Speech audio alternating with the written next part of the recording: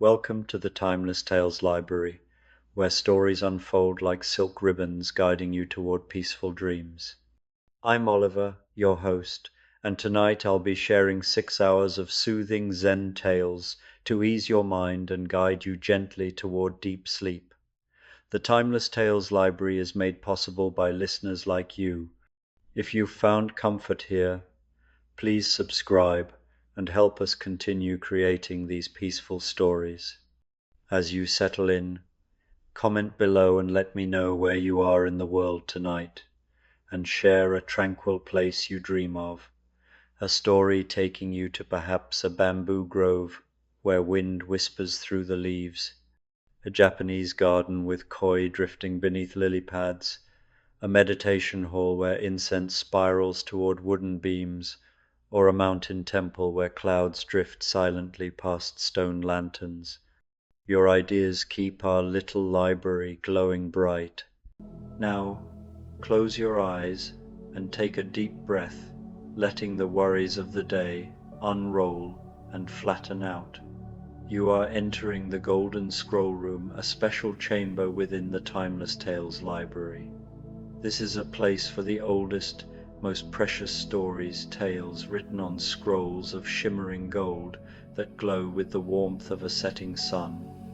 The air is still, carrying a faint scent of old paper and quiet wisdom. Feel your body settle into the rich, soft fabric of your bed, your own personal alcove in this gilded room. Let the weight of your head, your arms, and your legs release.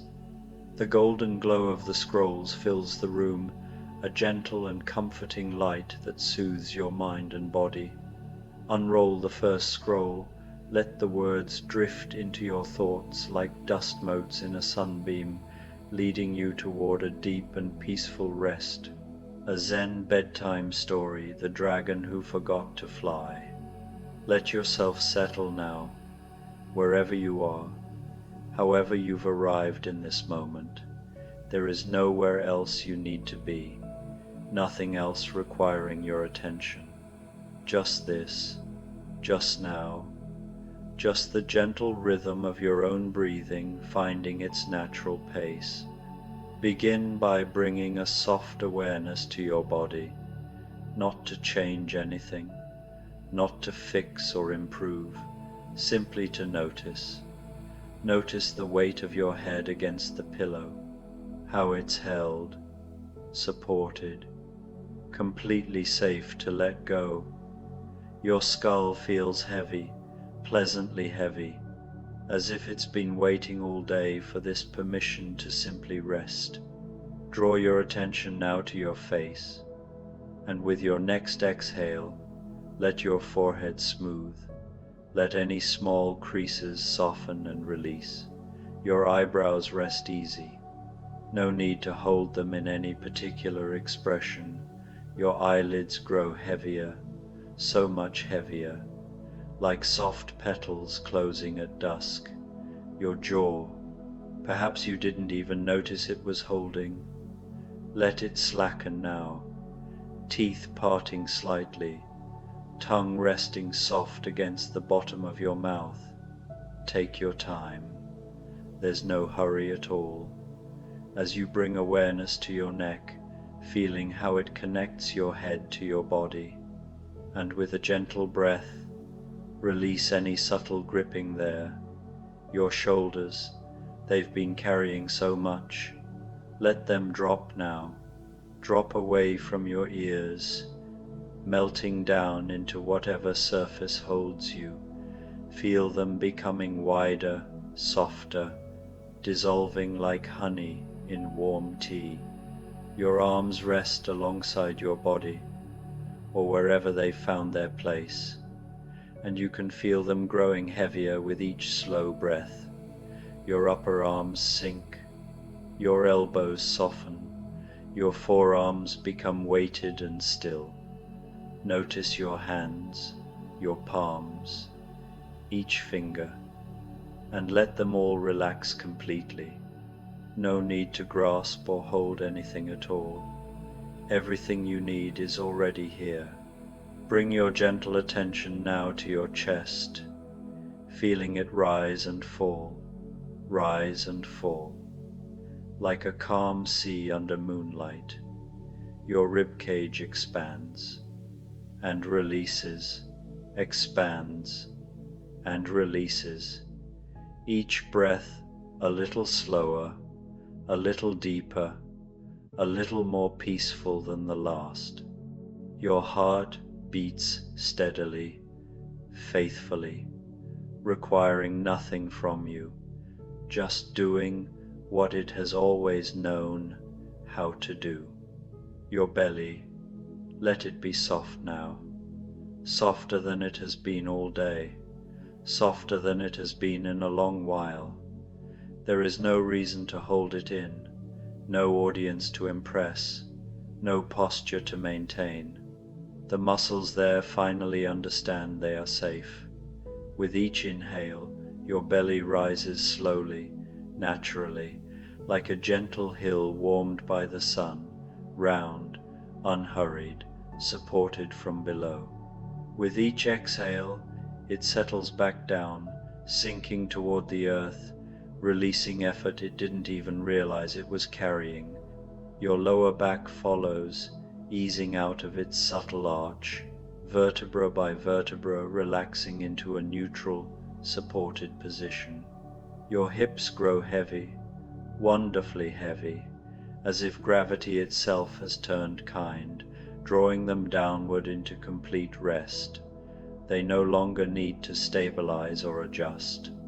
They simply rest, cradled, still, held. Your legs, bring your awareness there now.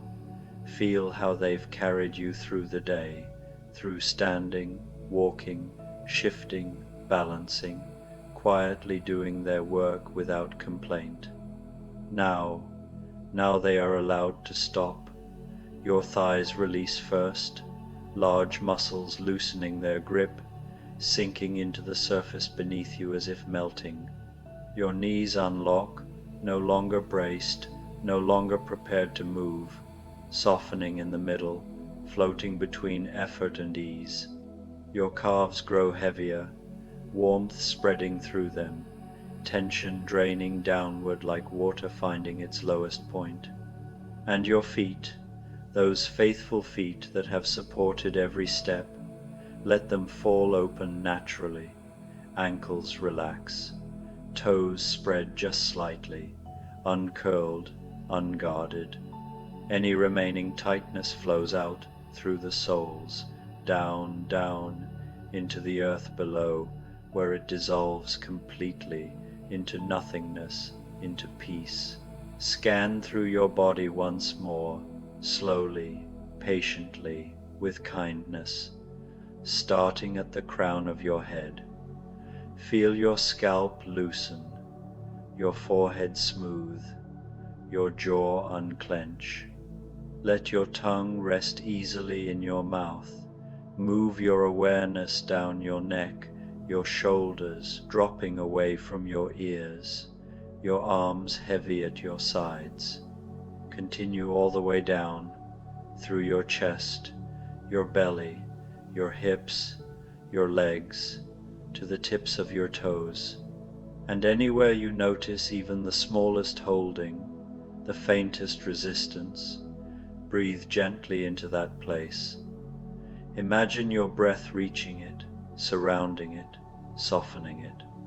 And as you exhale, let it go, not forcefully, just allowing it to fade, to dissolve, to become nothing at all.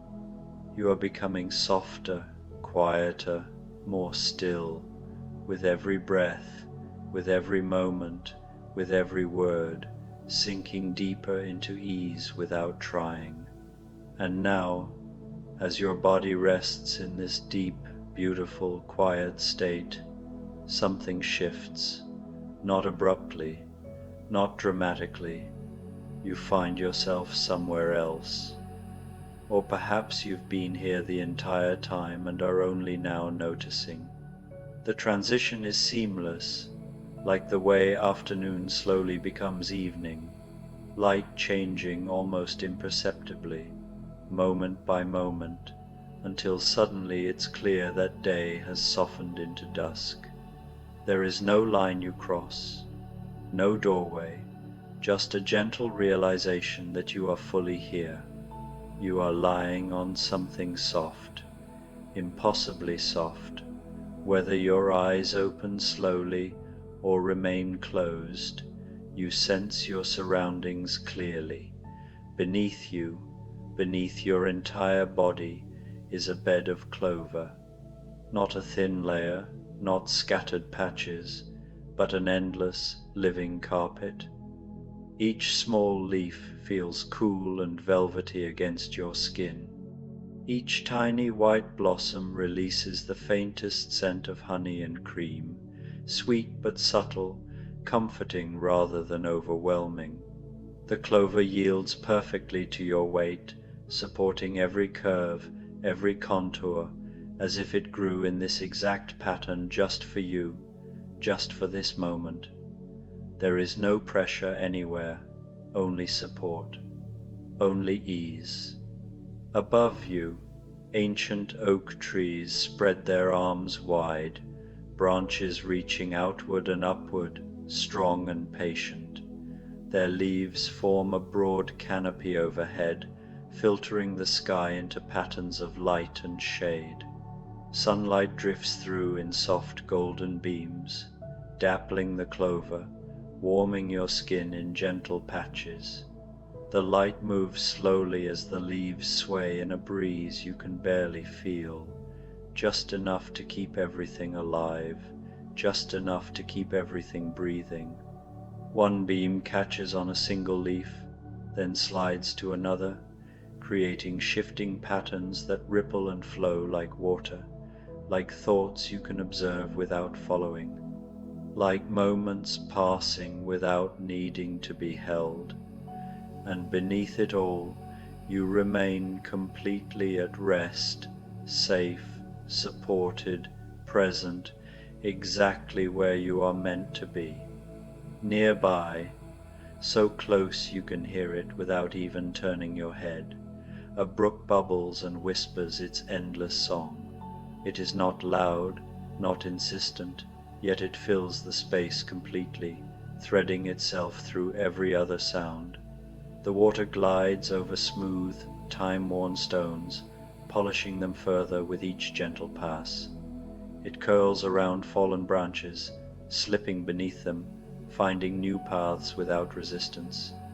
It travels through secret places only water knows, small hollows under roots, narrow channels between rocks, dark pockets where light rarely reaches. Its voice is constant, reassuring, yet always changing.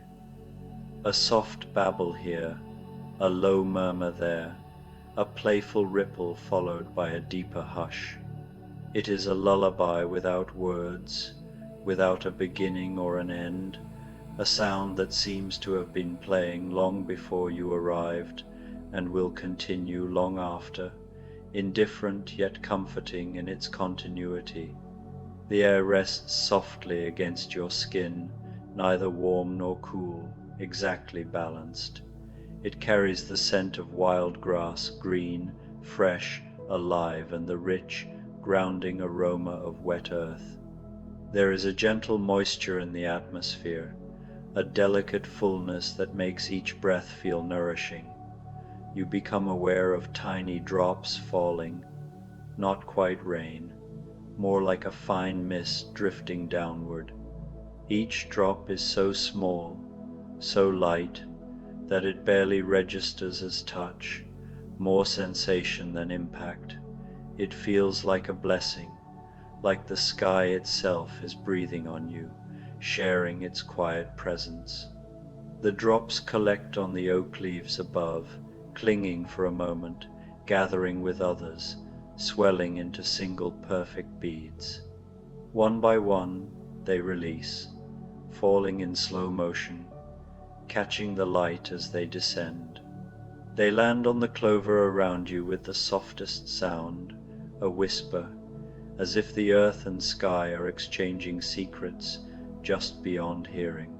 You breathe in this air, this perfect, living air, and something deep within you responds. A recognition stirs, subtle but undeniable. Something ancient, something wordless, knows this place, knows the scent, the moisture, the sound of water and leaves, even though you cannot recall ever being here before, or can you? The question barely matters.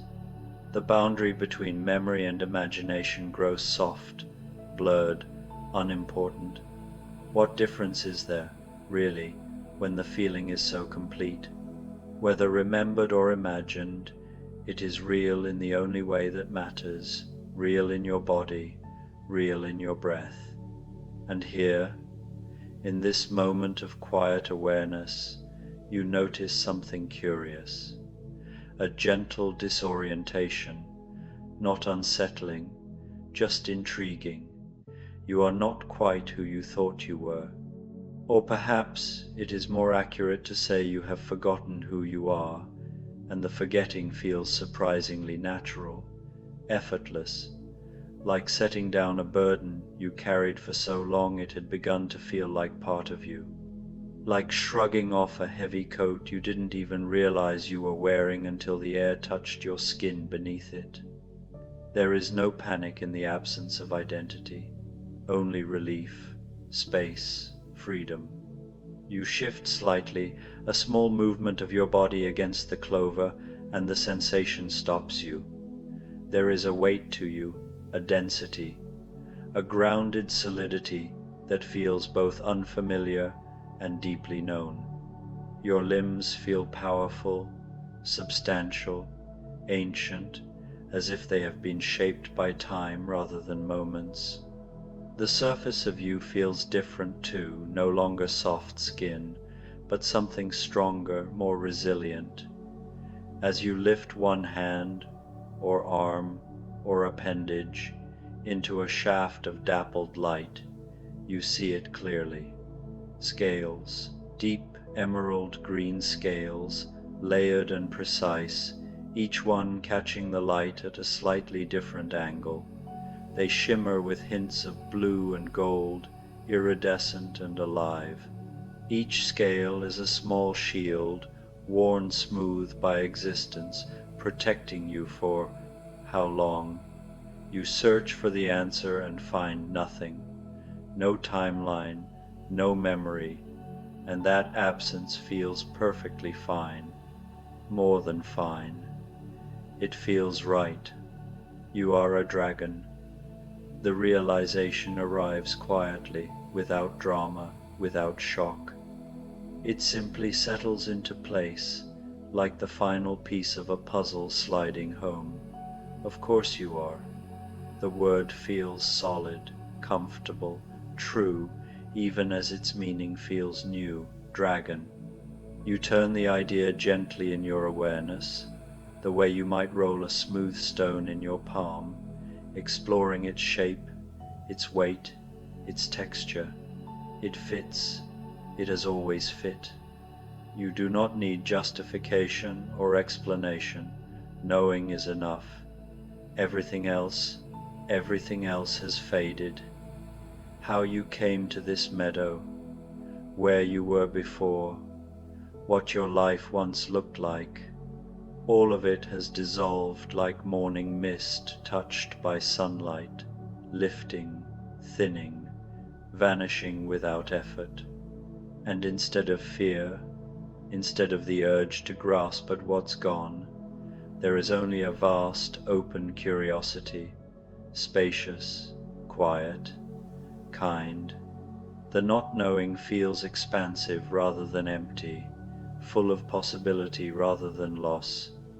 You sit up slowly, the movement unhurried, instinctive. Your body knows exactly how to do this, even if your mind does not. Grace flows through the motion without thought. Your long neck rises, vertebra by vertebra, stacking effortlessly, powerful yet fluid.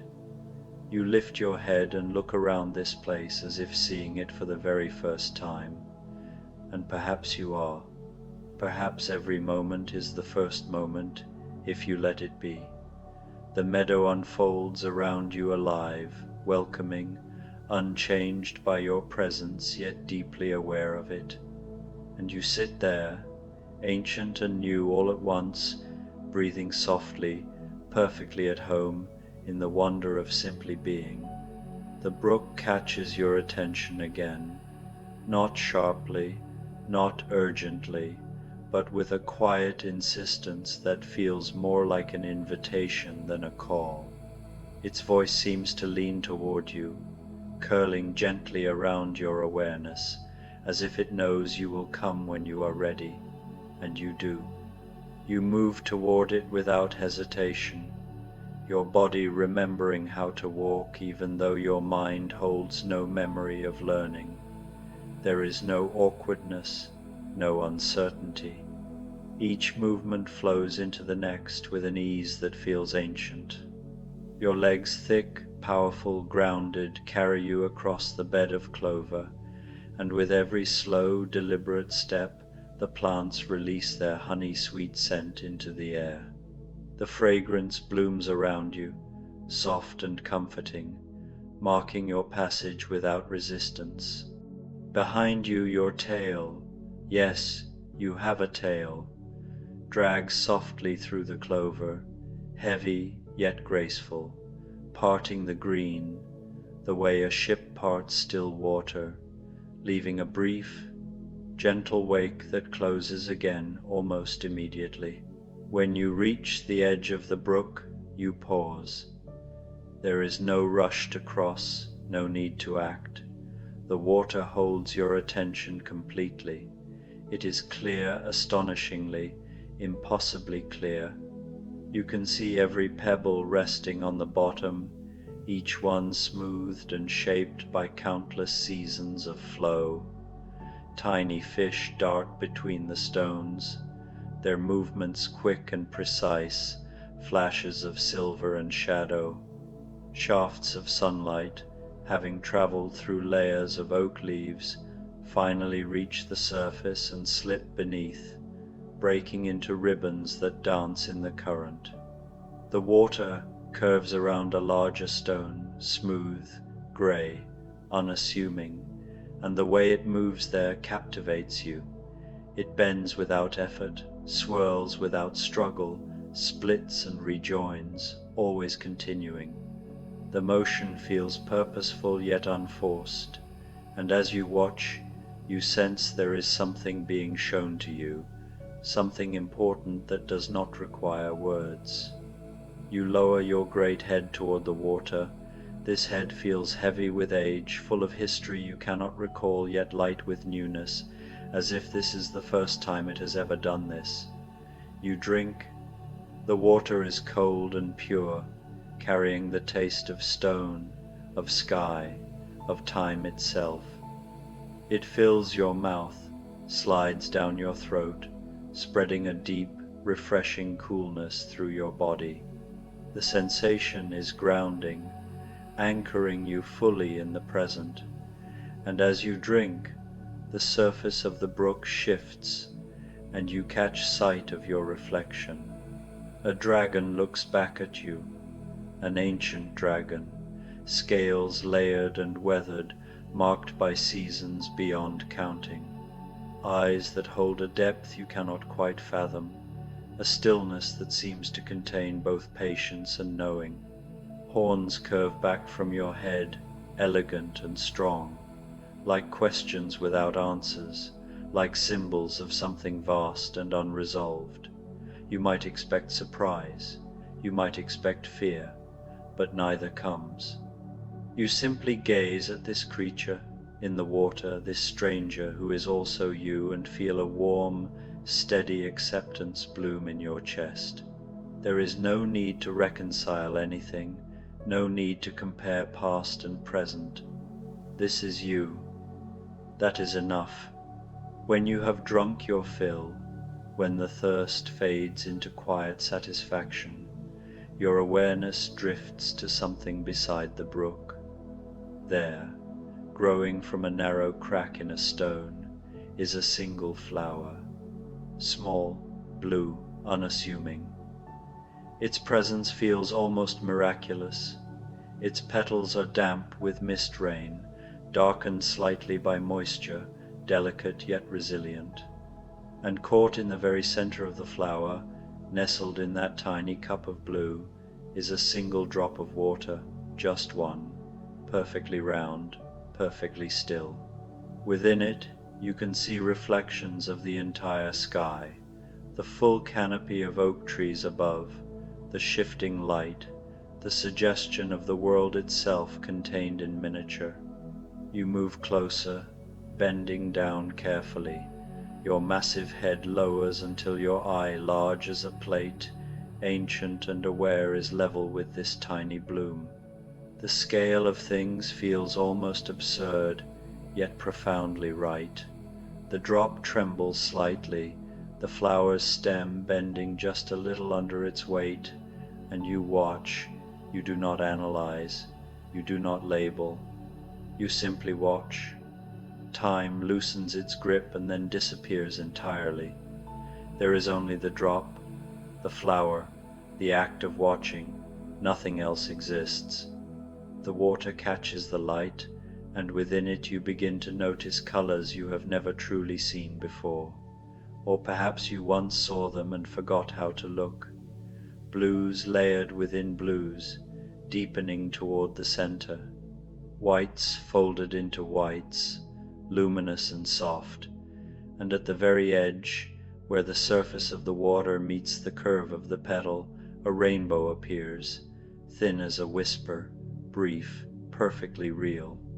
It does not announce itself, it simply exists, quietly, completely, like a secret revealed only to those who are willing to be still enough to notice. How long do you gaze at this droplet? Minutes? Hours? It doesn't matter. Nothing matters except this perfect, present moment. And something in you understands this drop of water, this one small trembling sphere, contains more beauty, more truth, more value than what?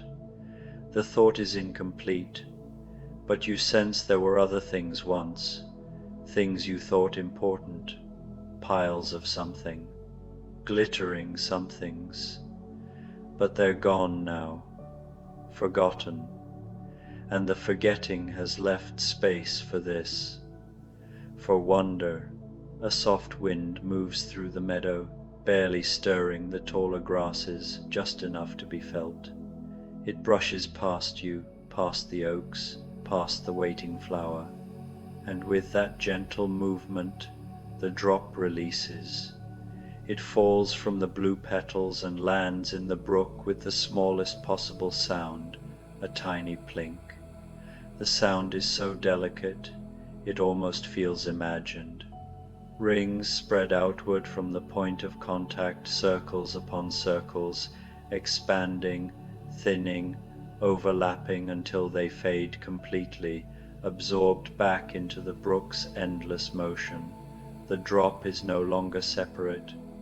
It has become the water again. The flower bobs lightly, freed of its burden, its stem lifting just a little as if relieved, and inside you something mirrors that same motion, a quiet release, a letting go so gentle you only notice it because of the ease that follows. You stand then, slowly, unhurried, your legs straighten, muscles engaging without strain, your body rising smoothly from the clover.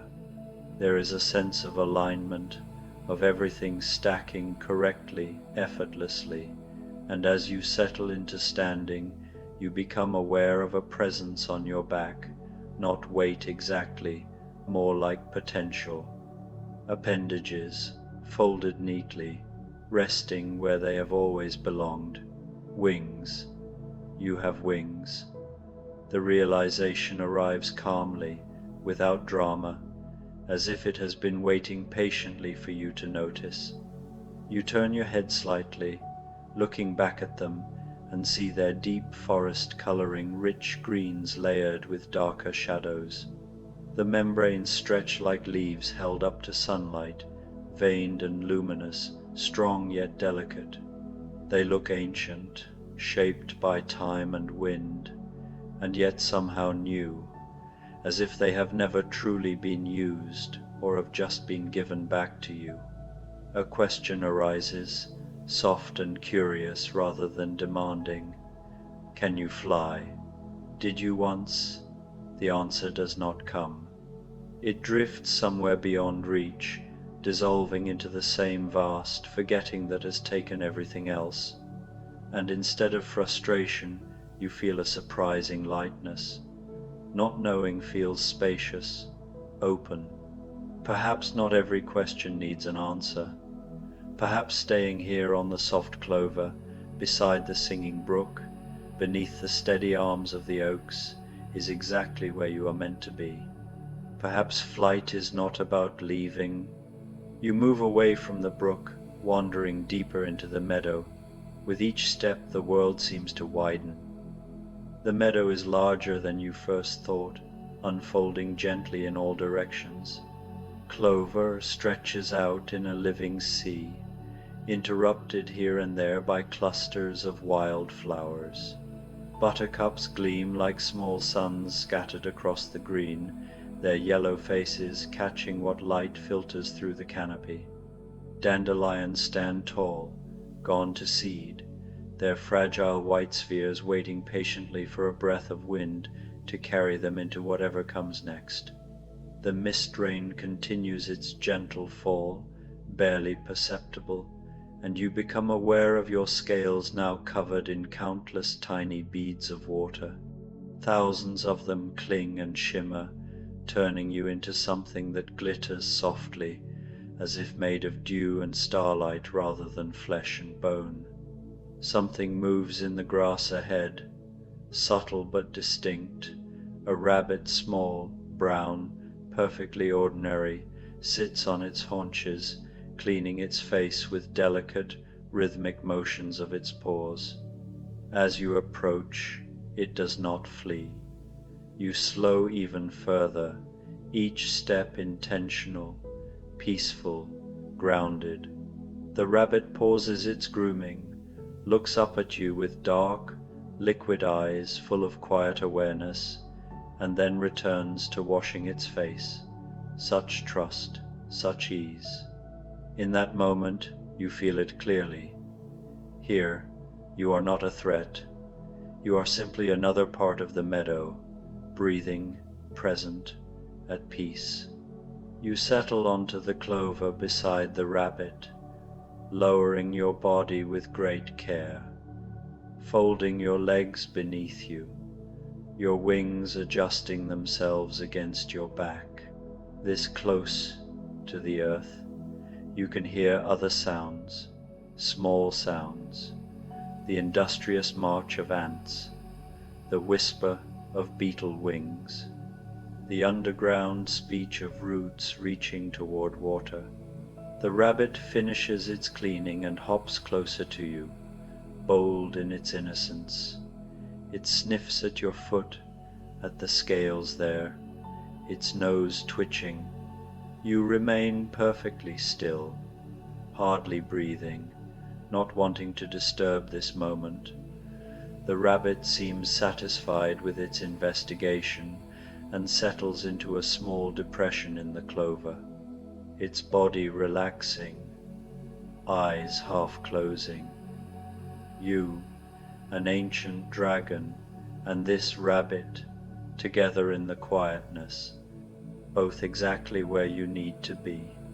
Above you, through the oak leaves, the light is changing, growing softer, golden hour approaching. Though you don't name it that, you simply feel it. The quality of air shifts, becomes more tender, more precious. The mist rain slows, then stops, and the world seems to pause, taking a breath, You close your eyes, or perhaps they were already closed. It's hard to tell anymore. Behind your eyelids, colors move, greens and golds, the after image of sunlight through leaves. Your breathing deepens, matching the rhythm of the sleeping rabbit beside you, matching the pulse of the brook, matching the heartbeat of the earth itself. Thoughts arise, but they're distant now, like clouds so high and far away they're barely visible. You had a name once, perhaps. You did things, maybe. There was before, and there will be after. But right now, there is only this. The clover beneath you, the air around you, the gentle weight of your own body, scale and bone and breath at rest.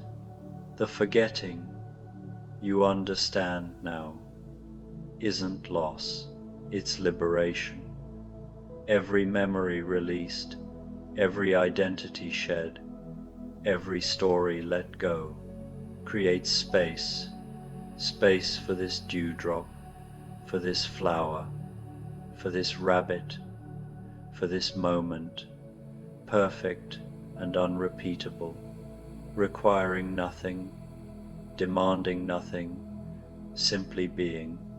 You sink deeper into the clover, and it receives you, soft as feathers, soft as sleep. The oak trees whisper their ancient song, leaves speaking to leaves, branches remembering when they were seeds, seeds dreaming of becoming soil. The brook continues, as it always has, as it always will, caring nothing for names or past or future, only for this flowing, this going, this eternal present. Somewhere a bird calls, a last evening song, and another answers. The sound is pure, untainted by meaning, just sound, just vibration, just breath made audible. Your own breathing slows further still, each inhale taking longer, each exhale releasing more and more and more. The rabbit dreams beside you, its paws twitching slightly, chasing dream grass through dream meadows. You don't dream, not yet, but something in you softens, opens, becomes permeable. The boundary between you and the clover blurs, between you and the air, between you and everything. Where do you end? Where does the world begin? The question dissolves before it fully forms. Warmth spreads through your body, not hot, just warm, like sunlight absorbed by stone, held there, radiating gently. Your scales, your skin, your very cells, all warm, all safe, all at peace. The oak trees breathe with you, the earth breathes with you, the sky breathes with you. You remember something, or perhaps you're learning it for the first time, to be a beginner, to approach each moment as if it's new, as if you've never breathed before, never felt before, never been before. This is the secret. This is everything. The expert, the one who knows, the one who remembers. They miss the miracle of the dewdrop, too busy looking for the mountain of gold. But you have forgotten the gold, forgotten the mountain, forgotten even that there was something to forget. And in this forgetting, in this vast, spacious, limitless, not knowing, you have found something infinitely more valuable, the present moment, this breath, this heartbeat, this clover, this peace. The light continues to fade, gentle, gradual, loving.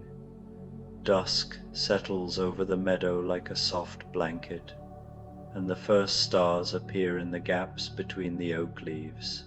Small lights, ancient lights, light that's traveled so far to reach this moment, this meadow, this dragon who's forgotten how to fly and discovered something better than flying, simply being.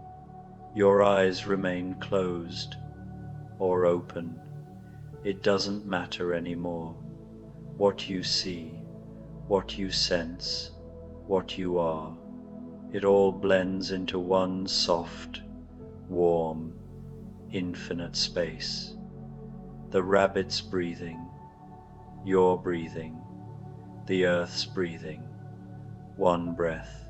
And as the darkness deepens, as the stars multiply, as the night embraces everything, you let go of the last thread, the last small holding, the last whisper of who you thought you were. You become the clover, the brook, the oak, the mist, the dragon, the breath, the nothing and everything, the eternal now. Sleep comes. Or perhaps you've been sleeping all along, dreaming this meadow, this forgetting, this peace.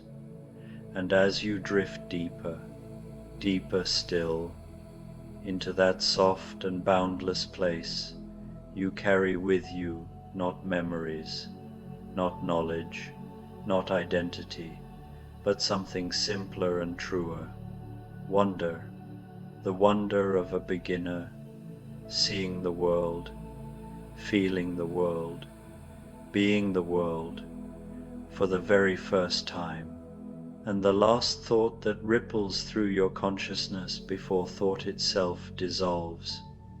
So gentle, so quiet, so true. This is enough. This has always been enough. This moment, this breath, this blessed, beautiful, sacred forgetting is everything. Rest now, ancient one, rest in this meadow of forever, where nothing is required of you, where you are held, safe, peaceful, home, drifting deeper, softer, into sleep, into dreams, into the great loving forgetting that is also the most perfect, remembering, rest. A Zen story to fall asleep, the bridge of two shores. Close your eyes now and let yourself arrive here, in this moment, in this breath. Feel the gentle weight of your eyelids as they close, sealing out the distractions of the world beyond. There is truly nowhere else you need to be right now, no appointments pulling at your attention, no responsibilities demanding your energy, no lingering tasks whispering in the back of your mind.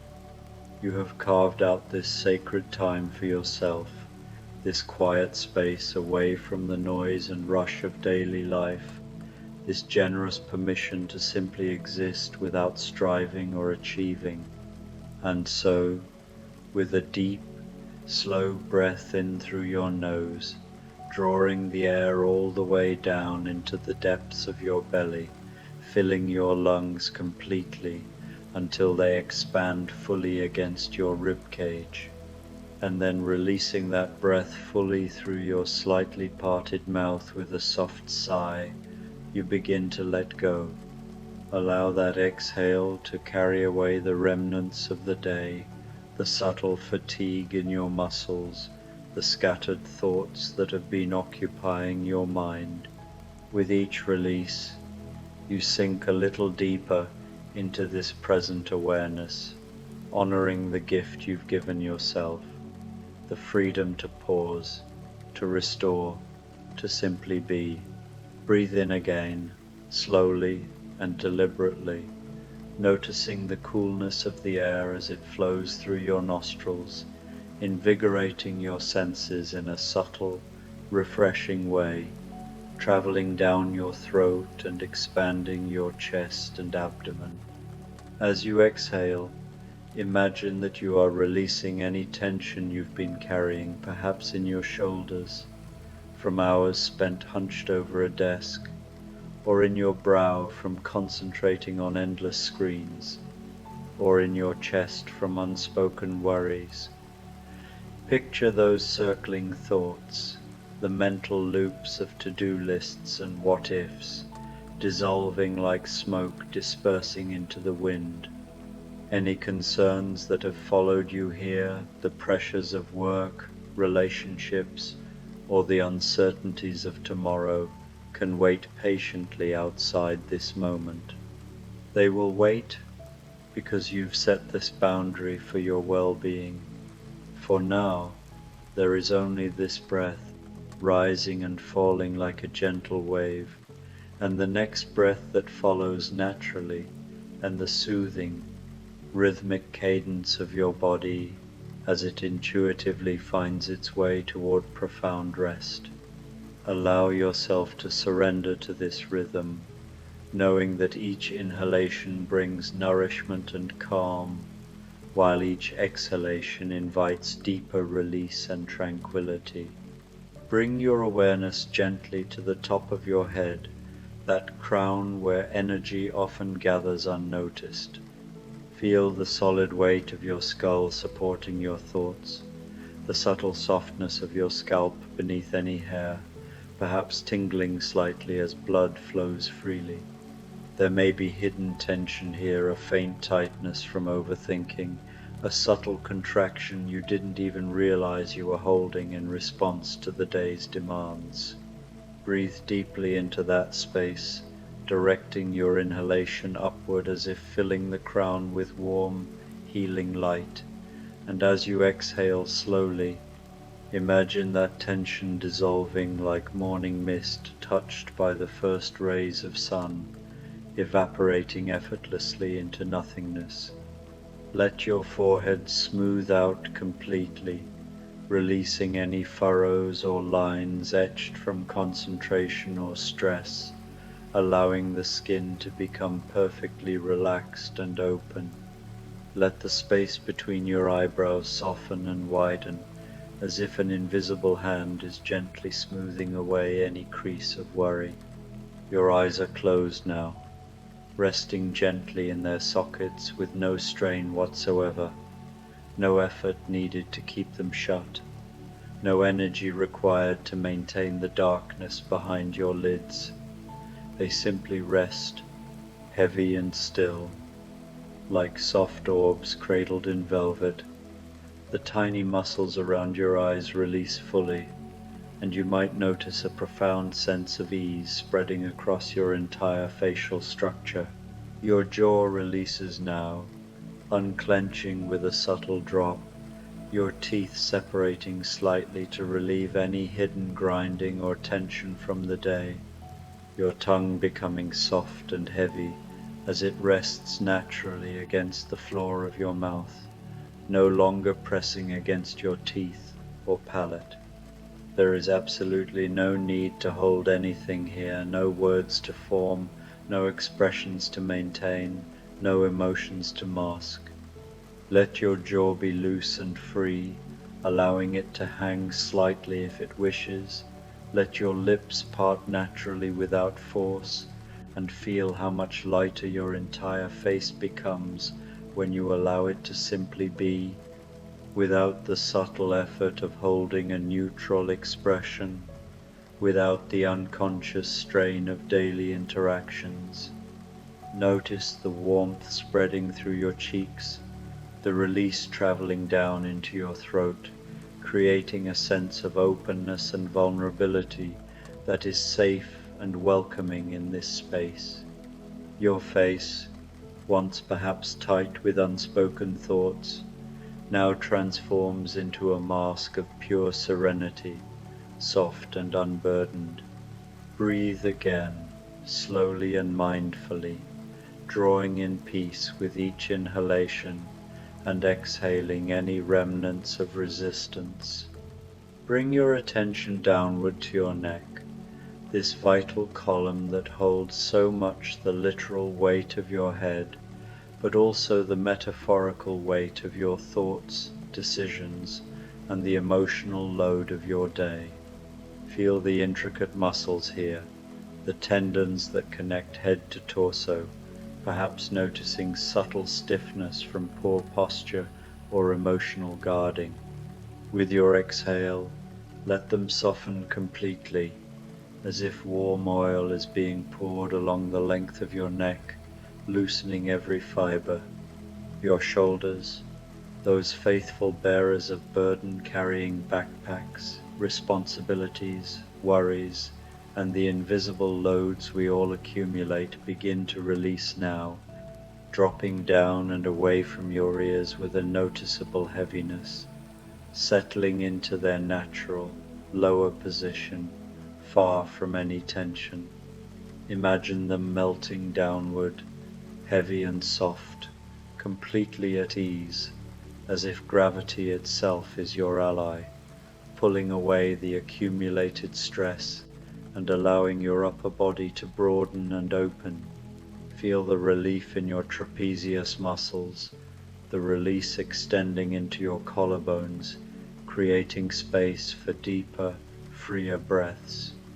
Your arms rest wherever they are, comfortably resting, perhaps by your sides, on your lap, or supported by cushions heavy and warm, infused with a growing sensation of density and relaxation. With each successive breath, you can feel them becoming heavier still, as if filled with warm sand, sinking deeper into whatever supports them. Your elbows loosen, losing any angular tension. Your wrists soften, releasing the grip of daily tasks like typing or holding devices. The palms of your hands open gently, fingers uncurling naturally, and your fingers themselves, all 10 of them, softening individually, each joint relaxing, each tip becoming limp and heavy, all of it softening progressively, all of it releasing layer by layer, all of it becoming so profoundly heavy that you couldn't lift them even if you wanted to, though the thought of lifting doesn't arise, because you don't want to. You want only to sink deeper into this enveloping comfort, this profound safety, this perfect stillness where effort is unnecessary and surrender is blissful. Your chest rises and falls with each breath, and you notice how natural this is, how utterly effortless the movement has become. No forcing deeper breaths, no shallow restrictions, just the innate wisdom of your body breathing itself. Your heart beats steadily, faithfully, without any instruction or conscious control from you, a reliable rhythm that has sustained you through every moment of your life. Your body knows exactly what to do. It has been resting and restoring in sleep since your earliest days. Your body is already guiding you toward this deeper rest with gentle expertise. Trust it completely. Trust this ancient process that requires no intervention. Feel your ribs expanding outward and upward on the inhale, creating spaciousness, and softening inward on the exhale, releasing any guarding around your heart. The muscles between your ribs, the intercostals, release fully, allowing for even greater ease. Your back spreads wide against whatever surface supports you, bed, chair, or floor, making full contact, broadening as tension melts away, supported unconditionally. Your spine, that magnificent river of bones and nerves channeling life force from brain to body, begins to let go now, vertebra by vertebra, in a slow, wave-like progression starting at the base of your skull where it meets the neck and moving deliberately down through each segment. Your upper back releases first, the thoracic vertebrae softening into support, then your middle back, easing any curvature from sitting, then your lower back, the lumbar region, letting go of any arching or compression from daily activities, all of it releasing into the surface beneath you, all of it becoming heavy and soft and fully supported without effort. You are held completely by the earth beneath you, by gravity's gentle embrace. You are safe here, protected in this vulnerability. You are allowed encouraged to surrender completely, to let every safeguard dissolve, knowing that nothing is required of you in this moment except to receive this rest. Your hips settle deeply and release any tightness there from sitting too long, emotional holding, or physical strain melting away like snow in warm rain, dissolving into warmth and fluidity.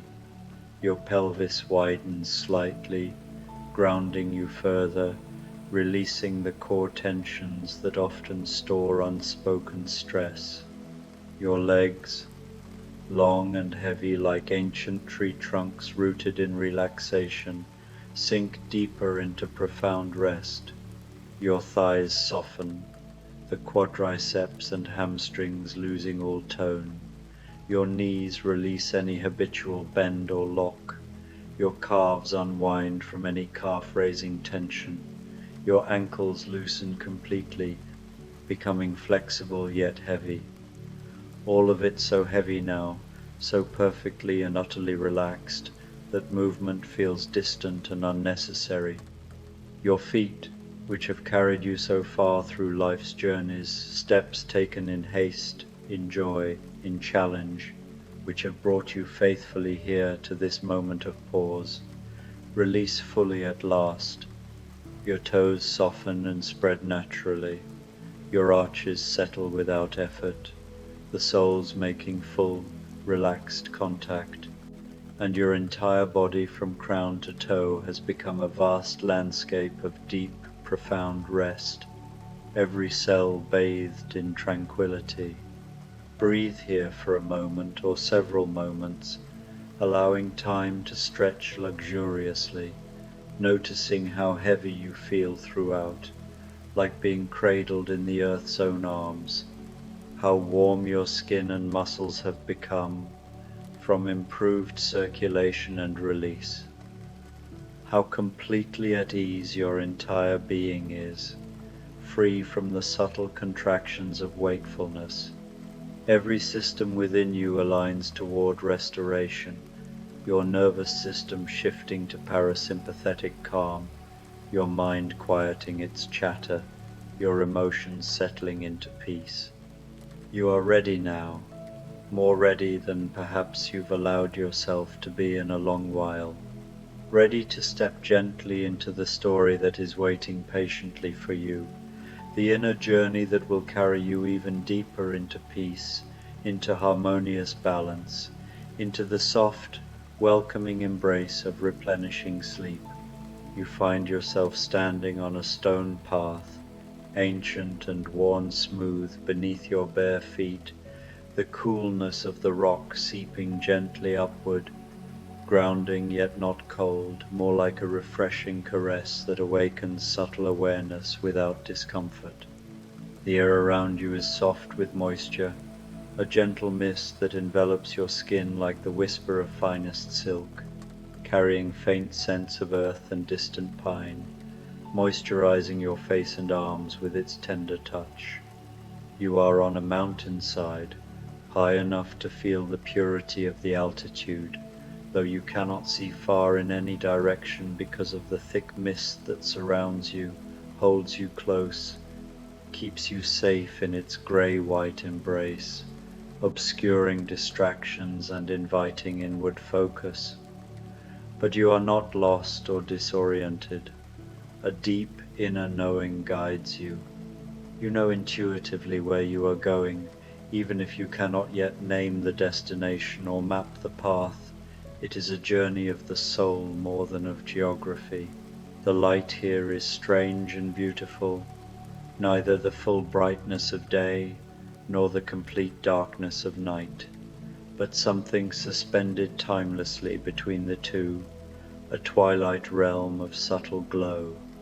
Above you, through the shifting veils of mist that part occasionally like curtains, you can still see stars, faint and flickering yet steadfast, holding their ancient positions in the deep blue-black canopy that is just beginning to lighten at the edges with the promise of dawn. Dawn is coming, slowly, so very slowly and patiently, painting the horizon with the barest hints of indigo, softening to lavender, but it has not fully arrived yet. You exist comfortably in this liminal space, this sacred threshold between darkness and light, where opposites coexist without conflict, and there is something deeply peaceful, almost womb-like, about it. You are not rushing toward the day with its demands and brightness, nor are you clinging to the night with its mysteries and rest. You are simply here, fully present in the exquisite balance between the two, and in this equilibrium a profound sense of wholeness arises. It is more than enough. It is everything you need in this moment. A soft drizzle begins to fall, so light and delicate that you can barely feel it at first, only noticing the tiniest cool kisses on your exposed skin. Gradually, tiny drops of water touch your face with refreshing purity, beading in your hair like natural jewels, tracing gentle paths down your shoulders and arms, cool and clean and infinitely gentle, as if the sky itself is offering a loving baptism. You can hear it now more clearly, the quiet whisper of rain on stone, a soothing patter that echoes softly along the path, on the sparse grass that grows in tufts along the edges, resilient and green even in this high altitude, on the ancient trees that stand like silent sentinels in the mist, their bark darkened and textured, branches reaching outward in protective gestures. It is the sound of the earth drinking deeply, quenching its thirst after a long night, the sound of nourishment flowing through roots and soil, of life continuing its patient, eternal cycle of renewal and growth without haste or fanfare. The drizzle does not soak you through, does not chill you to discomfort. Instead, it simply is, a benevolent presence that cleanses and revitalizes, and you are part of it, fully walking through it with open senses, breathing it in with the misty air that fills your lungs with crisp, life-affirming freshness. You walk forward on the stone path, your steps slow and easy, deliberate yet unforced, your body moving without any effort or strain, as if carried by an invisible current of peace. There is nowhere you need to hurry to, no destination that cannot wait patiently for your arrival in perfect timing. Each step is its own complete mindful moment, your foot lifting gently, moving forward through the mist, pressing down into the cool, smooth stone that yields just enough to feel supportive and real. Right foot, left foot, right foot, left foot. The rhythm is ancient and primal, echoing the heartbeat of the earth itself, soothing your nervous system with its steady predictability. Your body knows this rhythm instinctively from countless walks in nature or dreams. Your ancestors knew this rhythm, pacing across landscapes in search of sustenance or solace, finding calm in repetitive motion. You are part of something vast and older than individual thought, deeper than personal worry, a continuum of human experience connected to the land, where movement becomes meditation and progress becomes presence. The path begins to narrow slightly, the stones fitting more closely together as if crafted with increasing care. And you notice that the ground drops away on either side of you, not suddenly or alarmingly, not dangerously steep, but gradually and naturally, the land falling into invisible depths below, swallowed by the swirling mist and the lingering soft darkness of pre-dawn. You are higher up the mountainside than you initially realized, walking a narrow ridge that feels like a bridge between two vast expanses of mountain stone, a natural spine connecting unseen valleys or peaks. The air grows even cooler here, carrying faint echoes from below that are muffled by the fog, heightening your sense of elevation and solitude in the most comforting way. And ahead of you, emerging slowly from the obscuring mist like a thought gradually becoming clear in a quiet mind, materializing detail by detail as you approach, you see it. The bridge. It is long, impossibly long, stretching across a vast emptiness you cannot see the bottom of, made of ancient wood, dark and smooth with age and weather. It arches upward from this shore toward another shore you can just barely perceive through the mist and the rain. The bridge is wide enough for you to walk comfortably, its surface worn smooth by countless feet that have crossed before you, and on either side wooden railings rise at waist height, their posts carved with patterns you cannot quite make out in the dim light. You pause at the beginning of the bridge, your hand resting on the railing. The wood is cool and damp beneath your palm, solid and real. You can feel the grain of it, the life that once flowed through it when it was a tree on some mountainside. Perhaps this very mountain, long ago. It has become something else now, transformed by intention and craft into this bridge, this crossing point, this middle way between two shores.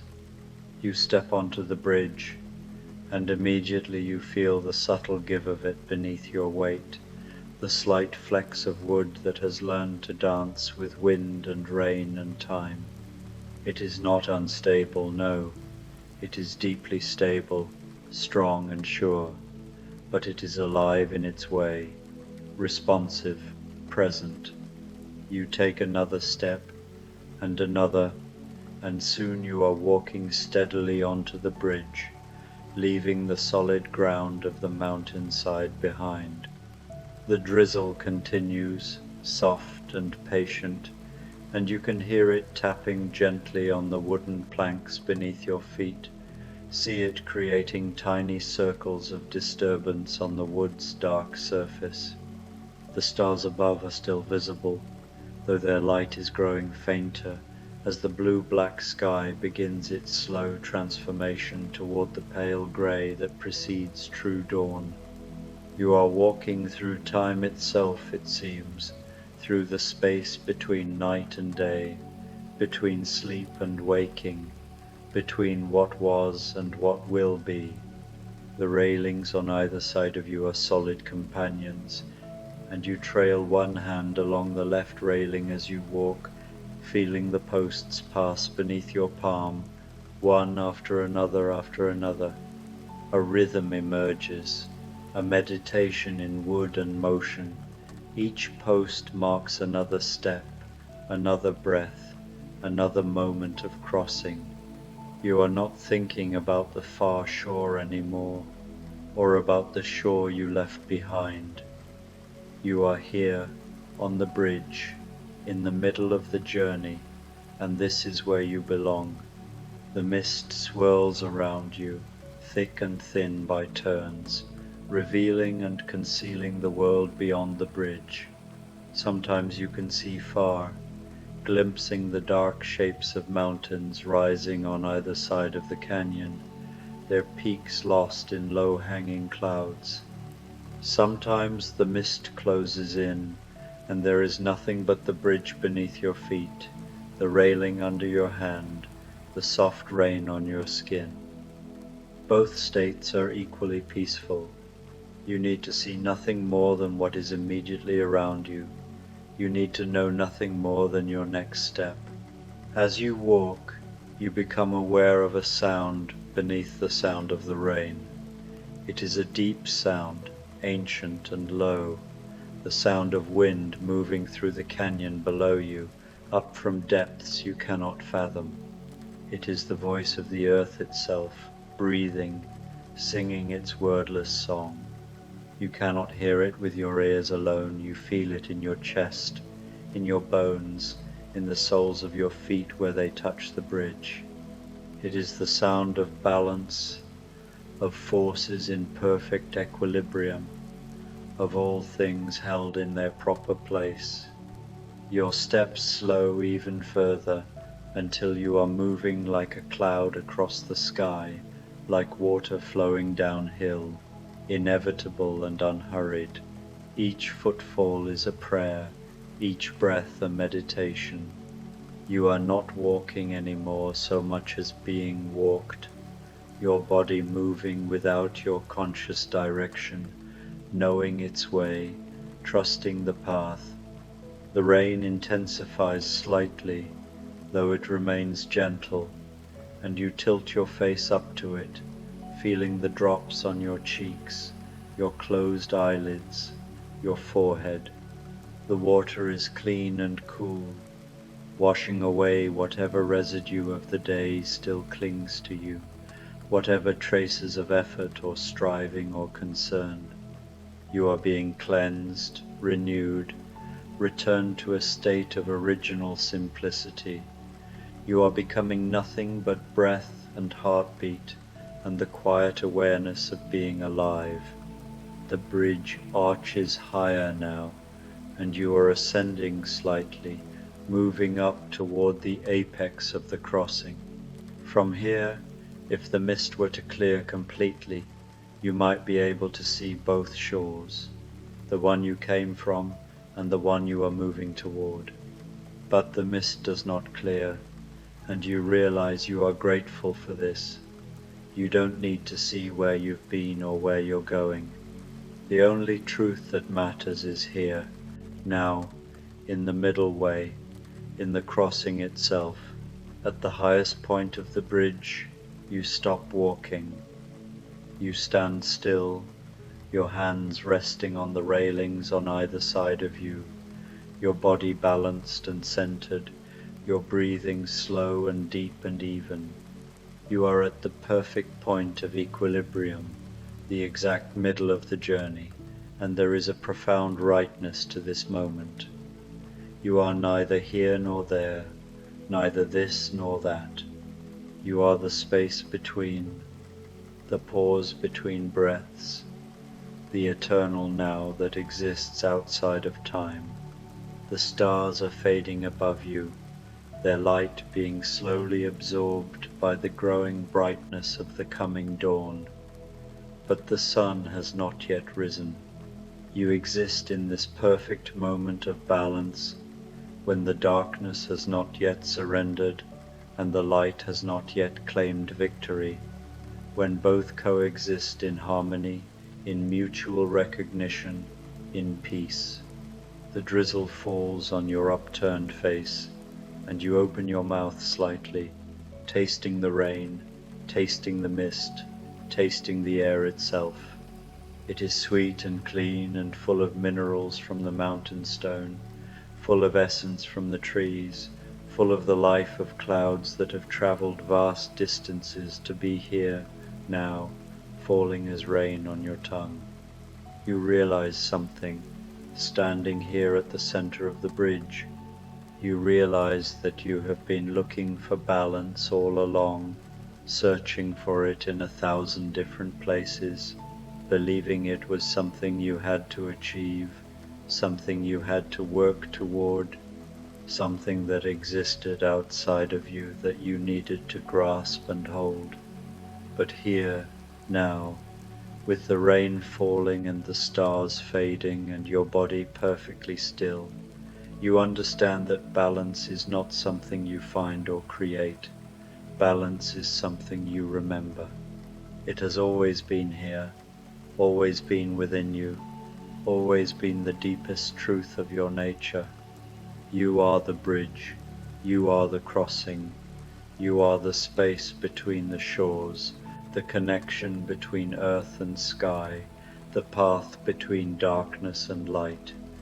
You contain all of it, hold all of it, are all of it, and in this knowing there is nothing to do, nowhere to go, nothing to become. There is only this standing, this breathing, this being. Slowly, after a time that might be seconds or hours, time has lost its meaning here, you begin to walk again. Your steps are even slower now, dreamlike, as if you are moving underwater, as if the air itself has become thick and soft and supportive. The bridge descends gradually, and you descend with it, moving down from the apex toward the far shore. The light continues to change, so subtly that you can barely perceive it, but change it does.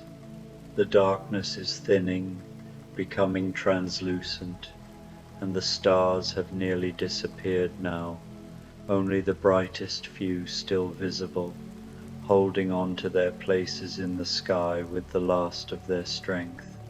The blue-black has become blue-grey, and there is a softness to the world now, a gentleness that speaks of beginnings, of renewal, of the infinite patience of the earth. The mist begins to thin slightly, and you can see more clearly now, though everything remains soft and blurred around the edges. The far shore is closer, you can see its outline now, the stone path that will carry you from the bridge back onto solid ground. But you are not hurrying toward it. You are savoring these last steps, these final moments of crossing, these precious seconds of being suspended between two worlds. Your hand trails along the railing still, and you notice details now that you missed before. The wood is carved, you realize, not just with patterns, but with images, scenes, stories. Your fingers trace the outlines of mountains, rivers, trees, animals you cannot name. You feel the shape of human figures, alone and in groups, walking, sitting, standing with their arms raised to the sky. You feel the round smoothness of suns and moons, the delicate points of stars. The entire railing is a story, you realize, a history carved in wood, and you are part of it now, your hand moving across it, your feet walking the same boards that countless others have walked before. You are not alone here, you understand. You have never been alone. You are part of an endless procession of crossers, of seekers, of those who have chosen the bridge, who have chosen the middle way, who have chosen balance over certainty, presence over destination. They are with you, all of them, their steps echoing in your steps, their breath mingling with your breath, their peace becoming your peace. The drizzle is softer now, barely more than a suggestion of rain, a memory of rain. The droplets that touch your skin are so light that you cannot feel each individual one, only the general sensation of dampness, of coolness, of the air itself becoming liquid and caressing. Your clothes, if you are wearing any, are slightly damp now, clinging gently to your skin, but you are not cold. You are exactly the right temperature, perfectly comfortable, held in perfect equilibrium between warmth and coolness. Your breath has become so slow, so quiet, that you can barely feel yourself breathing anymore. Your chest rises and falls almost imperceptibly, your body breathing you, your body carrying you, your body knowing exactly what to do without any instruction from your conscious mind. You are becoming less and less aware of your physical form, more and more aware of yourself as breath, as movement, as consciousness floating through space. The far shore is very close now. Just a few more steps, a few more posts passing beneath your hand, a few more moments of this perfect crossing.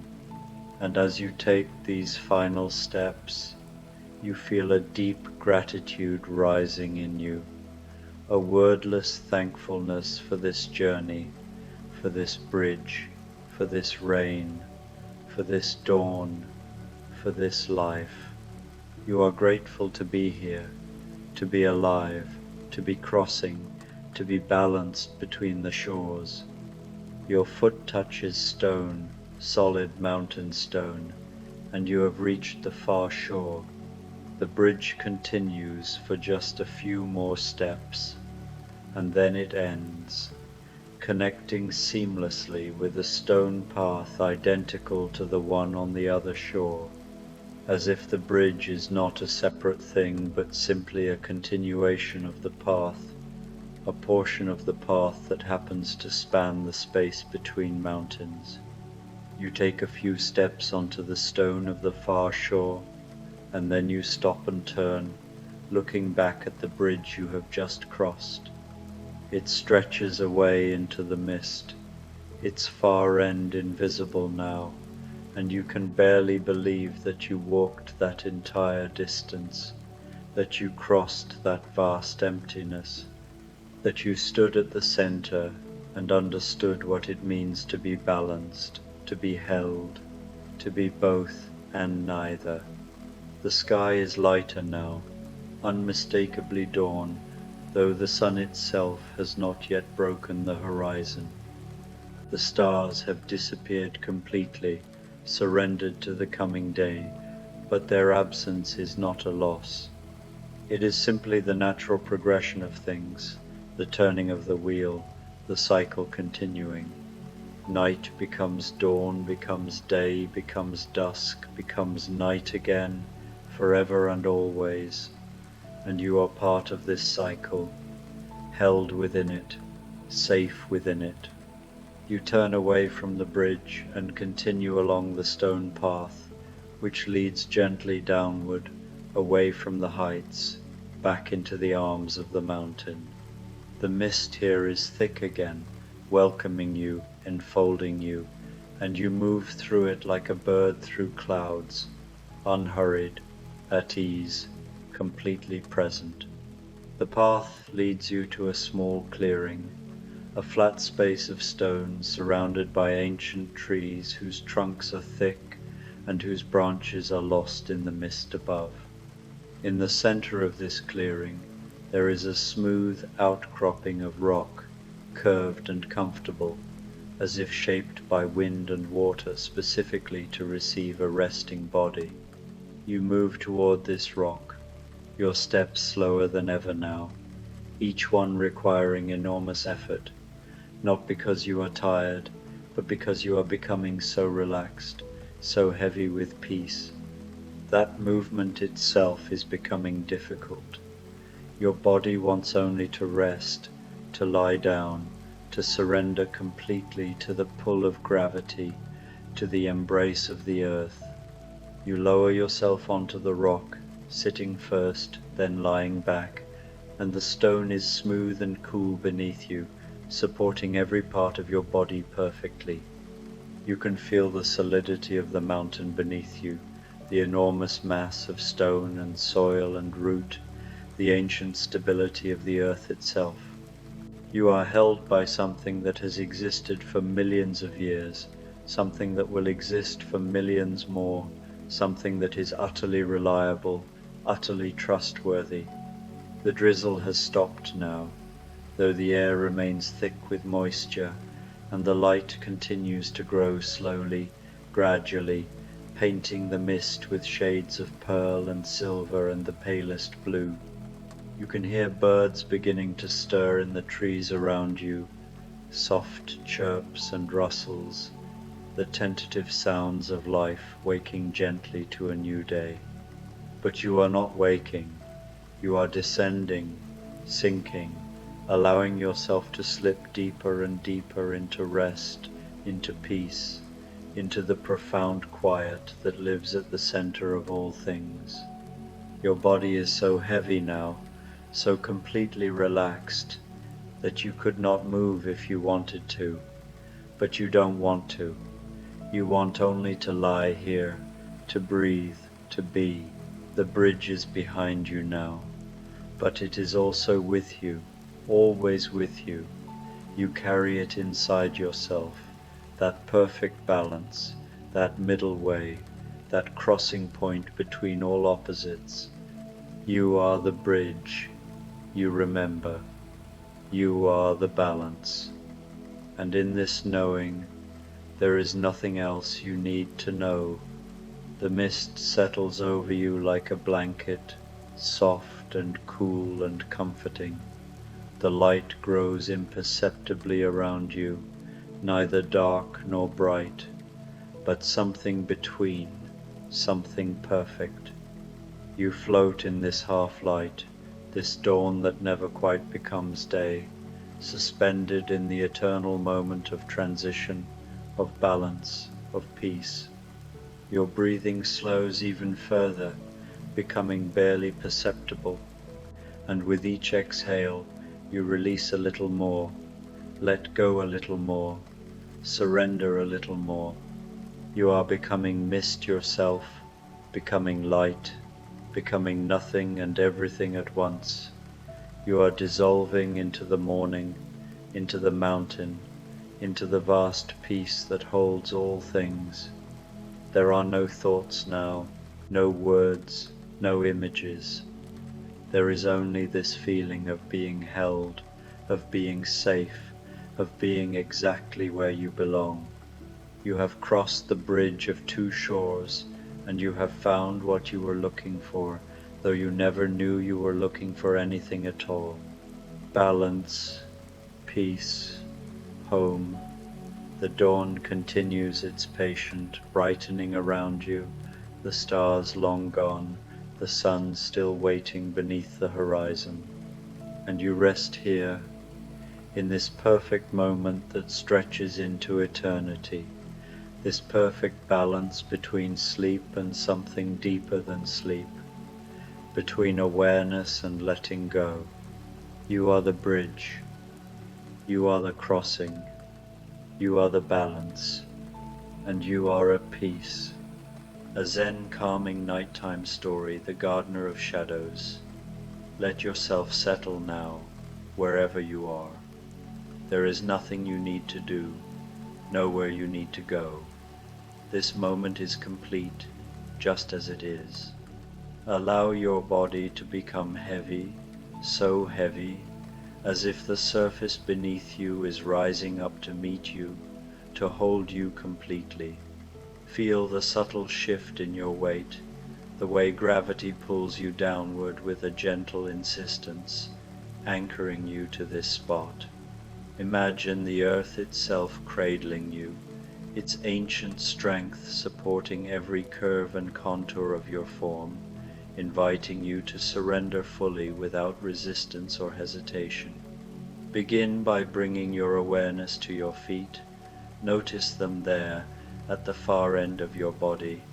Without moving them, simply feel them. The weight of your heels pressing firmly into whatever supports them, perhaps the cool floor or the soft cushion of a bed, the curve of your arches, that natural bridge that absorbs the shocks of daily life, now resting in quiet repose, the softness of your toes, each one distinct yet connected, perhaps slightly curled or spread out in relaxation. And now let them soften even further. Let any lingering tension there dissolve, melting down into whatever supports you, draining away like water into thirsty earth, leaving behind a profound sense of emptiness and peace, as if your feet are becoming one with the ground below.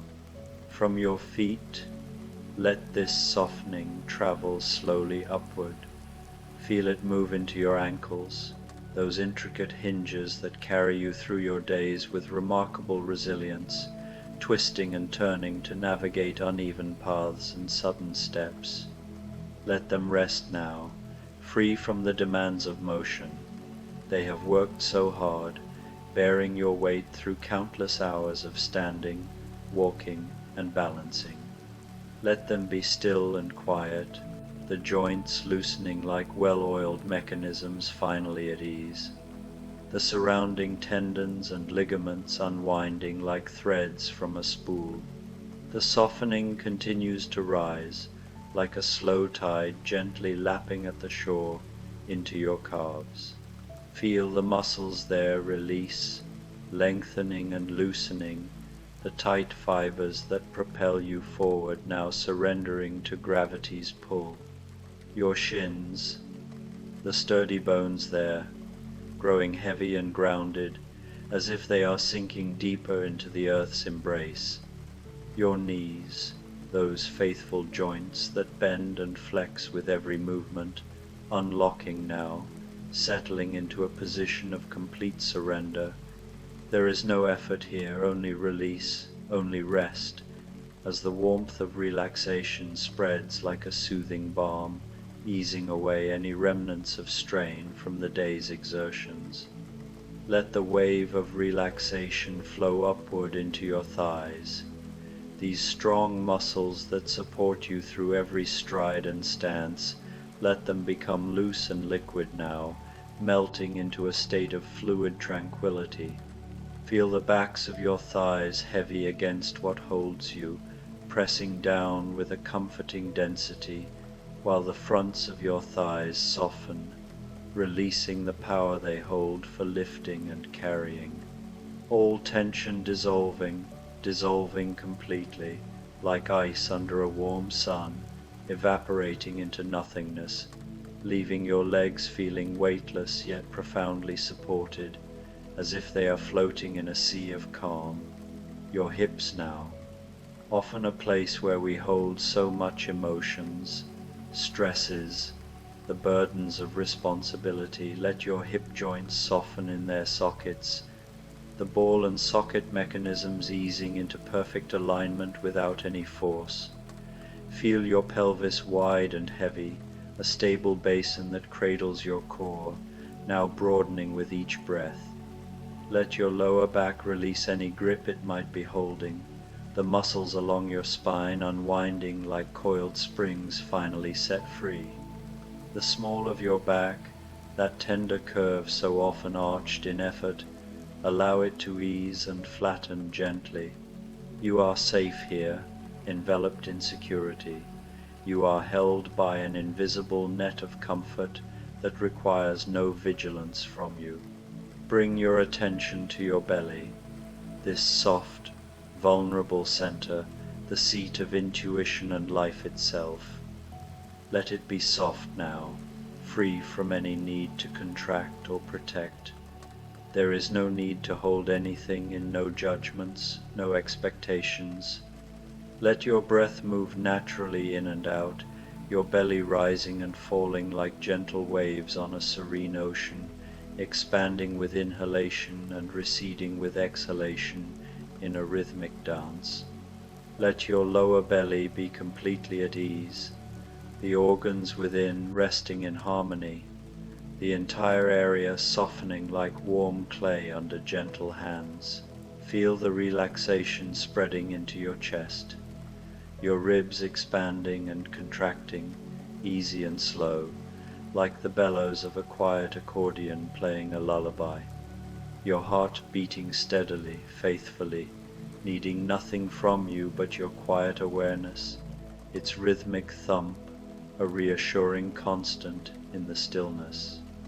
Let your chest be open and soft, the sternum broadening as if inviting the world in without fear, your lungs filling and emptying in their own perfect rhythm, drawing in fresh air that nourishes every cell, expelling what is no longer needed with effortless grace. Your shoulders now, these places where so many of us carry the weight of our days, responsibilities, worries, the metaphorical loads we shoulder, let them drop away from your ears, descending like falling leaves in autumn, releasing the knots that form from hunching over desks or tensing in stress. Let them fall back and down, heavy and loose, creating a cascade of relief that travels through your upper body. Feel the space this creates, a newfound openness across your collarbones, all that accumulated tension just letting it go, releasing it into the darkness around you, dissipating like smoke into the night air. Down your arms now, this softening spreads, your upper arms becoming heavy, so heavy as if weighted by invisible anchors, pulling them toward the earth. Your elbows unlocking, the joints that pivot and reach now at complete rest, free from any need to extend or bend. Your forearms resting, completely supported by the surface beneath, the muscles that grip and hold now limp and relaxed. Your wrists loose, those flexible links that allow for fine movements now dangling in serenity, and your hands, your faithful hands that touch, create, and connect. Let them open slightly, palms upturned in a gesture of receptivity, your palms soft and warm, your fingers uncurling like petals of a flower blooming in the dawn light. Nothing to hold on to, nothing to grasp, just pure, open release. Bring your awareness to your neck, that bridge between body and mind, supporting the weight of your thoughts and perceptions. Let it soften, the column of vertebrae aligning naturally without strain. The front of your neck, your throat, easy and open, allowing words unspoken to rest in silence, the vocal cords at peace. The sides of your neck, releasing the tension from turning and tilting, muscles lengthening like stretched silk. The back of your neck, that place of such delicate strength where headaches often originate, let it be completely at ease, smoothing out like a calm sea after a storm. Your jaw now, let it hang loose, your teeth slightly apart, relieving the pressure that comes from clenching in concentration or frustration. Let your tongue rest soft and heavy in your mouth, perhaps touching the roof lightly or falling to the floor, free from any articulation.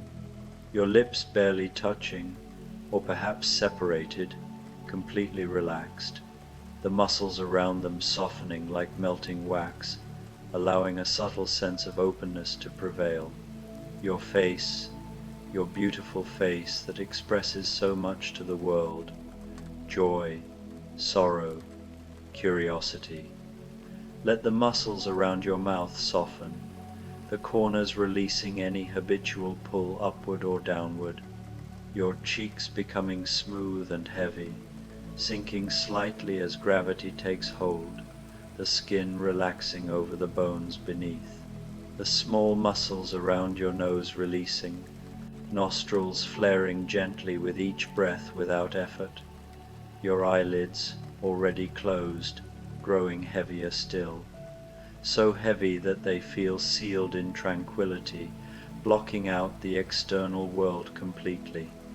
the space between your eyebrows smooth and wide, that furrowed spot of worry now expanding like a clearing sky.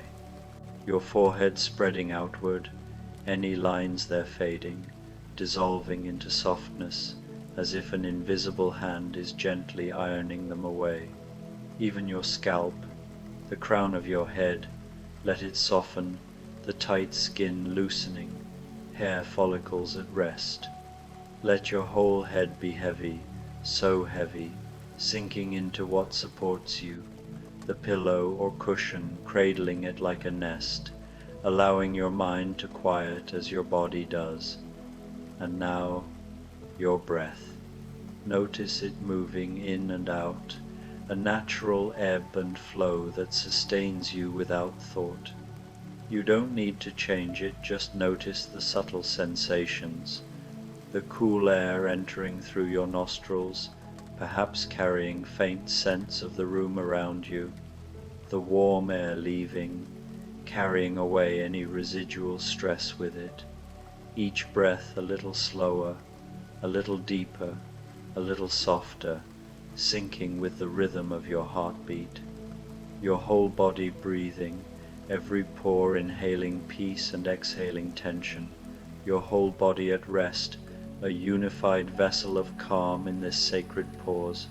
With each exhale, let yourself sink deeper, deeper into relaxation, where muscles forget their duties and thoughts drift like clouds, deeper into stillness, a profound quietude that envelops your entire being, deeper into the soft darkness that holds you, a velvety void free from light's demands, nurturing your spirit in gentle obscurity. You are ready now, ready to journey into the garden, your mind clear and your body attuned, ready to discover what waits for you there in the long shadows of late afternoon, where mysteries unfold in the interplay of light and dark. You find yourself standing at the edge of a path. You don't remember arriving here, and that's perfectly fine. Some journeys begin where they begin, without explanation, without effort, emerging from the subconscious like a dream taking form. The path before you is made of smooth, pale stones, each one settled into dark earth, their surfaces worn by countless footsteps or perhaps just the passage of time, creating a mosaic of subtle variations in texture and hue. The stones are cool looking, dove grey, almost luminous in the soft light, reflecting the fading sun in a way that makes them seem alive within a glow. It is late afternoon, that precious hour when the sun hangs low and golden, stretching everything, making the world long and languid, shadows elongating like fingers reaching across the landscape. The air has that particular quality of endings and beginnings, both cool and warm at once, breathing with you, carrying hints of distant flowers or fresh soil, a transitional atmosphere that soothes the soul and invites reflection on the day's passage. You take a step forward, and then another. Your feet know this path somehow, as if muscle memory from another life guides you, each placement sure and instinctive. Each step is easy, effortless, like walking through a gentle dream where gravity is kinder and the ground yields slightly to your tread. There is no hurry here, no hurry at all, no deadlines pressing, no destinations demanding arrival. Time has loosened its grip, become fluid, become kind, stretching out infinitely in this liminal space between day and dusk. Around you, tall walls of weathered wood rise up, old and silver grey, worn smooth by years of rain and sun and wind, their grains telling stories of seasons past, knots and cracks adding character like wrinkles on a wise face. These walls are a comfort, enclosing you in a sanctuary of privacy and peace. They create a sense of enclosure, of being held, of being in a space apart from the rushing world outside, where chaos reigns but here serenity prevails. You can hear, just faintly, the sound of wind moving through bamboo somewhere beyond the walls, that hollow, hollow sound like breath itself, rhythmic and meditative, syncing with your own inhalations and exhalations. The path curves gently, and you follow it without question, the bend inviting curiosity. With each step, you feel yourself arriving more fully into this place, your senses sharpening to the subtle details, the faint crunch underfoot, the play of light on the stones, arriving more fully into your body, feeling the alignment of spine and limbs in harmonious motion, arriving more fully into this moment that exists only here, only now, a singular point in the vast tapestry of existence, untouched by past regrets or future anxieties. And then the path opens, revealing a vista that unfolds like a secret unveiled. Before you spreads a garden unlike any you've seen. It is a rock garden, yes, but not in the way you might have expected, not stark and minimalist, but alive with subtle energies. There are stones, large and small, rising from a bed of raked gravel, each positioned with intentionality, creating patterns that evoke natural landscapes in miniature. But it's not the stones that catch your attention first. They serve as anchors for something more ethereal. It's the shadows, elongated and profound, that draw your gaze immediately. The late afternoon sun, hanging low in the western sky like a golden orb reluctant to depart, casts shadows from each stone, and these shadows are long, so long, stretching across the pale gravel like dark water flowing in slow rivers, like pools of blue-grey stillness that invite contemplation.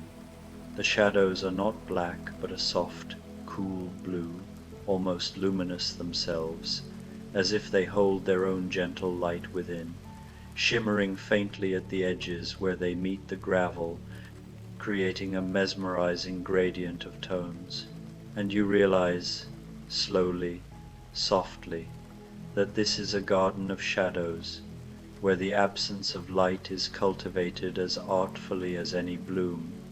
The shadows are as carefully tended as any flower, as any carefully pruned tree, raked and shaped to perfection, embodying impermanence and balance. They are the garden's secret beauty, its hidden heart, revealing themselves only in this fleeting hour when the angle of the sun transforms the ordinary into the profound. The air smells of stone and rain-washed earth, crisp and mineral-rich, though the sky is still clear with only wisps of clouds on the horizon. But even as you notice this, you feel it. The first drop, a single bead of moisture, landing on your forehead, cool and perfect, like a kiss from the heavens. Then another on your hand, trickling down your skin. And then the rain begins, so gently, so softly, that it's almost more of a mist than rain, a fine drizzle that whispers against the gravel, against the stones, against your skin, creating a symphony of tiny patters that harmonize with the wind's sigh. The rain is cool and refreshing, but not cold, invigorating rather than chilling, awakening your senses without discomfort. It feels like a blessing, a ritual cleansing that washes away the dust of the day. Like the garden itself is welcoming you, touching you softly with its aqueous fingers, saying, "Yes, you belong here. You are part of this living tapestry of elements." You notice movement then, quiet and slow, deliberate as the turning of seasons. On the far side of the garden, among the stones and their shadows, a figure is working, their presence blending seamlessly with the environment. You can't quite make out details at first, just the sense of someone there, someone moving with deep patience, with profound care, their silhouette hazy in the misty rain, evoking a sense of timeless guardianship. Your feet carry you forward, around the edge of the garden, drawn by an invisible thread of curiosity. The gravel beneath your feet makes almost no sound, muffled by the dampness, each step sinking slightly into the yielding surface. The rain continues its soft whisper, veiling the world in a gossamer curtain. Everything is hushed, reverential, as if you've entered a temple whose walls are made of twilight, where silence is sacred and every sound is amplified in its subtlety. As you draw closer, the figure becomes clearer, emerging from the mist like a painting coming into focus. An old gardener, bent slightly with years, their posture a testament to a life of quiet labor, wearing simple grey robes that blend with the stones and shadows, the fabric worn and faded, textured like the bark of ancient trees. You cannot tell if this gardener is a man or a woman, old or ancient, it doesn't seem to matter, as their essence transcends such labels, embodying wisdom that feels ageless and universal. What matters is the quality of their movement, slow and deliberate, each gesture complete in itself, infused with mindfulness that turns the mundane into meditation. The gardener is tending to a shadow, their focus undivided, as if communing with a living entity. You watch, fascinated, as they move around a large stone, observing the shadow it casts, studying its shape, its depth, its color, with the intensity of an artist appraising their canvas. The gardener nods, satisfied, a subtle inclination of the head that conveys approval, and then moves to another stone, smaller, its shadow pooling like dark honey at its base, viscous and inviting in its depth. The gardener senses you there and turns, looking at you with eyes that are kind and deep as wells, reflecting the colors of the garden, grays and blues and golds, holding a gaze that sees beyond the surface to the soul within. They don't speak, but they gesture slowly, inviting you closer with an open palm, inviting you to join them in their work, a silent communion that bridges the gap between stranger and companion. You step forward into the garden itself, crossing the threshold from observer to participant. The gravel beneath your feet is cool and damp from the rain, each pebble shifting slightly under your weight, grounding you further. The stones rise around you like islands in a pale sea, varied in form, some jagged, others smooth, each with its own story etched in lichen and cracks. Their shadows reach toward you like welcoming arms, enveloping you in their cool embrace. The gardener moves to the next stone, a medium-sized one, smooth and rounded like a river stone polished by centuries of flowing water. They kneel beside it slowly, so slowly, their descent graceful as a leaf falling, and you find yourself kneeling too, mirroring the motion instinctively. The drizzle touches your shoulders, your back, so gentle, like feathery caresses that soothe and refresh, mingling with the scent of wet earth rising around you. The gardener gestures to the shadow, drawing your attention to its elegant form. In the long light of late afternoon, this stone casts a shadow that stretches 3-4 times its length across the gravel, elongated like a dancer's pose frozen in time. The shadow is not sharp-edged but soft, diffused, blending at its edges into the pale gravel like watercolor on wet paper, the boundaries hazy and poetic, inviting interpretation. And then the gardener does something unexpected, breaking the stillness with purposeful action. They reach out, and with their hand they smooth the gravel at the edge of the shadow, as if tucking it in, as if caring for it with the tenderness one might show a sleeping child. They move with such tenderness, such attention, as if this shadow is a living thing that needs tending, nurturing its form to preserve its ephemeral beauty against the shifting light. You understand, without words, that you are meant to help, an intuitive knowing that guides your actions. You reach out your own hand and touch the gravel, feeling its texture rough yet yielding, each granule a tiny world.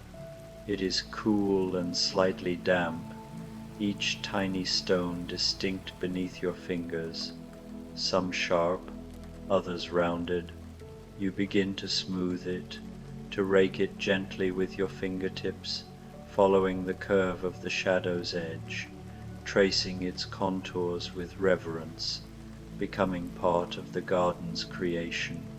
The rain continues to fall, so soft, so constant, a steady veil that blurs the horizon. It beads on the stone, darkening it slightly to a richer hue, enhancing its presence. It makes the gravel glisten like scattered jewels under the dimming light, and the shadow somehow seems to deepen, to become more present, more real, its blue tones intensifying as if absorbing the moisture, growing in vitality. The gardener moves to another stone, and you follow, rising and stepping with synchronized grace. This one is taller, more angular, reminiscent of a sentinel standing guard, and its shadow falls long and lean across the garden, slicing through the space like a blade of darkness tempered by softness. Together you tend to it, your hands working in tandem. The gardener shows you, without words, how to observe the shadow first, not the stone, but the shadow, approaching it with fresh eyes, to see its shape, its subtle colors shifting from indigo to slate, the way it breathes with the light, expanding and contracting as clouds pass overhead. You begin to notice things you've never noticed before, revelations unfolding like layers of an onion. How shadows are not empty voids but filled with nuance, how they have texture, depth, presence, like velvet fabric draped over form, how they are cool and restful, like the shade beneath a tree on a hot day, offering respite and renewal, how they are part of the stone, inseparable from it, the stone's dark twin, its quiet companion, born from the interplay of light and matter, essential to the whole. Time passes, though you have no sense of how much it doesn't matter in this timeless realm, where minutes could be hours or vice versa.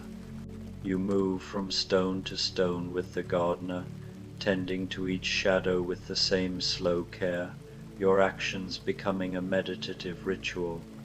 Your movements become dreamlike, unhurried, part of the garden's own rhythm, syncing with the rain's patter and the sun's descent, a harmonious flow that erases the boundaries between self and surroundings.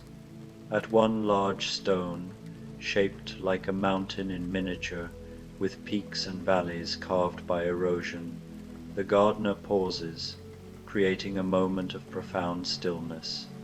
They sit back on their heels and look at the shadow, which spreads wide and deep like a valley of obscurity.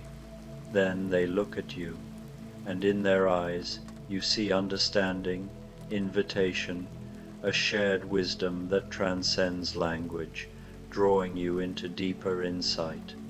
They gesture between the stone and its shadow, highlighting the duality, light and dark, contrasting yet complementary, solid and soft, the tangible and the intangible.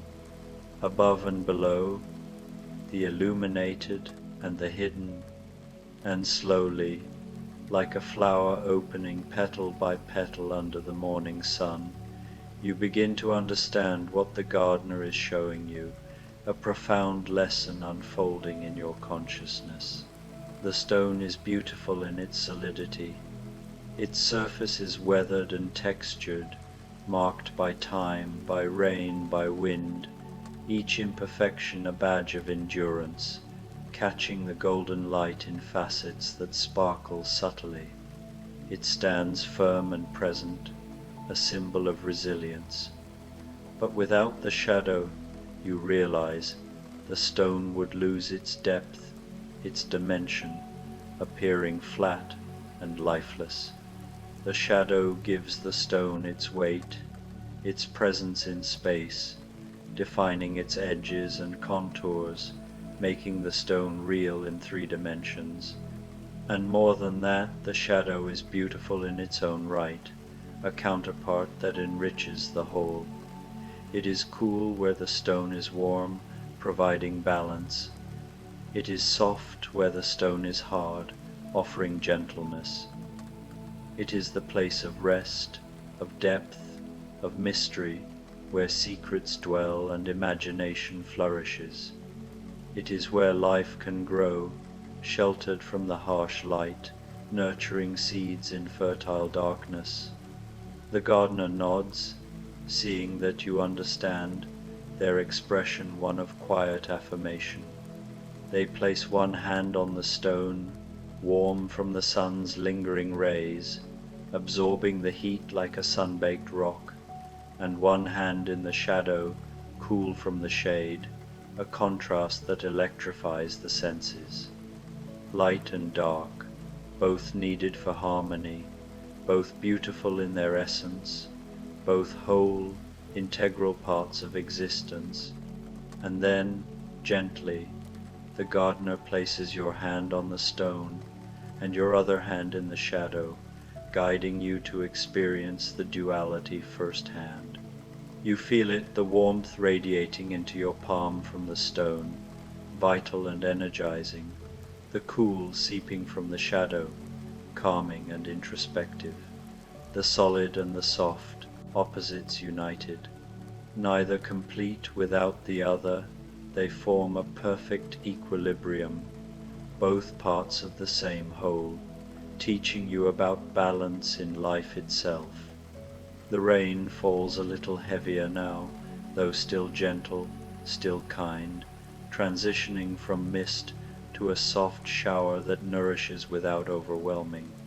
The sound of it fills the garden, a soft rush like breath, like waves lapping at a shore, like the sound the earth makes when it drinks deeply, quenching its thirst after a long day. The gardener rises, slow and fluid, like a tree straightening after a bend in the wind, and begins to walk among the stones, their steps measured and purposeful. You walk beside them, matching their pace, feeling a bond forged in silence. With each step, you see the garden anew, your perspective transformed. Every stone paired with its shadow, a duet of form and formlessness, every bright place balanced by a dark place, creating a symphony of contrasts. The way the shadows pool between stones, creating pathways of coolness that invite wandering feet. The way the lit stones glow golden, but would be lost without the dark to define them, their brilliance accentuated by the surrounding obscurity. You come to a place where 3 stones cluster together, forming a triad like ancient monoliths in council. Their shadows overlap, creating a deep well of blue-gray shade at the center, a convergence of darkness that feels almost sacred, a vortex of tranquility. The gardener kneels at this place, and you kneel too, drawn into the ritual. The gardener reaches into the shadow place, and with their hands they cradle the darkness as if it were precious water, their palms cupping the intangible with reverence. as if drawing from an invisible spring of wisdom and peace. And you understand. This is what they are showing you, that the dark places are not voids, they are not absences, they are spaces of rest, of renewal. They are where things grow slowly, deeply, out of sight. They are the pauses between breaths, the stillness between heartbeats, the quiet from which all sound emerges. The gardener looks at you, and you see in their eyes a question, an invitation. They are asking you to see your own shadows, the quiet parts of your life, the still places, the times of rest, of uncertainty, of not knowing. The parts you might have thought were empty were lacking, and as you kneel there in the rain in this garden of shadows, you begin to see them differently. Those times when you needed to rest, to withdraw, to be still, they were not failures. They were the shadows that gave your bright times depth, your struggles, your quiet moments, your times of doubt. They were not voids, but fertile darkness, places where slow growth happened, where roots deepened.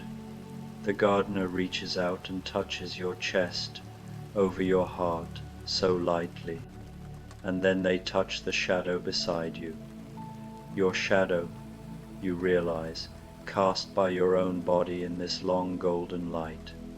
Your own shadow, as long and as necessary as any other.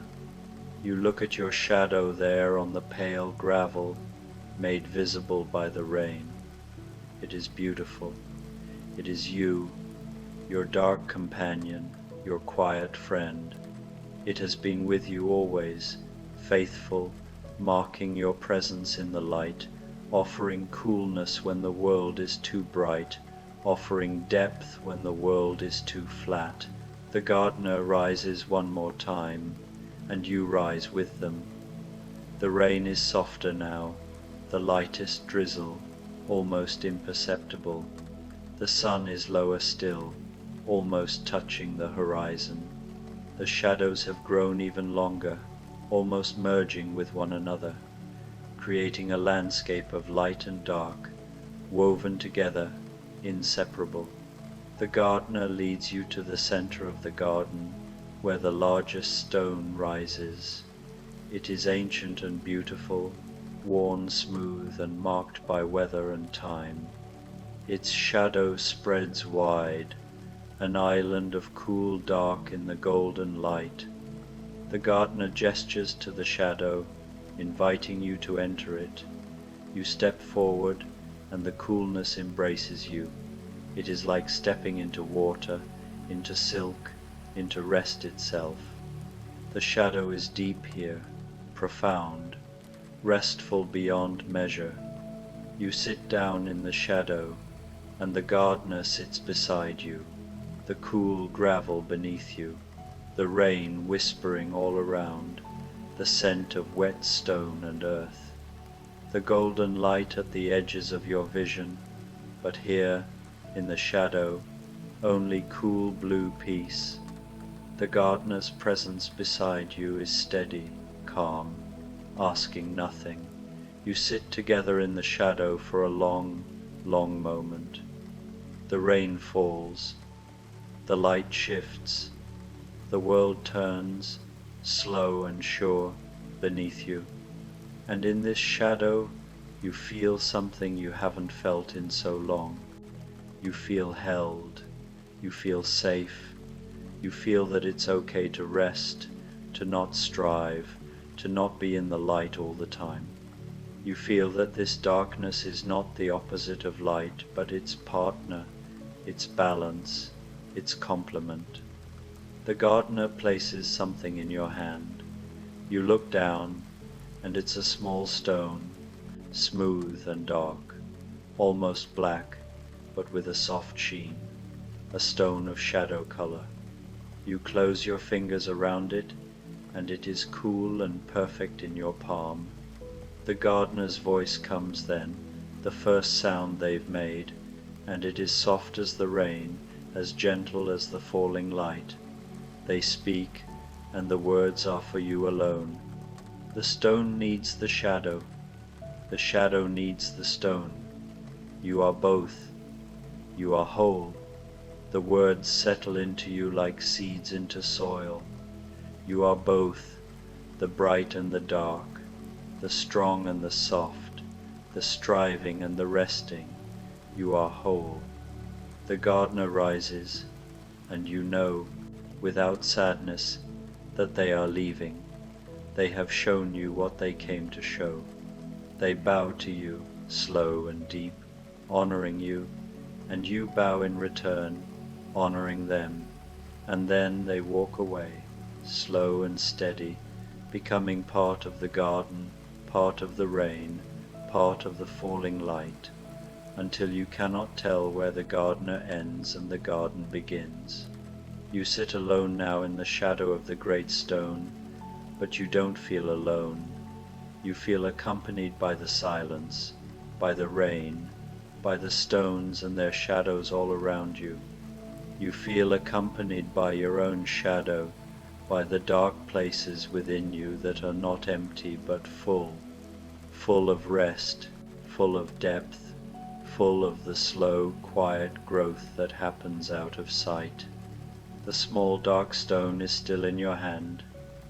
You hold it gently, a reminder, a stone of shadow, a token of this wisdom you've learned in this garden, in this rain, in this long, long light. The sun is almost gone now. The shadows are merging into the general dusk. The distinction between stone and shadow is fading, everything becoming soft, becoming one. The rain is the merest mist now, a coolness in the air, a gentleness. You lie back, there in the shadow of the great stone. The gravel beneath you is cool and somehow soft, supporting you perfectly. The rain touches your face, your hands, so gently. The darkness is gathering around you, not frightening but kind, wrapping around you like a blanket, like a blessing. You let your eyes close. The garden is still there. You can feel it, the stones and their shadows, the rain and the earth, all breathing together, all whole. You are part of it now, held by it, cradled by it. Your breath slows, deepens. The boundary between waking and sleeping grows thin, permeable, easy.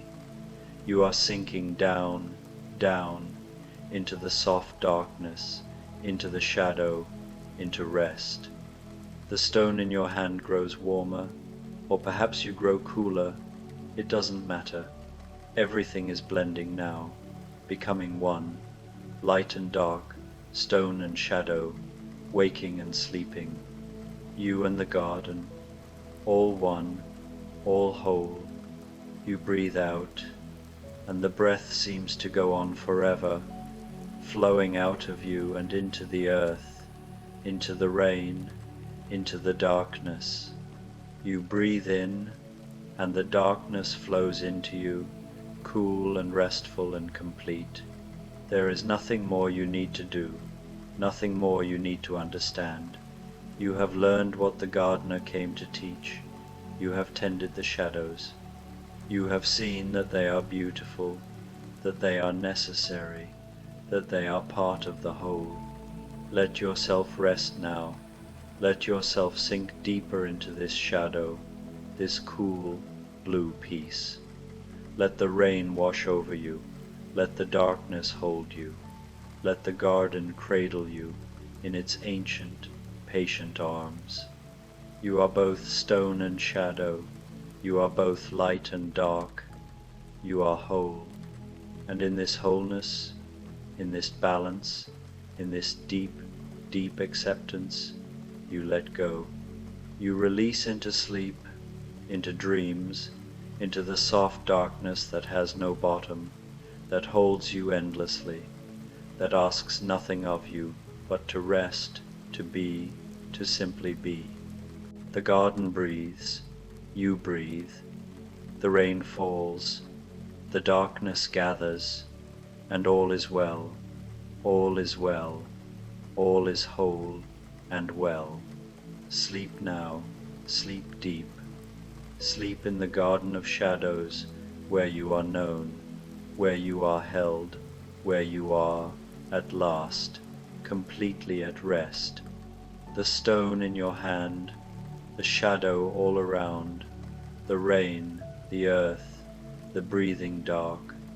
You are home, you are whole, you are at peace. Sleep. The stone lantern's secret, a journey through mist and flame. Let yourself settle now into this moment, into this breath, into the soft embrace of whatever supports you.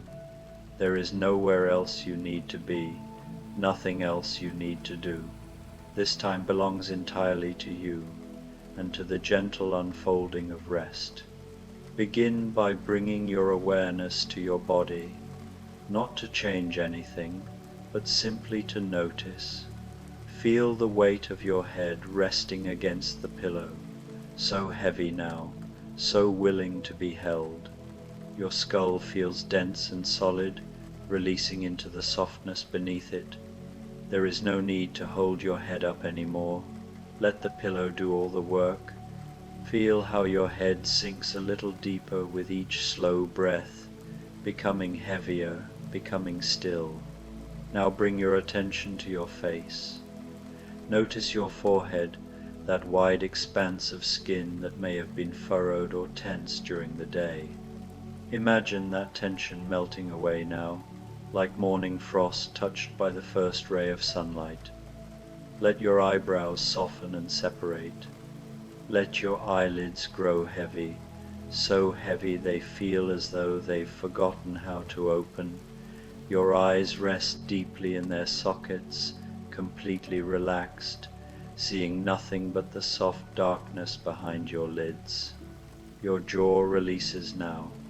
Let your teeth part slightly, your tongue resting comfortably in your mouth, no longer pressed against the roof. Feel your lips softening, all the tiny muscles around your mouth letting go. Your whole face becomes smooth, peaceful, like the surface of a still pond at dawn. Take your awareness down into your neck and throat, this part of you that holds so much, that carries the weight of your head, that gives voice to your thoughts. Let it soften now. Feel the muscles of your neck releasing their grip, becoming loose, becoming fluid. Your throat opens gently as you breathe, and each breath feels easier than the last. Your shoulders now. Your shoulders.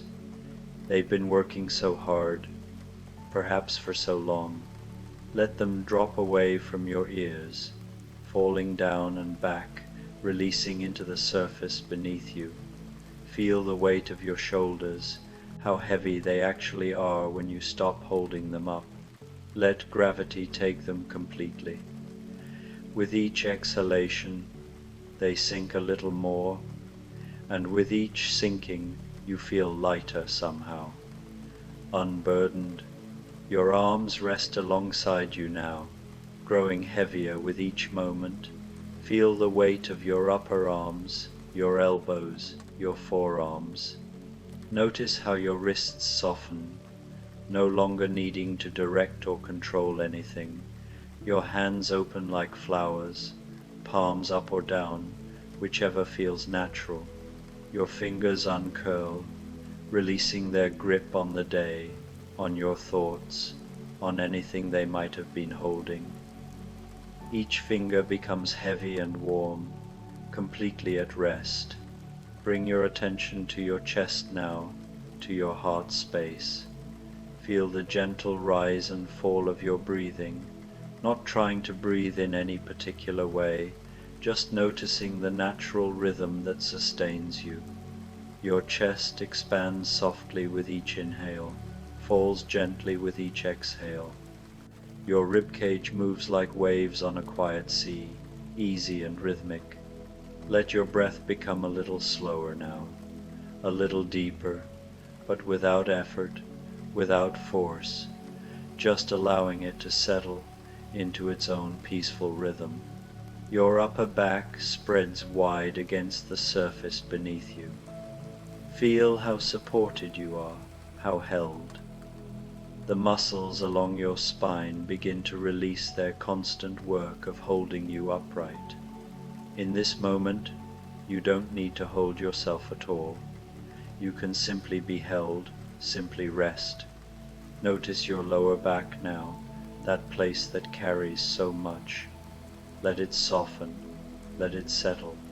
If there's any arch in your lower back, imagine it gently flattening, your spine lengthening, your back body spreading wider and heavier into the bed beneath you. Feel the relief in this letting go, this releasing of the constant work of support. Your belly softens now, no longer held in or controlled. Let it be round and full and completely relaxed. With each breath, your belly rises and falls like gentle hills, natural and unforced. There's no judgment here, no need to be anything other than exactly as you are. Your belly, your center, your source of deep breath, completely at ease. Your hips and pelvis grow heavy now, sinking into the surface beneath you.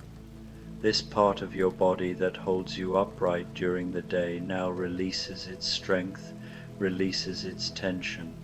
Your hip joints loosen, your pelvis widens slightly as everything relaxes and spreads. Feel how stable you are, how grounded, how deeply connected to the earth beneath you. Your upper legs become heavy now, your thighs releasing all their power, all their effort. The muscles that carry you through your days now rest completely. Feel the weight of your thighs, how they press down into whatever supports them. Your knees soften, no longer locked or braced. They simply exist, simply rest. Your lower legs grow heavy. Your calves, releasing any lingering tension. Your shins, your ankles, all becoming soft and loose. Your feet that have carried you so far, that have walked you through countless steps and days, let them rest now. Feel your heels heavy and still, your arches releasing, your toes uncurling, spreading slightly, each one letting go completely. Take a moment now to feel your whole body at once, from the top of your head to the tips of your toes, heavy, relaxed, supported, safe. You are completely held. You don't need to do anything at all. Just breathe, just rest, just be. And now, as you rest here in this state of deep relaxation, you begin to notice something. It's subtle at first, like a whisper at the edge of hearing. You become aware of a path stretching out before you, not with your eyes, but with some deeper sense, some older knowing. It calls to you gently, without urgency, without demand. Simply an invitation. You find yourself standing at the beginning of an ancient stone path. Though you don't remember arriving here, it doesn't matter. You are here now, and that's all that matters. The path is made of smooth stones, each one rounded and softened by centuries of rain and footsteps. They're covered in moss, brilliant green and soft as velvet, and they seem to glow faintly in the diffused light.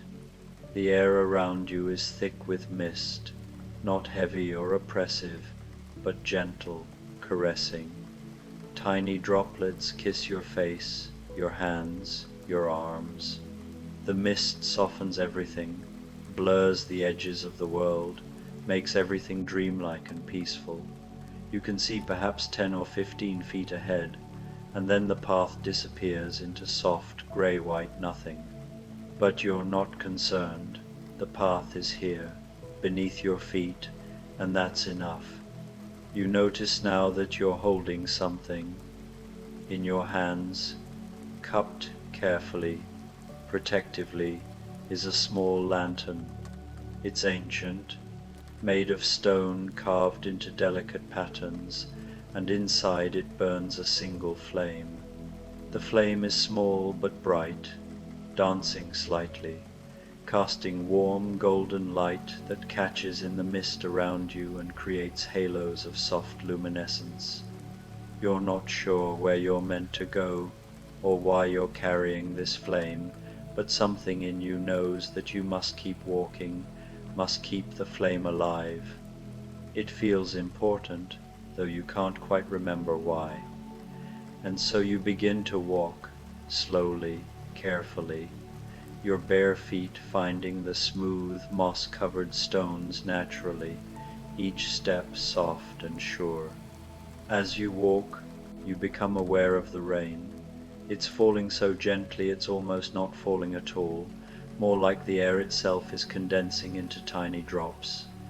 The sound it makes is barely a sound, just the softest whisper of water meeting leaves, water meeting stone, water meeting earth. It's rhythmic and soothing, like a lullaby the forest is singing to itself.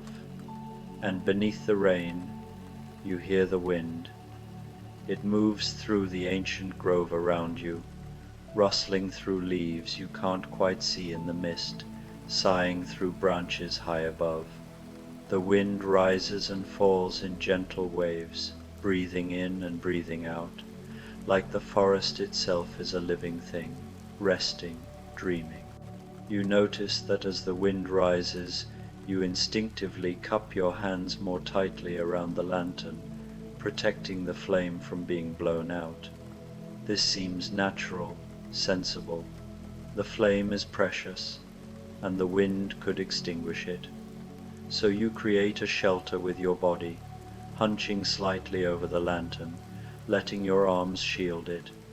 But as you walk this way, something begins to feel wrong, though you can't quite name it at first. You walk 10 steps, 20, 30. The path continues ahead, disappearing into mist.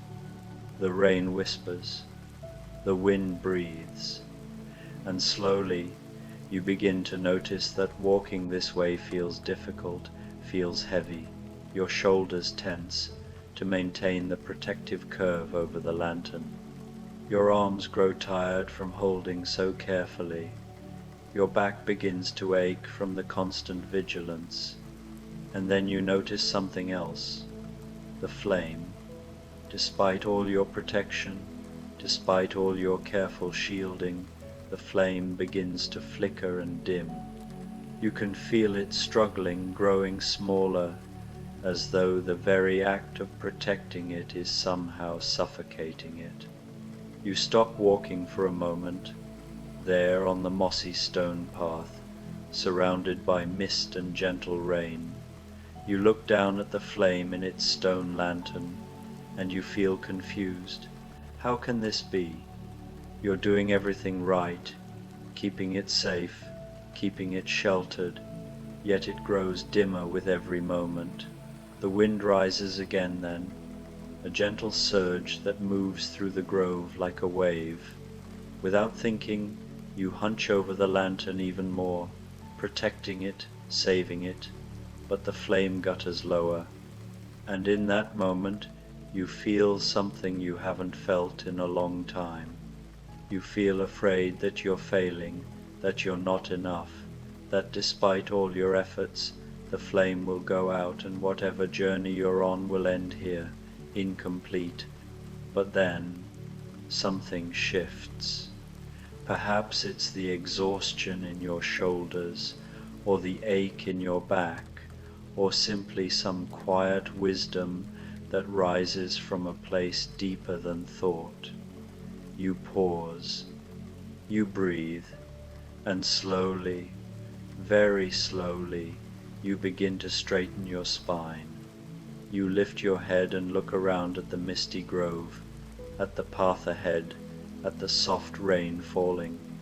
The wind rises again, and this time, instead of hunching over the lantern, instead of fighting to protect the flame, you do something that makes no sense at all. You open your hands wider. You stand up straighter. You hold the lantern out slightly from your body, offering it to the air, to the mist, to the wind, and something miraculous happens. The flame, which had been guttering and dying in your protective grip, suddenly grows brighter. It rises taller in its stone chamber, burning with a clear, steady light. It dances, but not with the desperate flutter of something fighting to survive. It dances with joy, with life, with perfect responsiveness to the wind that moves around it. You stand there, amazed, as the truth begins to dawn on you. The flame doesn't need your protection. The flame needs the wind. You begin to walk again, holding the lantern openly now, not clutched close but carried with gentle, relaxed hands. Your arms hang naturally at your sides. Your shoulders rest in their proper place. Your spine is straight and tall, and the flame burns bright and beautiful, moving with the wind, dancing with it, but never going out. As you walk, you start to notice something else, something subtle and profound. The wind moves in patterns, in rhythms. It's not random or chaotic. It rises and falls like breath, like waves, like a heartbeat. There's a pulse to it, a living pattern that moves through the grove in cycles. You notice that when you walk at your own pace, at the speed you think you should walk, sometimes the wind catches the flame wrong, and it flickers and struggles. But when you slow down, when you pay attention to the rhythm of the wind, when you wait for its gentle surge and then walk in time with it, oh, then everything changes. You begin to experiment. The wind rises, and as it rises you take a step. It falls, and you pause. It rises again, and you take another step.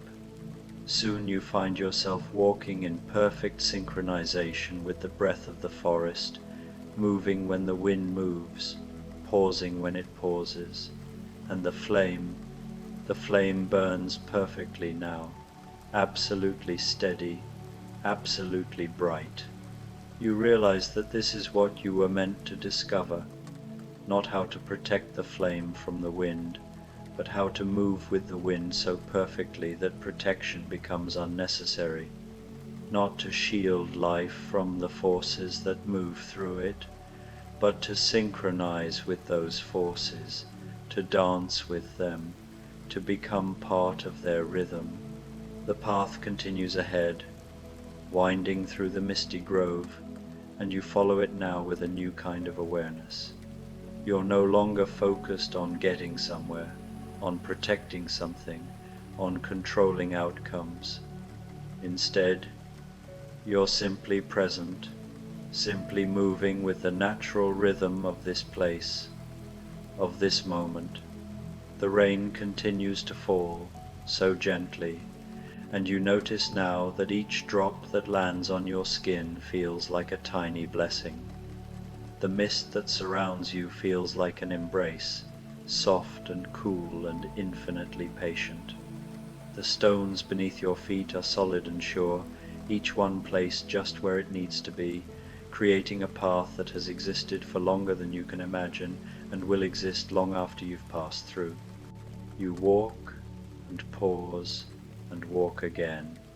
The wind rises and falls, the flame dances and burns bright, and slowly you begin to feel something shifting inside you, some old grip releasing, some old fear letting go. You realize that you've been living your life the way you first carried this flame, hunched over and protective, trying to shield what matters most from being hurt or damaged or lost. You've been so afraid of the winds of change, the storms of life, the unpredictable forces that move through existence. And in your fear, you've held everything so tightly that you've nearly extinguished the very light you were trying to protect. But here, on this misty path, carrying this impossible flame through the gentle rain, you're learning a different way. You're learning that what you love, what matters most, what is most precious and vital and alive within you, it doesn't need your rigid protection. It needs your trust. It needs your willingness to move with the rhythms of life rather than against them. It needs you to hold it openly, to offer it to the world, to dance with whatever winds come rather than bracing against them.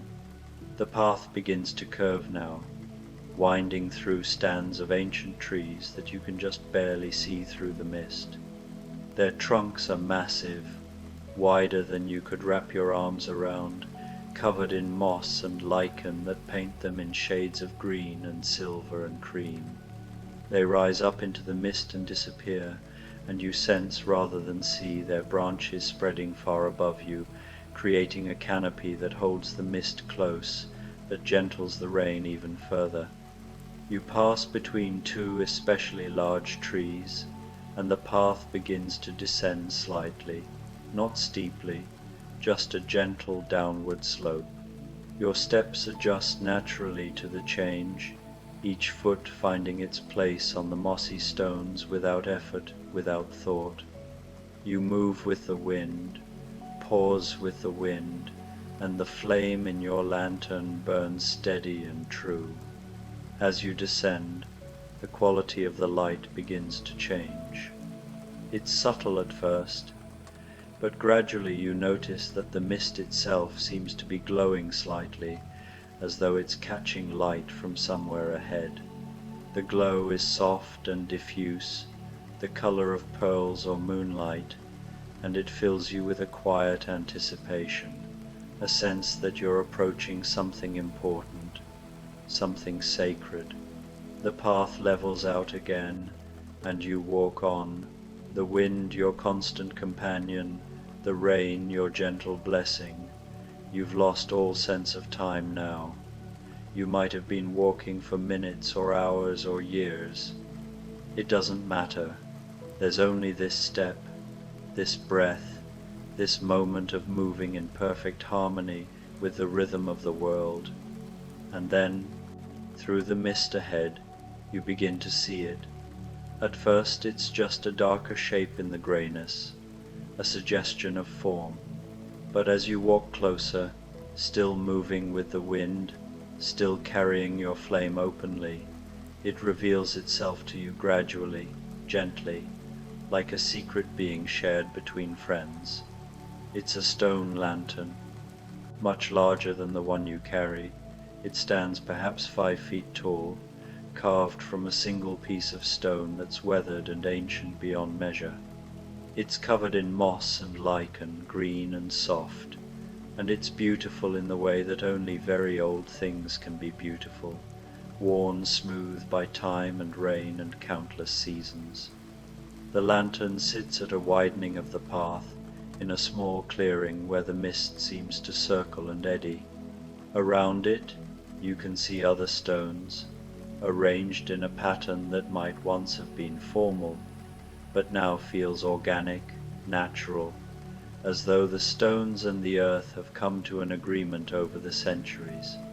You approach the large lantern slowly, reverently, still moving with the rhythm of the wind, and as you come close, you see that inside its stone chamber there is a space for a flame. It's empty now, dark, waiting. You look down at the small lantern in your hands, at the bright flame dancing there in perfect harmony with the wind, and you understand, this is why you've been walking.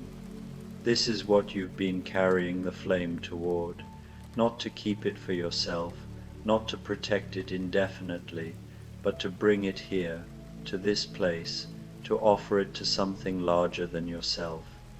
You step up to the great stone lantern. The wind rises, and you rise with it, lifting your small lantern. You reach into the ancient stone chamber, and gently, so gently, you tip your lantern and let the flame transfer. It flows like liquid gold, like light itself deciding to move from one home to another. And as it settles into the large lantern, it grows, it expands, filling the stone chamber with warm, golden light that spills out through the carved openings and illuminates the mist all around you. The clearing glows now, soft and beautiful. The rain falling through the light becomes visible, each drop catching and reflecting the flame's warmth. The moss on the stone seems to deepen in color, brilliant green and silver in the golden glow, and you stand there, your hands now empty, your small lantern dark, and you feel complete. The wind rises again, stronger now, and it moves through the clearing in a gentle spiral. It passes over the great lantern, and the flame inside dances wildly but never dims, never falters.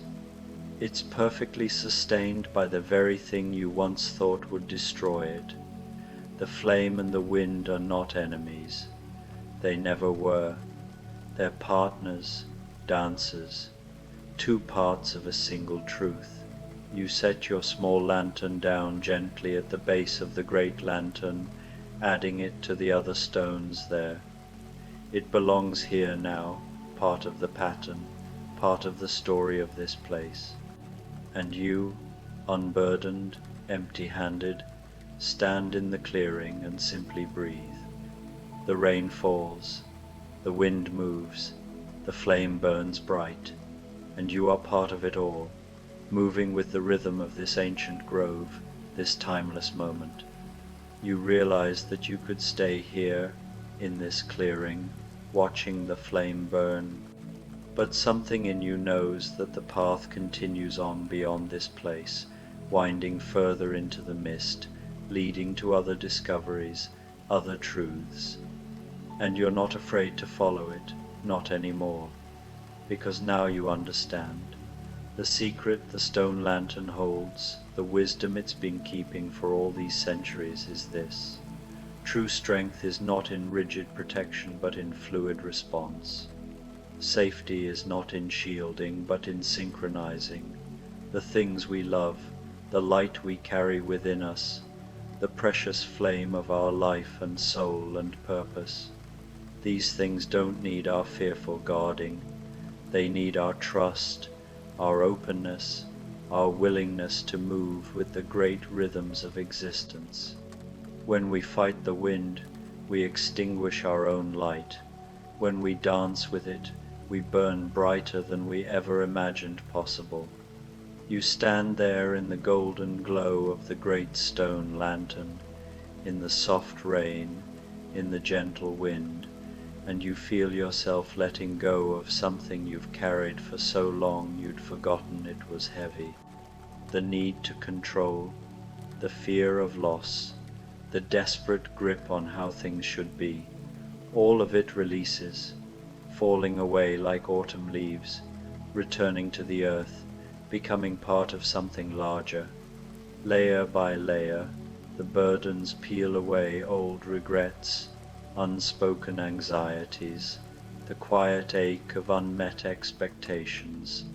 They drift downward, weightless now, absorbed into the damp soil beneath your feet, nourishing roots you cannot see, feeding cycles far beyond your own story. Your shoulders drop even further now, as if invisible hands have gently pressed them down, releasing knots woven through years of tension. Your breathing deepens, slow and deliberate, drawing in the cool, clean scent of rain-soaked moss and ancient stone. Your whole body softens into a relaxation so profound it's almost like dissolving, like becoming part of the mist yourself, part of the rain, part of the gentle breathing of the forest.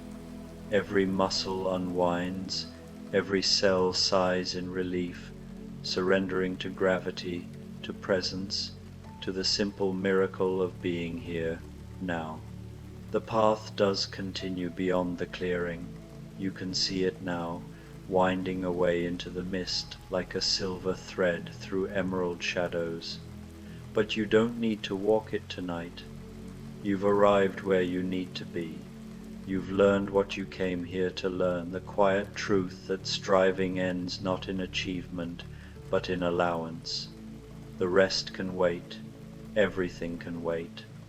Time itself seems to pause, honoring this sacred pause in your journey. You find yourself sinking down, sitting on the mossy earth beside the great stone lantern. The ground is soft and welcoming, like sitting on a cushion of living green, velvety and resilient, cradling you with the tenderness of the earth that has held countless weary travelers before you. The rain is so gentle it's barely noticeable now, just a whisper of moisture in the air, caressing your skin like the lightest touch of fingertips. The wind continues its rhythm, rising and falling like the chest of a sleeping giant, carrying faint scents of pine and distant blossoms, weaving through the trees in an eternal dance. You lean back against the stone lantern, feeling its solid strength supporting you, its ancient wisdom holding you. Carved by hands long turned to dust, it has witnessed seasons turning, empires rising and falling, hearts breaking and mending. It's still warm from your flame, from the light you brought here, and set free a light born from your own inner spark, now shared with the world. The warmth seeps into your back, into your bones, spreading through your limbs like liquid sunlight, melting the last remnants of resistance, filling you with a profound sense of belonging. Your eyes grow heavy, if they weren't already closed, lids fluttering softly as the world blurs into golden haze. Your body grows heavier still, melting into the earth, into the moss, into the soft darkness behind your lids. Thoughts that once raced now drift lazily, like clouds across a vast sky, dissolving before they can form. The sound of the rain and wind becomes like a lullaby, ancient and perfect, singing you deeper into rest, deeper into peace, a melody older than words, hummed by the forest since time began. The flame burns beside you, warming you, lighting the darkness, dancing with the wind in graceful partnership. Its light flickers across droplets on leaves, turning them into tiny jewels, casting shifting shadows that play like memories on the mist. You don't need to watch it anymore. You don't need to protect it or worry about it. It knows how to burn. It knows how to dance. It knows how to move with the wind and stay alight forever, just as your own inner light has learned to endure, resilient and eternal. And you can rest now. You can let go completely. You can sink into the soft darkness of sleep, into the deep peace of absolute surrender, into the wisdom of trust. Here, in this sacred grove, all striving ceases. There is no past to regret, no future to fear, only this eternal now, wrapped in gentleness. The grove breathes around you, in and out, a vast living organism pulsing with quiet life. The rain whispers its endless lullaby, each drop a note in an infinite symphony. The flame dances, joyfully alive. The wind moves in its eternal rhythm, caressing branches that sway in silent approval.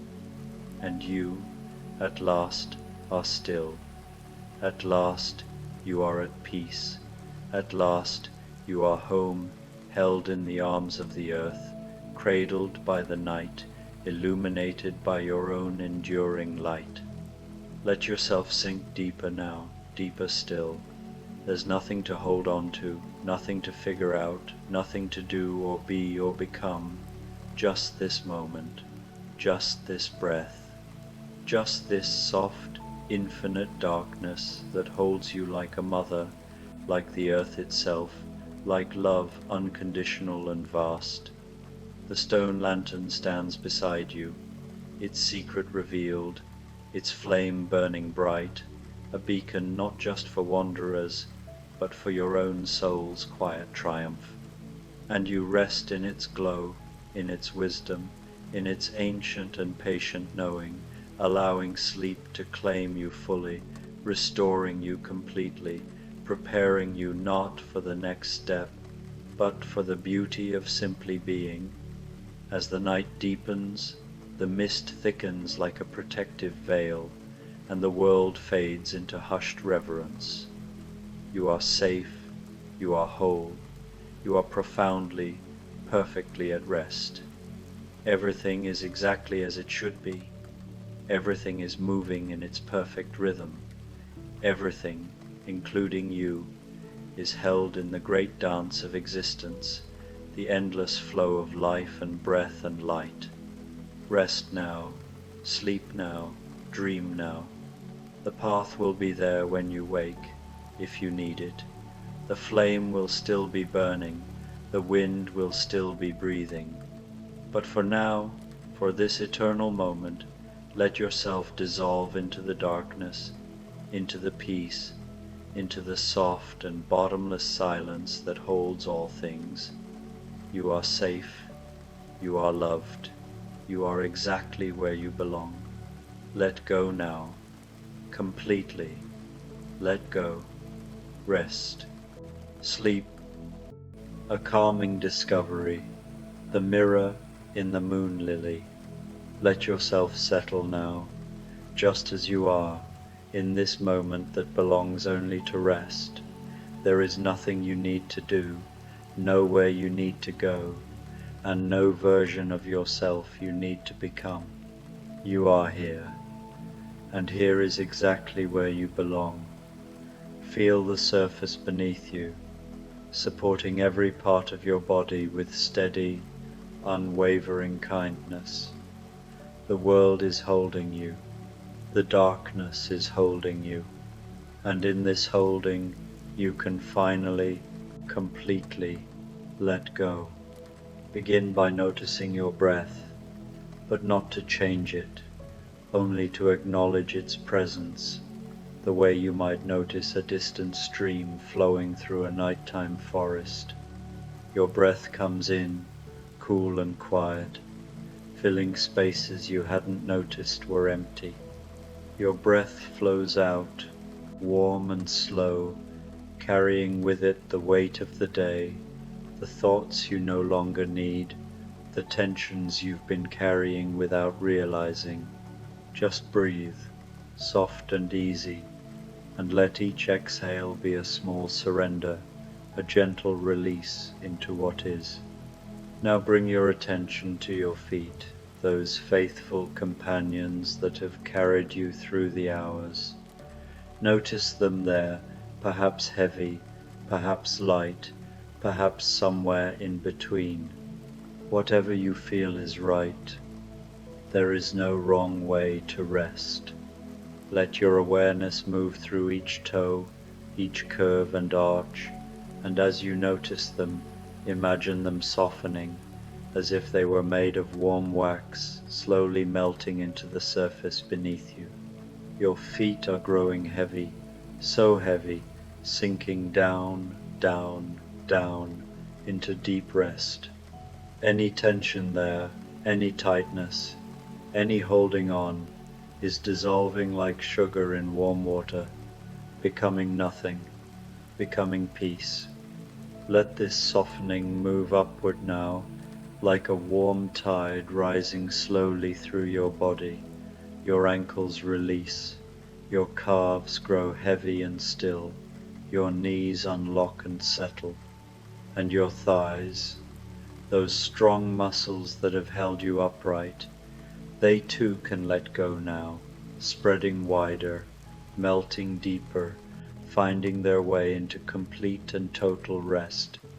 Feel the weight of your legs, how heavy they've become, as if they were made of smooth river stones, ancient and still, with nowhere to go and nothing to do but be. Your hips soften, your lower back releases, vertebra by vertebra, each one letting go of its grip, each one remembering that it doesn't need to hold so tightly anymore. The small of your back sinks down, your middle back expands, your upper back spreads wide like wings folding into sleep, and your shoulders, oh, your shoulders that carry so much, they drop away from your ears, melting down, down, down, like snow sliding from a warm roof, like honey dripping from a spoon, slow and golden and complete. Your arms grow heavy at your sides or wherever they rest. From your shoulders to your elbows, from your elbows to your wrists, from your wrists to your fingertips, everything is releasing, everything is surrendering to gravity's gentle insistence. Your hands open slightly, palms soft, fingers loose, as if you were holding nothing at all, as if you had never needed to hold anything in the first place.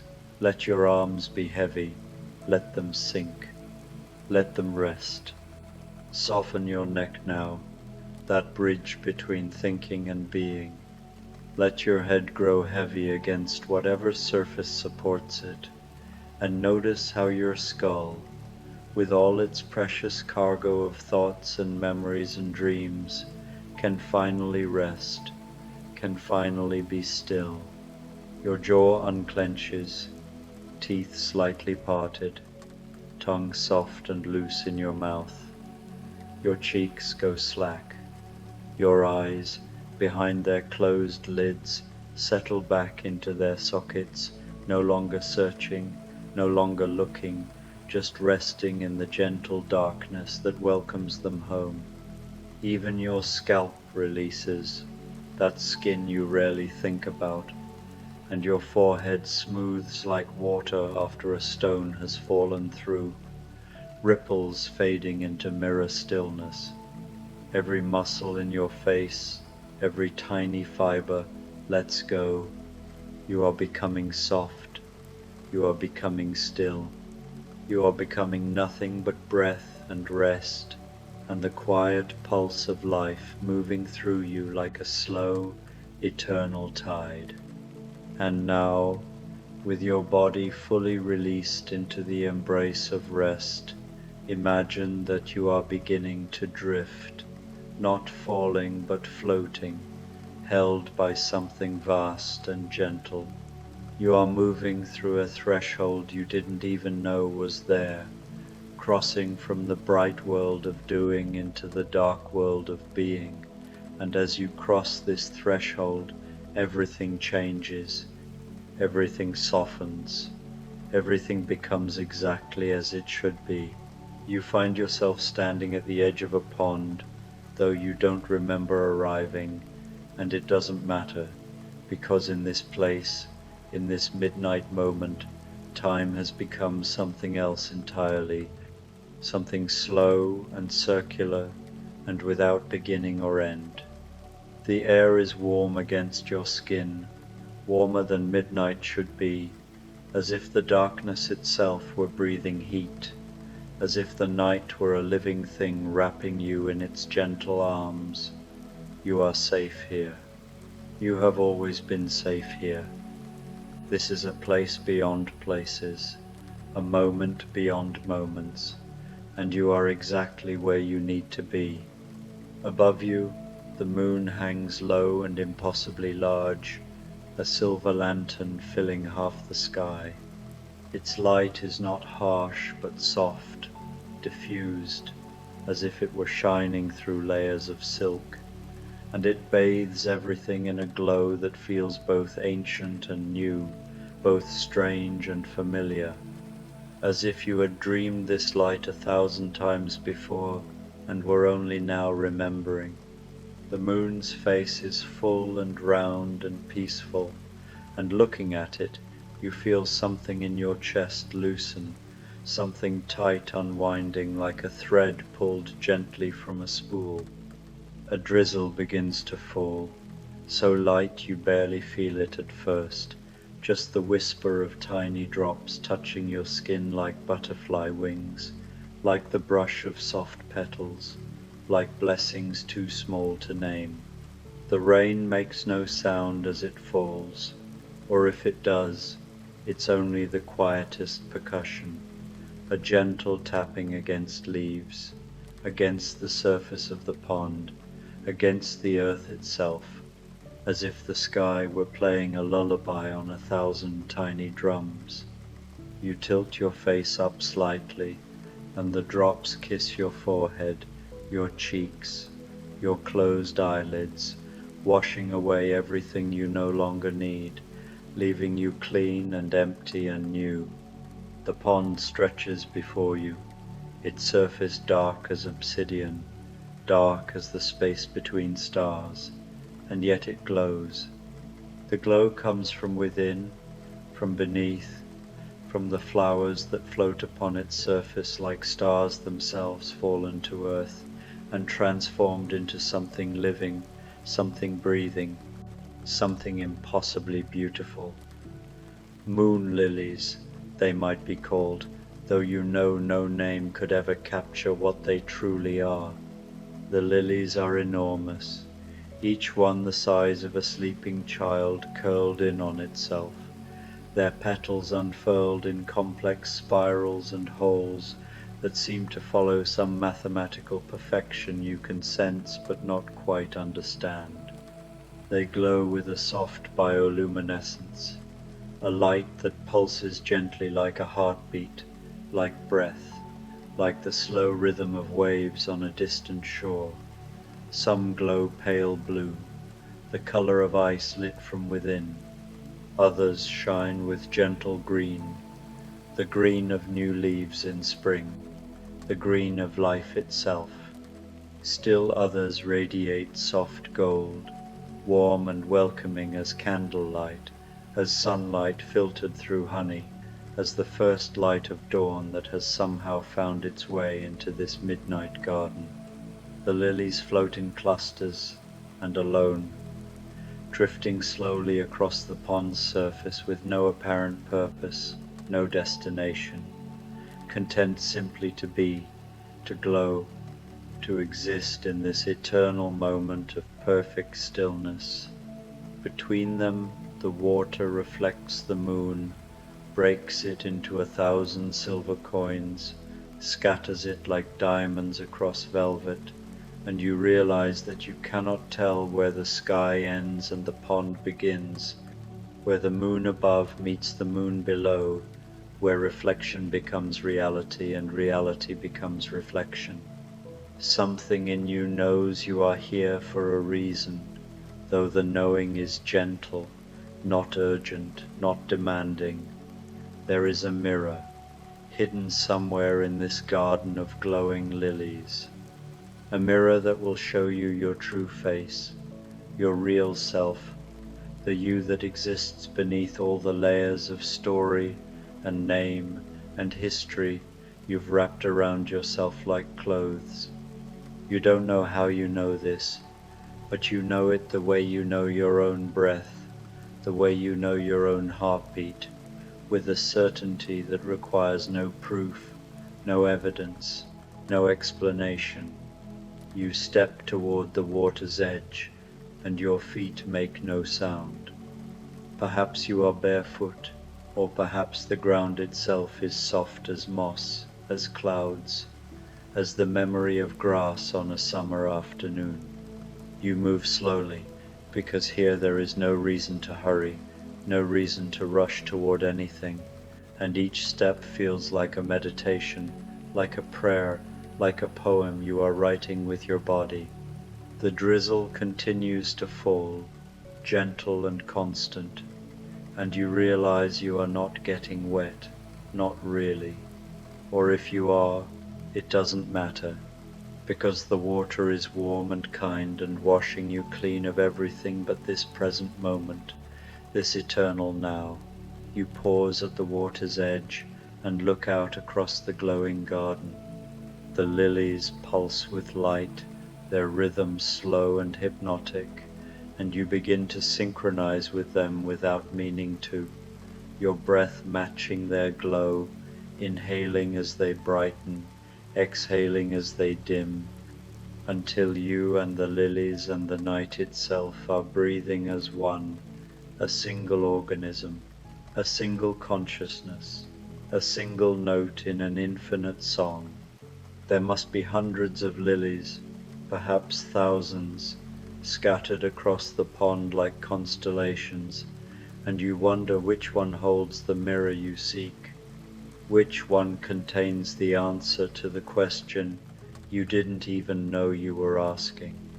The water laps gently at your feet, or perhaps your feet have entered the water without you noticing, and it is warm, warmer than bath water, warmer than blood, the temperature of perfect comfort, of returning home, of being held. You wade in slowly, one step and then another, and the water rises to your ankles, your calves, your knees.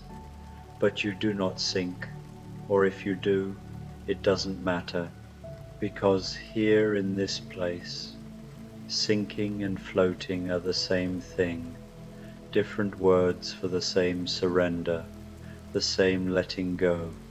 The lilies drift toward you and away from you, their light painting patterns on your skin, on the water, on the underside of the low-hanging moon that watches over everything with patient, infinite kindness.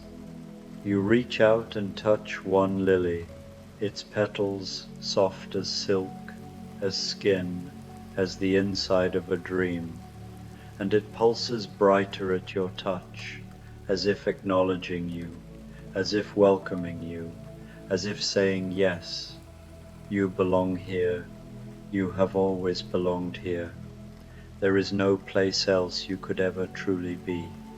But this is not the one that holds the mirror. Somehow you know.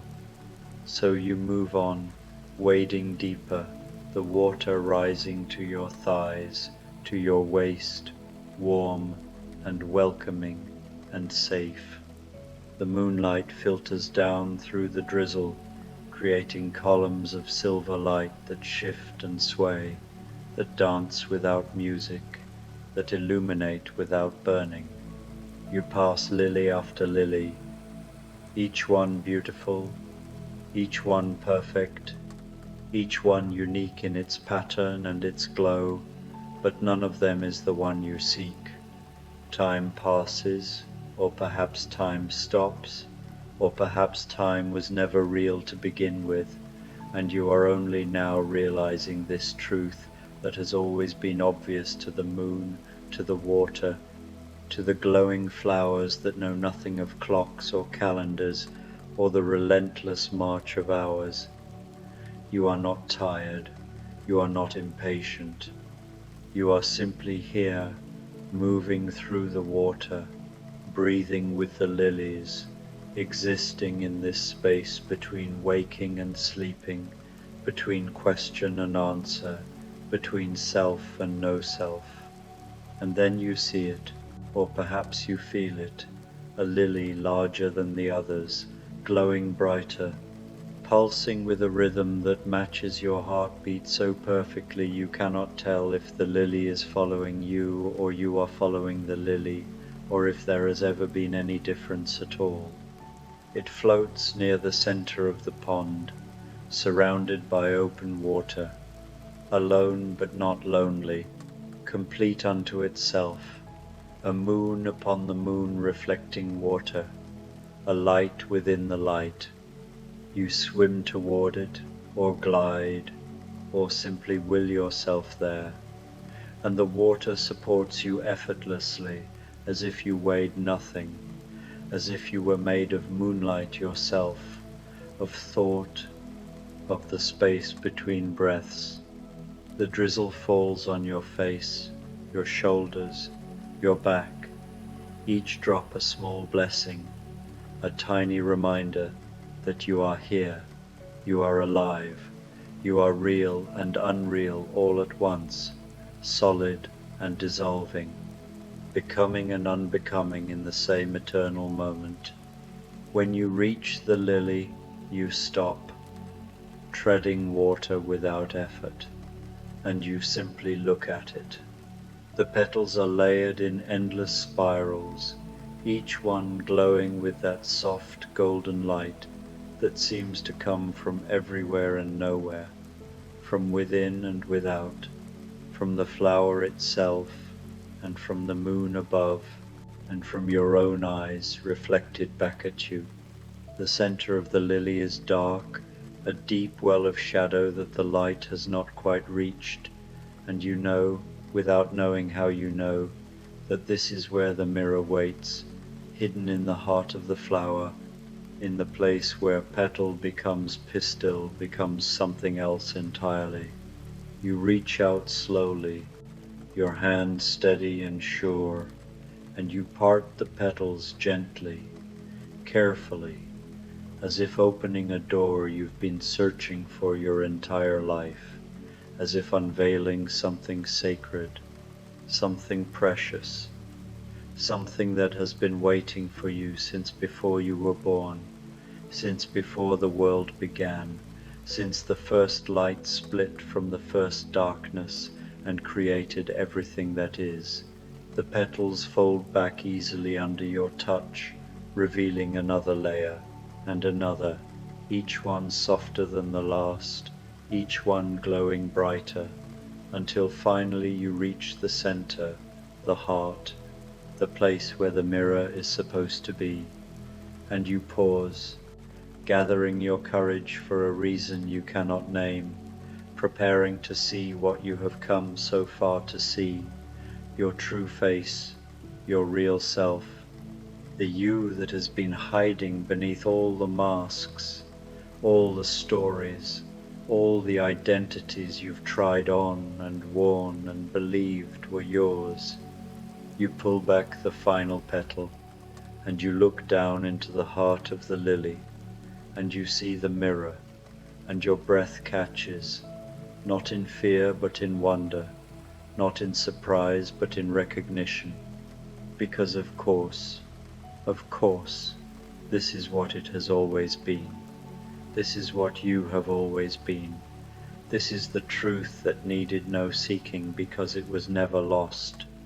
The mirror is not glass. The mirror is not silver. The mirror is water, clear and still and deep, a small pool collected in the lily's center, rain and pond and moonlight, all combined into something that is not quite water and not quite light and not quite anything you have a name for. The surface is perfectly smooth, perfectly still, a mirror made of everything and nothing, made of the same substance as the pond, as the rain, as your own eyes looking down into their own reflection. You lean closer, expecting to see your face, your features, your eyes and nose and mouth arranged in the familiar pattern you've carried with you all your life. The face you see in mirrors and windows and the dark screens of sleeping phones. The face that is you and only you and no one else. But that is not what you see. Or rather, you see it, but you see so much more, so much else, so many other things all at once, that trying to separate them becomes impossible, becomes meaningless, becomes a question that answers itself by dissolving. You see the moon, its full, round, radiant face looks back at you from the water mirror, from the heart of the lily, and it is your face, somehow. Your eyes become Luna Maria, your mouth become the smile of craters and mountain ranges, Your skin, the silver glow of reflected sunlight, transformed into something gentler, something that guides rather than burns, that illuminates rather than destroys. The moon is you. You are the moon. There is no separation, no division, no line where one ends and the other begins. But you also see the stars. They scatter across the water mirror like freckles, like beauty marks, like a constellation you've never seen before but recognize instantly as yourself, as your pattern, as the shape your soul makes when it spreads itself across the night sky and becomes all the light that ever was and ever will be. Each star is a thought you've thought, a dream you've dreamed, a moment you've lived, and together they form a tapestry so vast and intricate and beautiful that you cannot comprehend it, can only feel it, can only know it in the way you know you are alive, without proof, without question, without doubt. And the trees, somehow there are trees in the water mirror, though you don't remember seeing trees before, and yet there they are, their branches spreading across the surface like veins, like rivers, like the pathways thoughts take through your mind when you're not quite awake and not quite asleep, but suspended in that perfect in-between where anything is possible and everything is true. The trees are you. Their roots run deep into earth you cannot see, drawing up minerals and water and ancient patience, and their leaves whisper secrets you've always known but never heard, truths too simple to say, too obvious to notice, too profound to believe.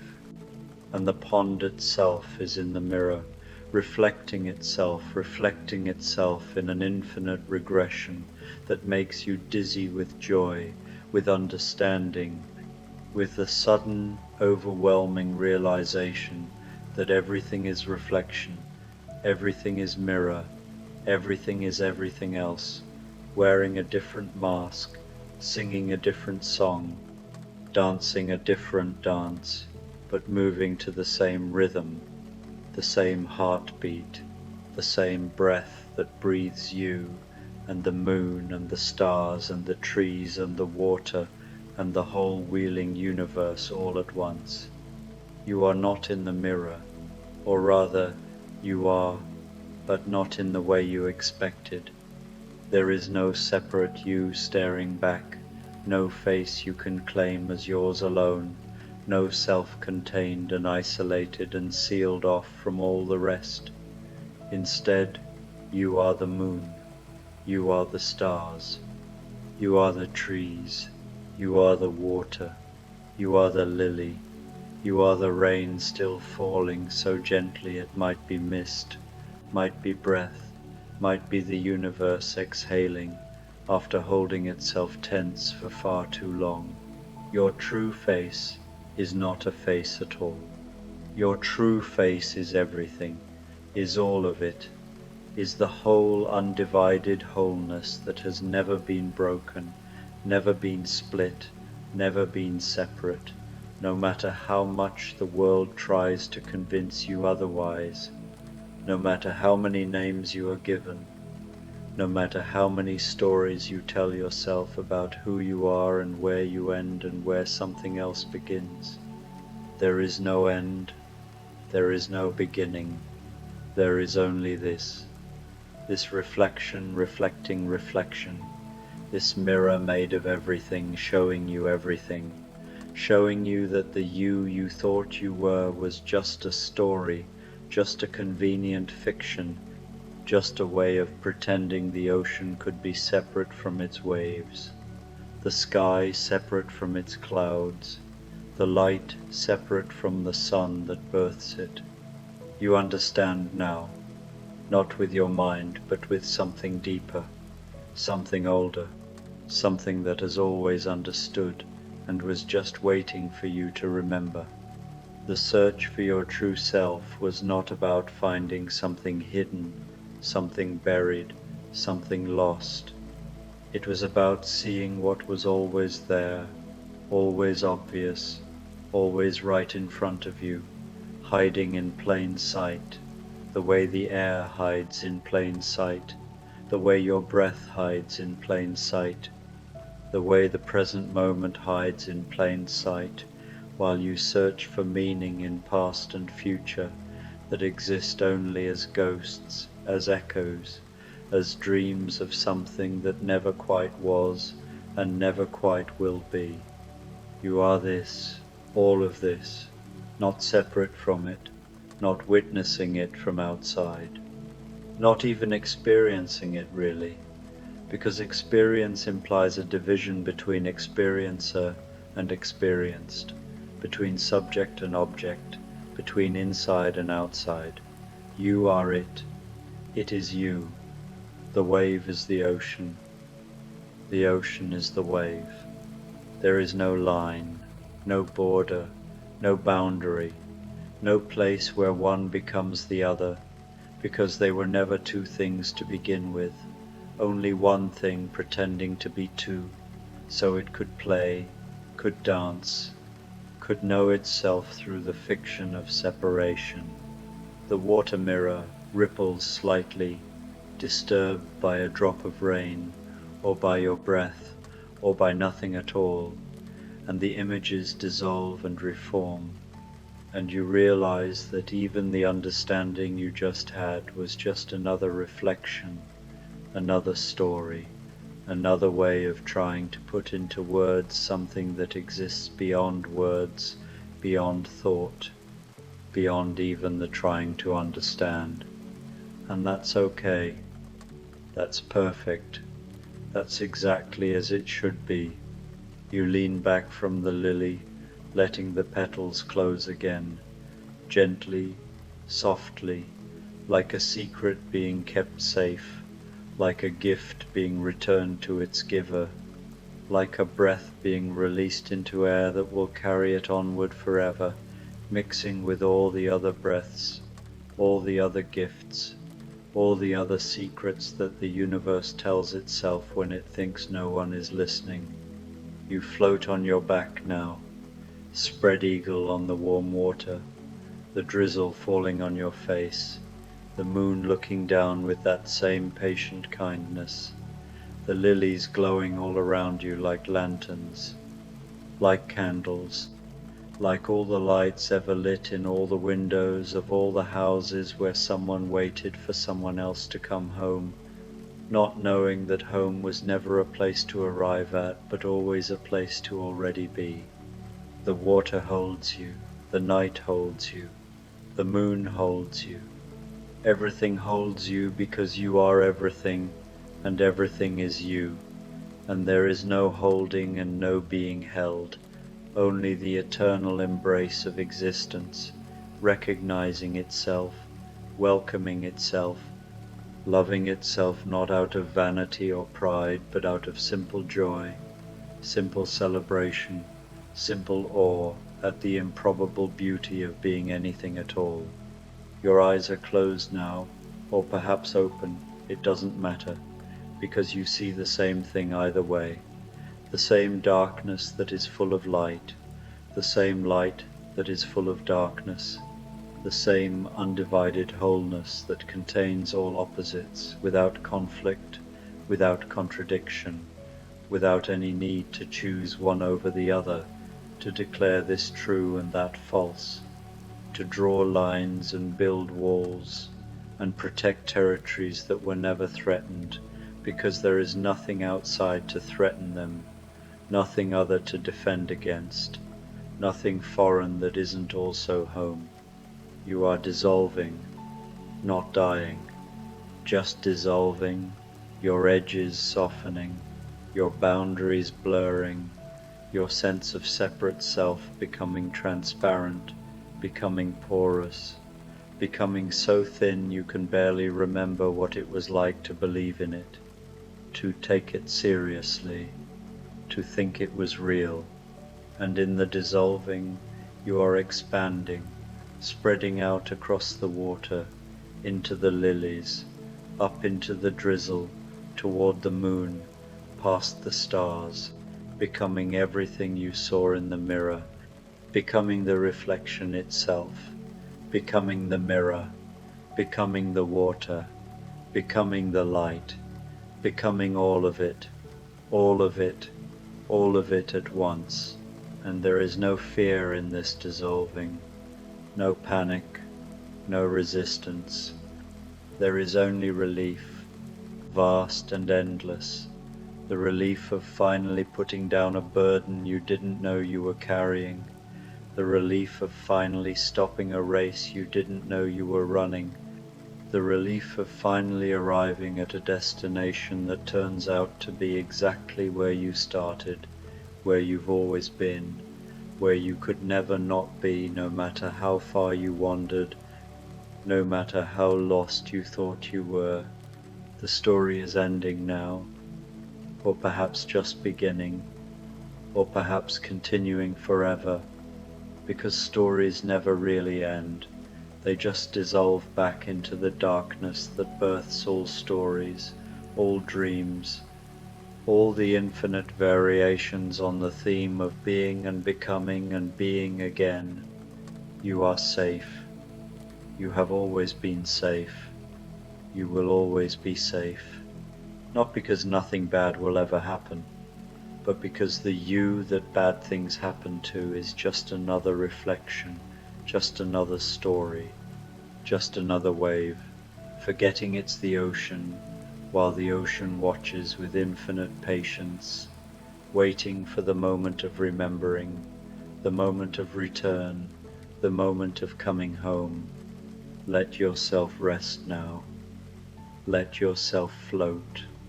Let yourself dissolve completely into this warm, dark, glowing place where you are everything and nothing, where you are the moon and the lily and the mirror and the face and the reflection all at once, where there is no you and only you, where all paradoxes resolve themselves not through logic, but through simple, pure, absolute being. The drizzle continues to fall. The moon continues to shine, the lilies continue to glow, and you continue to float, to rest, to sleep, to dream, to be, held by everything, holding everything, inseparable from the vast, tender, infinite consciousness that looks out through all eyes, breathes through all lungs, loves through all hearts, and recognizes itself in every mirror, every face, every reflection, seeing not separate souls but one soul, wearing countless masks, playing countless roles, telling countless stories, but always, always, always coming back to this, to here, to now, to the simple, impossible, beautiful truth that you are not in the universe. You are the universe, vast and small, eternal and fleeting, empty and full, sleeping and waking, forever and ever and ever. Rest now, sleep now, let go now. The mirror has shown you what you needed to see. The moon lily has shared its secret. And the secret is simple, simpler than anything you've ever known, so simple it takes a lifetime to understand and a single moment to remember. You are not separate. You have never been separate. You will never be separate.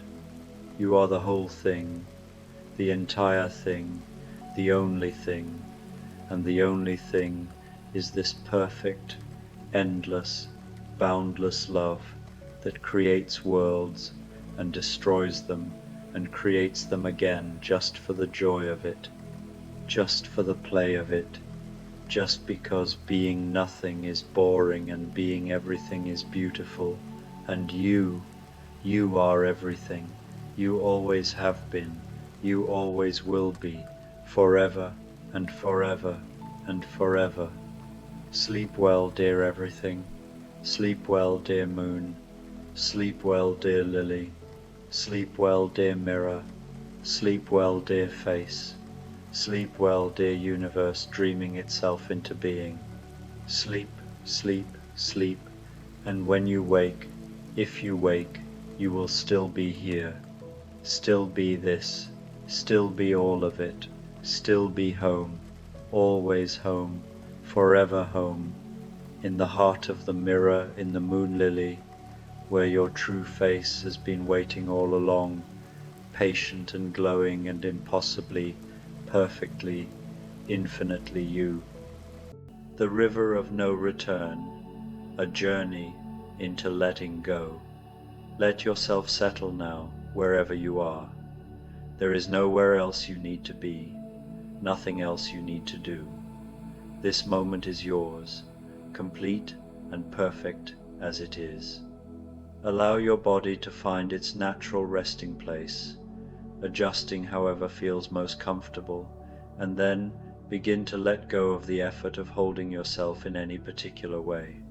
Feel the surface beneath you rising up to meet you, supporting every part of you without any effort on your part. You don't have to hold yourself up. You don't have to remain alert or vigilant. The world will continue without your watchfulness, and you can simply rest. Bring your awareness now to your breath, not to change it, but simply to notice it. The gentle rise and fall, the soft rhythm that has been with you since your very first moment and will remain until your very last. Each breath arrives on its own, each breath departs on its own. You are simply the space through which this breathing moves. And as you notice your breath, begin to notice your feet, your toes, your heels, the arches, the tops of your feet. Just notice them, whatever sensations are there or aren't there. And as you bring this gentle awareness to your feet, imagine that with each exhale, you can release just a little bit more. Let your feet become heavy, sinking into softness, releasing any tension you may not have even known was there. This release moves slowly up into your ankles now, the muscles and tendons around your ankles softening, loosening, and into your calves, the muscles of your lower legs becoming heavy and warm and completely at ease. There is nothing to do, nowhere to go, just this gentle unwinding, this slow return to softness. Feel this wave of release moving up through your knees, those complex joints that carry you through your days, now free to simply be, held and supported, no effort required, and into your thighs, the powerful muscles of your upper legs growing heavy, sinking down, letting go of any last remnants of holding or bracing. Your hips now, that place where we hold so much, beginning to soften and open, the muscles around your hips releasing their grip, letting go of patterns you may have held for years. And into your lower back, that space that works so hard, now spreading and softening against the surface beneath you, each vertebra settling into its place.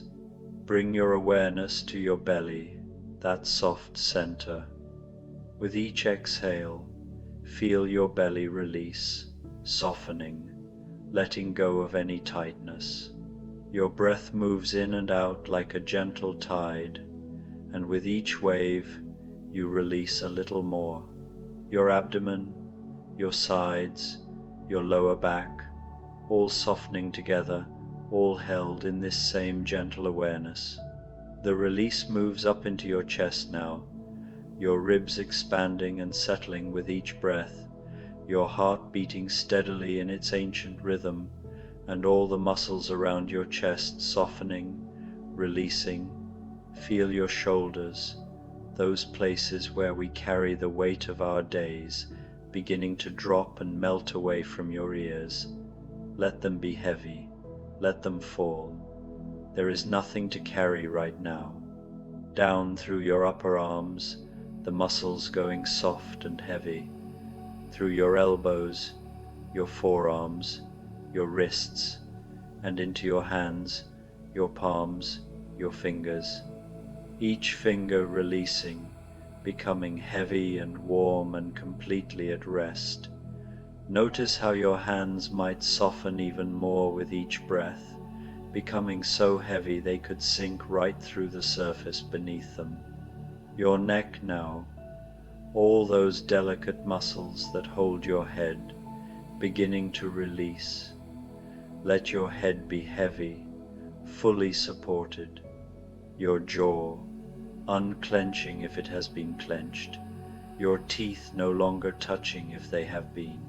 Your tongue resting softly in your mouth. Your eyes, already closed or closing now. The tiny muscles around your eyes releasing.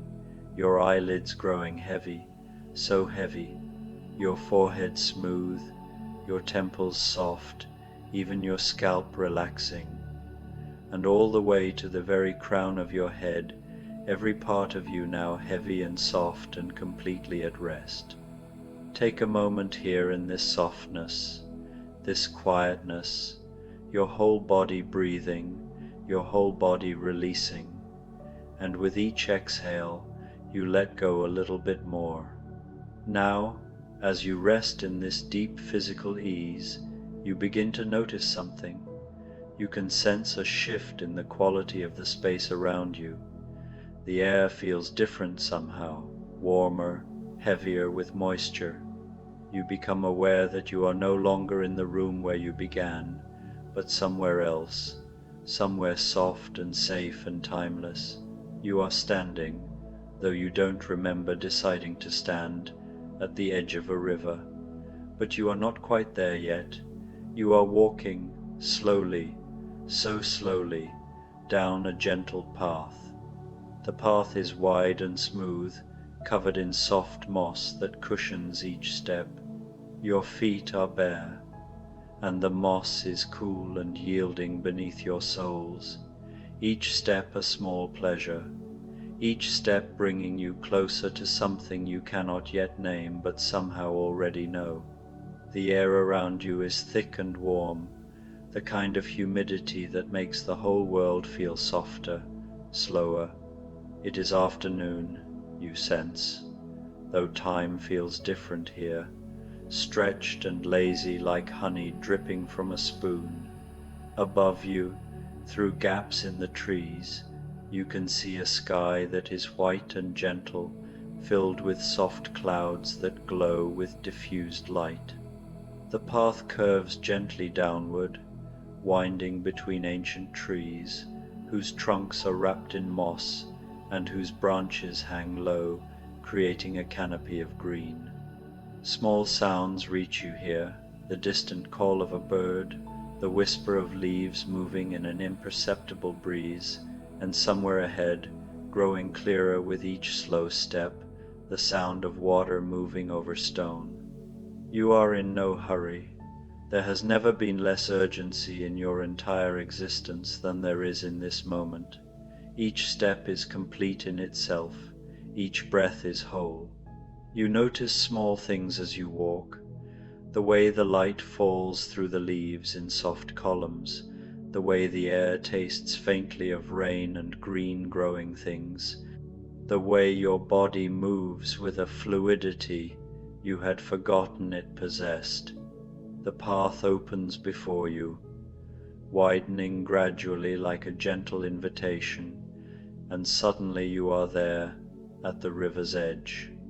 And you stop, simply stop, because there is something so deeply right about this place that stopping feels like the only possible response, a natural surrender to the moment's quiet command. The river spreads before you, wide and smooth, its surface reflecting the sky like dark glass polished by eternity. It moves. Yes, you can see the subtle currents shifting beneath, but the movement is so slow and steady, so unhurried, that it creates a sense of profound stillness rather than any disturbance. The water catches the light in varying hues, the color of amber in some places, almost golden where the fading sun touches it directly, warming the surface into a soft glow, and deep brown in the shadows cast by overhanging branches, evoking the rich color of earth and ancient time, as if the river carries the memory of mountains and forests long dissolved into its flow. The bank where you stand is made entirely of smooth, flat stones, each one worn by countless years, perhaps centuries of water and weather, gently eroded until they fit together like pieces of an ancient puzzle, interlocking seamlessly without effort. The stones are warm beneath your feet, having absorbed the heat of the afternoon sun, and that warmth rises slowly up through your soles, traveling along your legs and into your core, adding to the deep sense of ease that has settled into your bones, loosening tensions you didn't even know you were holding. You can hear the river now, truly hear it for the first time in this unhurried way, and the sound is like nothing else you've encountered in the rush of ordinary life.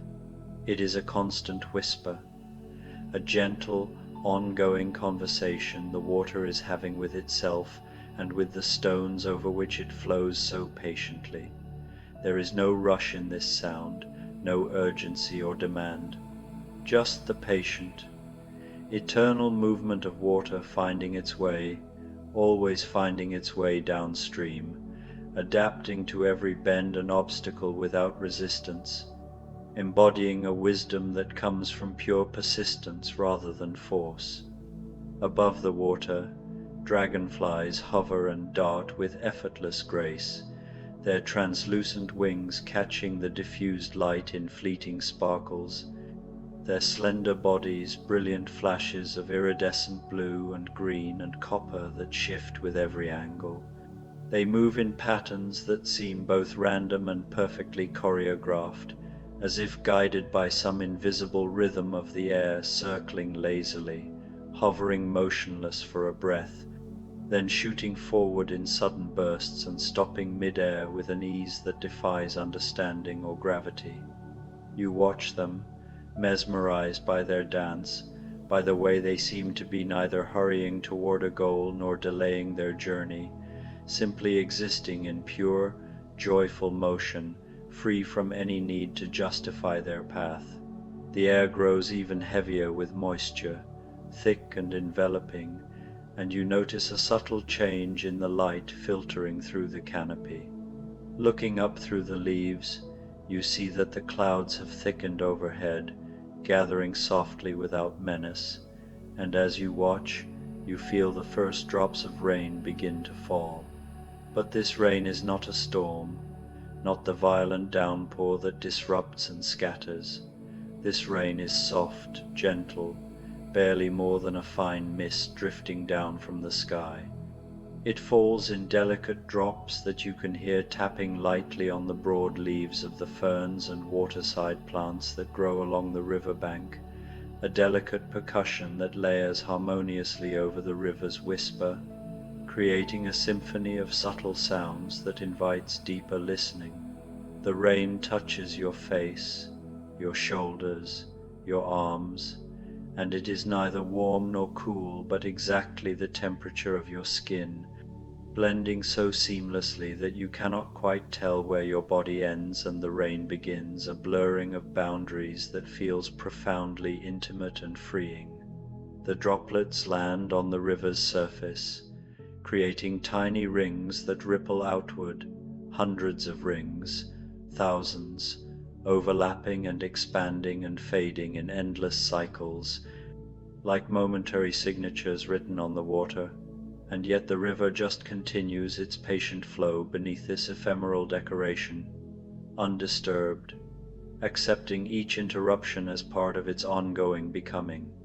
You find yourself walking along the riverbank now, your feet moving instinctively from stone to stone, each one warm and smooth and reassuring underfoot, as if the earth itself is supporting your steps. There is no destination pulling you forward, no schedule or purpose dictating the pace. You are simply following the river's curve, walking beside it in companionship, and the river is in no hurry to arrive anywhere particular, content to meander through the landscape, and neither are you, for once allowing yourself this same unpressured rhythm. As you walk, absorbing the sense of wet earth and fresh leaves rising around you, you begin to notice something strange and long overlooked. There is a weight on your head, a persistent pressure you hadn't truly registered before, perhaps because you have carried it for so long that it became normalized, invisible in its constancy. But now, in this place of profound calm, away from distractions, you become acutely aware. You reach up slowly, almost tentatively, and your fingers touch something cool and hard and undeniably heavy resting there. You are wearing a crown. The realization comes without surprise, without judgment or alarm, just a quiet acknowledgement, as if some deeper part of you has always known. Of course there is a crown. You lift your hands higher and feel its shape more fully, the intricate metalwork woven with fine details, the points that rise and fall around the circle of it like the peaks and valleys of a distant horizon. It is made of gold, heavy gold forged with skill, and it sits on your head with a weight that you suddenly realize has been there for longer than you can remember, perhaps years, decades, shaping your posture and your thoughts in ways you never questioned. How long have you been carrying this? How long have you been bearing the unrelenting weight of this metal circle, this symbol of something you cannot quite name but feel in every strained muscle? You stop walking again. The river continues its patient flow beside you, unconcerned. The rain continues its gentle falling, nourishing everything it touches. The dragonflies continue their ancient, timeless dance above the water, and you stand there, your hands resting on this crown, feeling its weight more intensely now, how it presses down on your skull, how your neck has been straining subtly to hold it steady, how your shoulders have been tense and elevated with the perpetual effort of keeping your head upright beneath its burden, a burden that has shaped your very bearing. What does this crown truly mean? Authority, perhaps the illusion of control over others or circumstances. Responsibility, the endless obligations that come with position or expectation. Identity itself, all the things you thought you were, all the roles you believed you had to play without falter, all the weight of being someone in particular, someone important or defined, someone who must maintain their position at all costs, and never let the crown slip for fear of losing everything it supposedly represents. But here, beside this patient river that asks nothing and gives everything, in this soft afternoon rain that washes without judgment, you begin to wonder, truly wonder, for the first time. What if you simply took it off? The thought is both radical and simple at the same time, a quiet revolution in your mind. Take it off, put it down, let it go. You have never seriously considered this before. The crown has been fused to your sense of self for so long, you assumed it was permanent, unchangeable, essential to who you are and how the world sees you. Without it, who would you even be? Yet your hands are already moving, guided by some newfound instinct, already lifting with deliberate care. And slowly, reverently almost, you raise the crown from your head, inch by inch, feeling the resistance of habit give way. The relief is immediate and astonishing, flooding through you like a long-held breath finally released. As the weight lifts away entirely, You feel your neck lengthen naturally, your shoulders drop and relax into their proper place, your spine extend and align without effort. You feel taller somehow, unbowed, and lighter, so much lighter, as if gravity itself has lessened its grip. A subtle ache lingers in your muscles, a reminder of the strain, but it fades quickly in the fresh air. You hold the crown in your hands now, this heavy golden thing that once defined your silhouette, and you look at it with fresh curiosity, as if seeing it clearly and objectively for the first time. Detached from its hold, it is beautiful, in its way intricate and well made, a masterpiece of craftsmanship. The gold glints even in the muted light of the rain, catching faint reflections, and the metalwork is exquisite, etched with patterns that speak of skill and tradition. But it is so undeniably heavy, denser than you remembered. Your arms are already tiring from merely holding it outstretched, and you marvel inwardly that you carried this on your head, bore this weight day after day, year after year, adapting so completely that you had forgotten what it felt like to be without it, to move freely, to breathe without that constant downward pull. You turn toward the river fully now.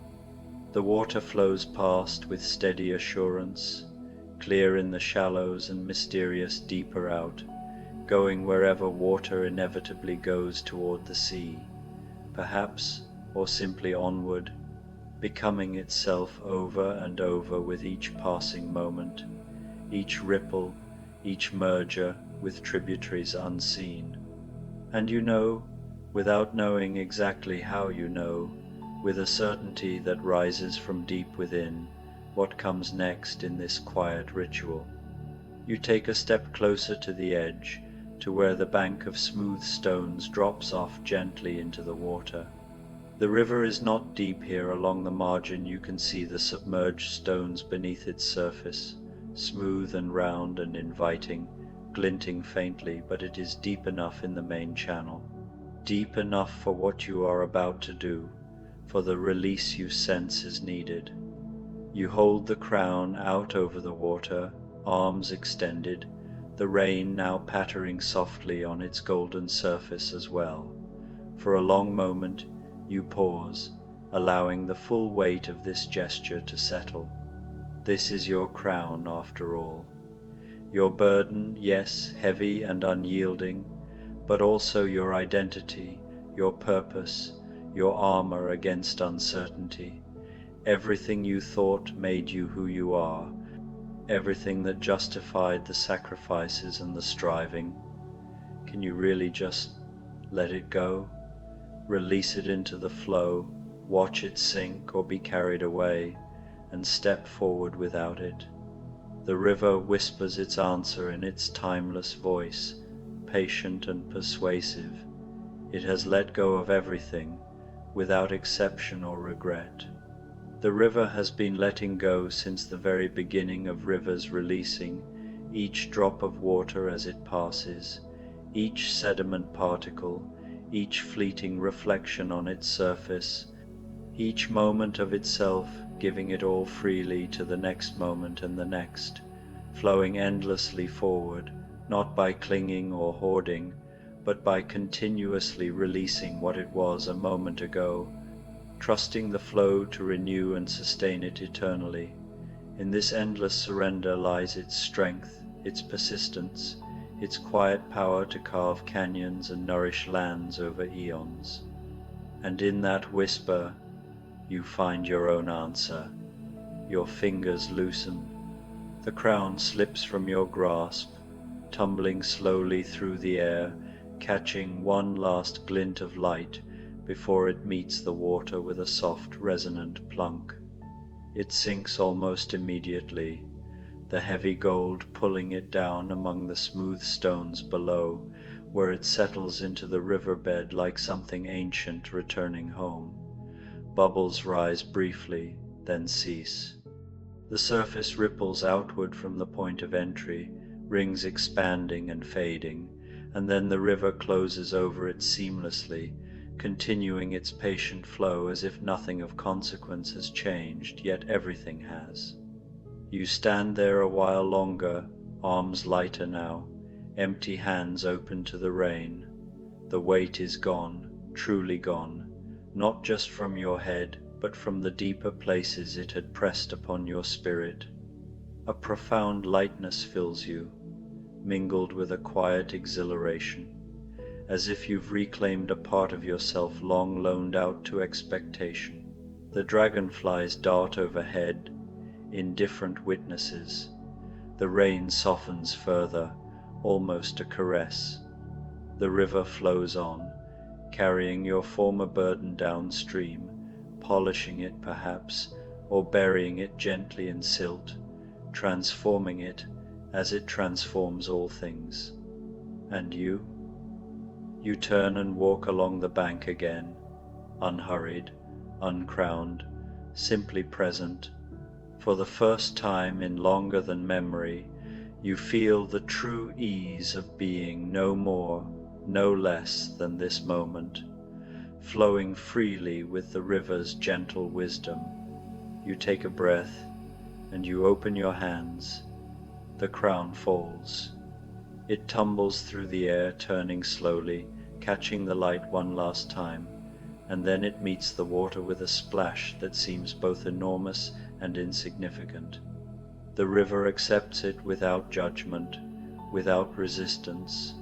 The crown sinks, and as it sinks, the current catches it, and you watch as it begins to drift. The gold glints through the amber water as the crown tumbles slowly along the riverbed, pushed by the patient current. It rolls and slides and turns, moving gradually downstream, growing smaller in your sight. And you watch it go. You simply stand there and watch, feeling the rain on your face, feeling the absence on your head, feeling the extraordinary lightness that fills you now. The crown moves further away, becomes harder to see. The water blurs it, the distance diminishes it, and you keep watching, your eyes following this golden thing that was once the heaviest part of you, watching it become just another object in the river, another stone, another element of the flow. And then, at some point that you cannot quite identify, it is gone. You don't know if you can no longer see it, or if it has truly disappeared around some bend in the river, merged completely with the water and the stones and the current, but it is gone, and you are still here. Your head feels impossibly light. Your neck and shoulders have begun to truly relax for the first time in memory. You reach up and touch your hair, wet from the rain, touch your scalp, bare and free. This is you now, not who you thought you were, not the role you played, just you, lighter than you have ever been.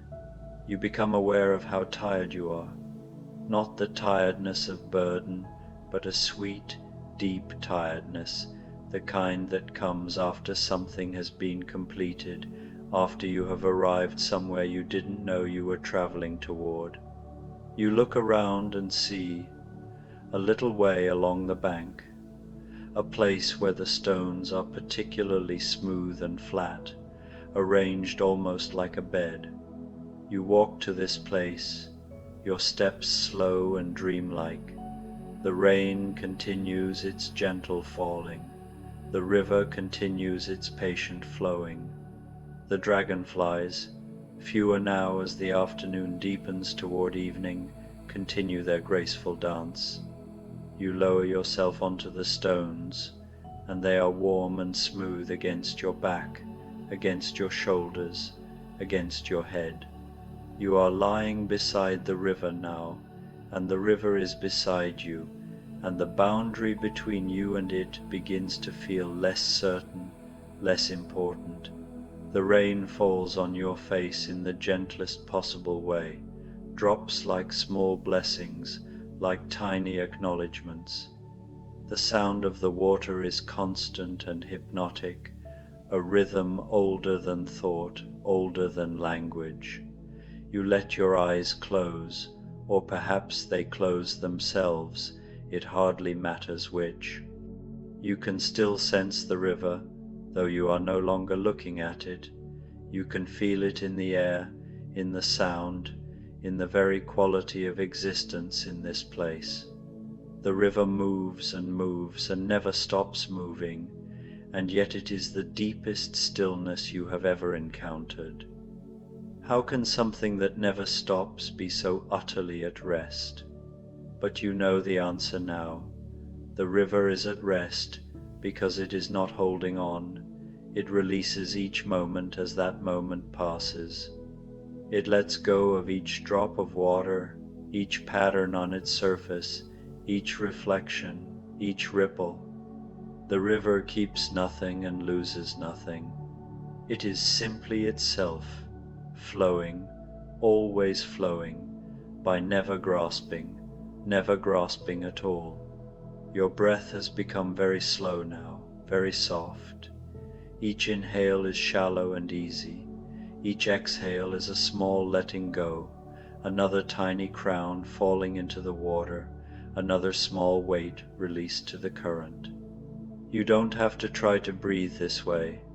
This is simply how you are breathing now, how you will continue to breathe as you drift deeper into this rest. The warmth of the stones beneath you has spread through your entire body. You cannot tell now where your body ends and the stones begin. You are resting on the earth, being held by the earth, becoming part of the earth in this slow, sweet way. The rain continues to fall, and you continue to receive it, and these two things are the same thing.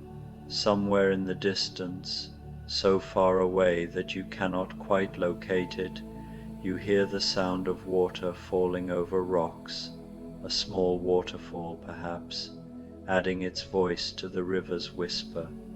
The sound blends with the rain, with your breath, with the beating of your heart, until there is only one sound, one rhythm, one eternal and patient flow. You are so light now, without the crown, without any of the weight you have been carrying without knowing you were carrying it. You are barely here at all. You are almost mist, almost rain, almost water. You could drift away right now, float downstream like the crown, become part of the river's patient journey, and it would be the easiest thing in the world. But you don't need to go anywhere. You are already exactly where you need to be. The river is here, you are here, and here is complete and whole and absolutely enough. Your thoughts, if you can still call them thoughts, are becoming slower, softer, more like impressions than ideas. You think of the crown, briefly, gently, without attachment. Where is it now? Far downstream, tumbling in the current, caught on some rocks, being worn smooth by the endless passage of water, buried in silt at the river's bottom, beginning its slow transformation into something else. It doesn't matter. It is wherever it is, and you are here, and these two facts have nothing to do with each other anymore. The crown is no longer yours. You are no longer defined by its weight or its meaning. You are just this breath, this moment, this soft dissolving into the patient arms of the world. The afternoon light is fading now. You can sense it through your closed eyelids, a gentle dimming, the day releasing itself into evening just as the river releases itself into its next moment, just as you are releasing yourself into sleep. There is no effort in this transition. You are not trying to sleep. Sleep is simply arriving, as natural and inevitable as the falling rain, as the flowing river. The dragonflies have settled somewhere, you think, found their evening places. The birds have quieted. Even the rain is becoming finer, more mist than drops now, a mere whisper of moisture in the air. Everything is quieting, softening, settling. Your body has become so heavy and so light at the same time. Heavy with the deepest relaxation you have ever known, sinking into the earth, becoming one with the warm stones. Light with the absence of all that weight you carried, floating, almost floating, tethered to the earth by only the slenderest of threads. The river flows on.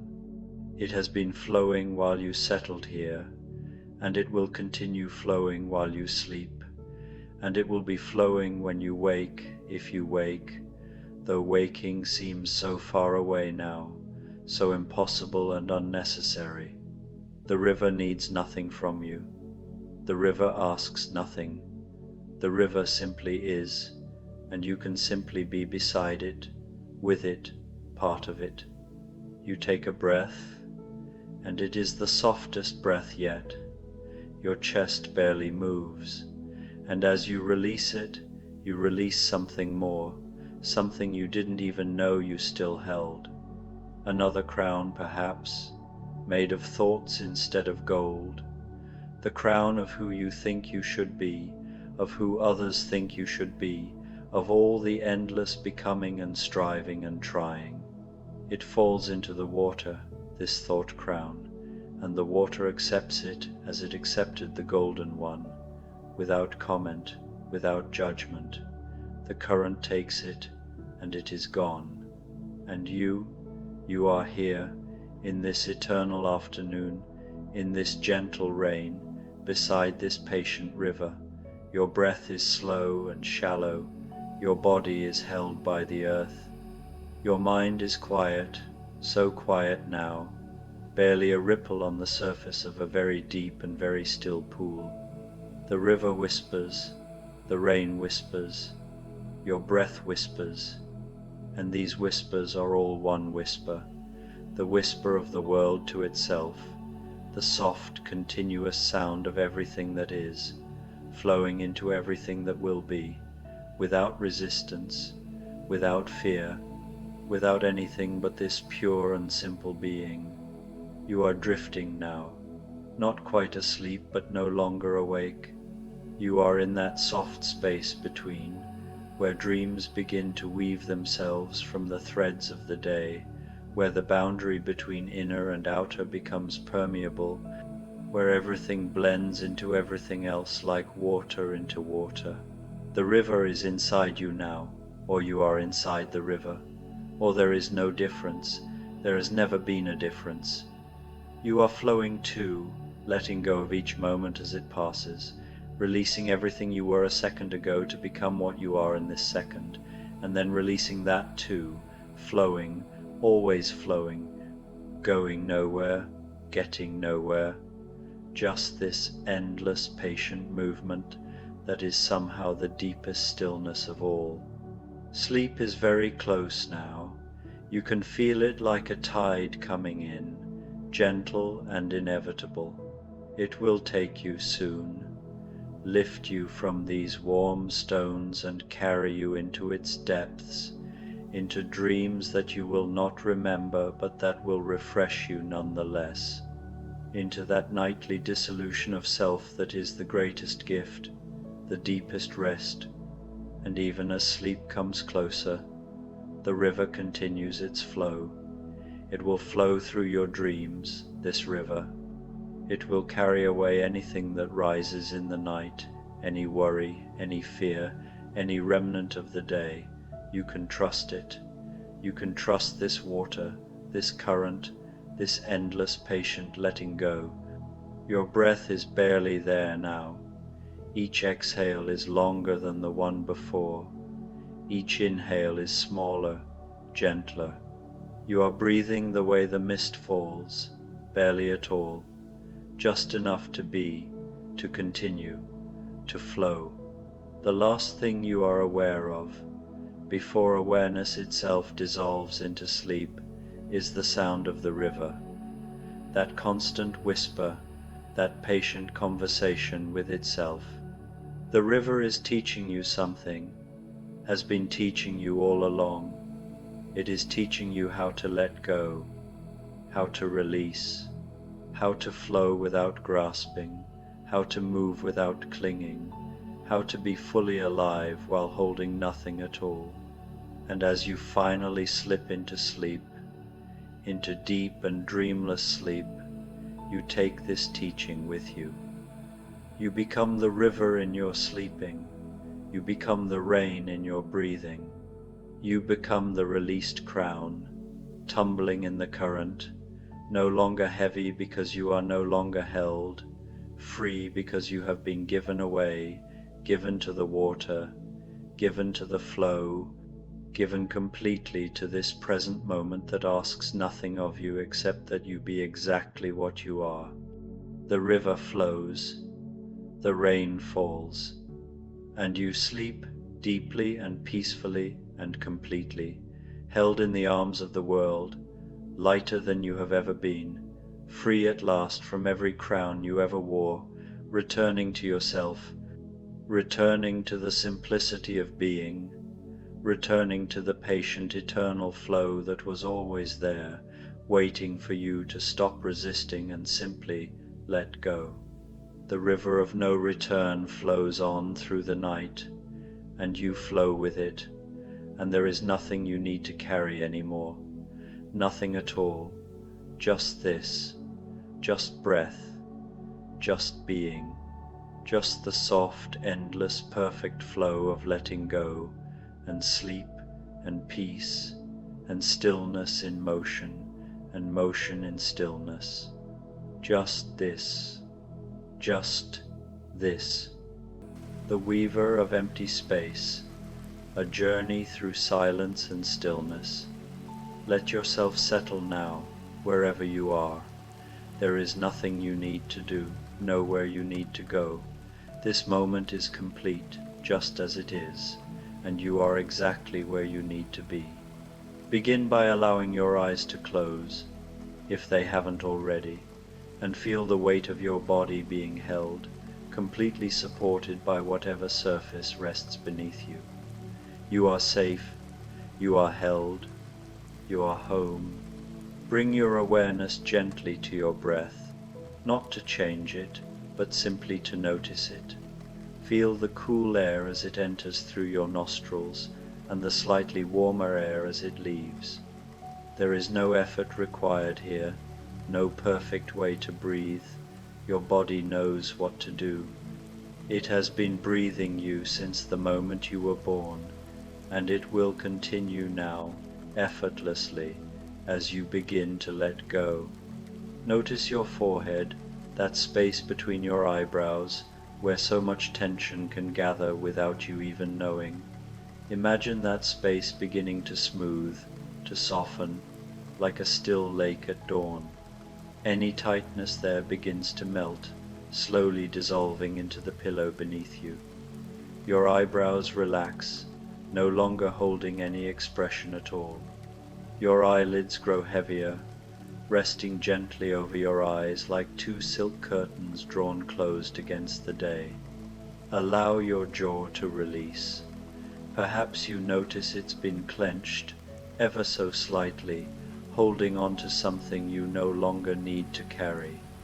Let your lips part just a little, your tongue resting softly at the bottom of your mouth. Feel the muscles of your face releasing their grip, letting go of every small expression, every tiny holding pattern, until your face becomes smooth and peaceful, like the face of a sleeping child. Now bring your awareness down to your neck, that bridge between your thinking mind and your feeling body. Notice any tightness there, any holding, and imagine breathing directly into that space. With each exhale, feel your neck lengthening, softening, releasing. Your head grows heavier on the pillow, fully supported, no longer needing to hold itself up. The back of your neck releases. The sides of your neck release. Your throat softens. Let this wave of release travel down into your shoulders, those places that carry so much of what you've been holding. Feel your shoulders dropping away from your ears, melting down into the surface beneath you. With each breath they release a little more, becoming heavier, softer, more at ease. There is nothing to hold up right now, nothing to support. You can let everything go. Your arms begin to feel this same heaviness, this same sweet surrender. Your upper arms grow warm and heavy, sinking deeper. Your elbows soften. Your forearms release any tension, becoming like soft clay, molded perfectly to rest. Your wrists relax, your hands open like flowers, your fingers uncurl and rest completely at peace. Each fingertip tingles slightly with this deep relaxation, this complete letting go. Bring your awareness now to your chest, to your heart space, that precious center of your being. Feel your breath moving in and out of your chest, that gentle rise and fall, like waves on a calm sea. With each exhale, your chest softens, opens, releases any tightness or holding. Your heart beats steadily, faithfully, asking nothing from you but to rest, to be, to allow. Your ribcage expands and contracts, slowly, naturally, and with each breath, you feel your entire torso beginning to melt into the surface beneath you. Your belly softens, no longer needing to hold itself in or control itself in any way. It rises and falls with your breath, completely natural, completely at ease. Your lower back releases against the bed, any arch beginning to flatten and soften. Feel this deep relaxation moving down through your hips, those powerful joints that carry you through your days. They soften now, releasing their grip, letting go of any holding. Your hip bones grow heavy, sinking deeply into rest.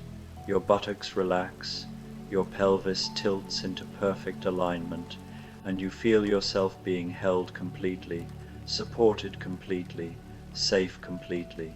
Your thighs become heavy and warm, all the muscles softening, releasing, letting go. Your knees unlock and relax. Your calves release any tightness, becoming soft and loose. Your ankles roll gently inward, completely at ease. And your feet, those faithful servants that carry you everywhere, finally get to rest. Your heels grow heavy, your arches release, your toes soften and spread slightly, completely relaxed. Take a moment now to feel your entire body, from the crown of your head to the tips of your toes, resting in this deep state of peace. You are here, you are present, you are completely, perfectly relaxed. And with each breath, you sink a little deeper, you release a little more, you open to what comes next. As you rest here in this perfect stillness, you begin to notice something changing in the space around you.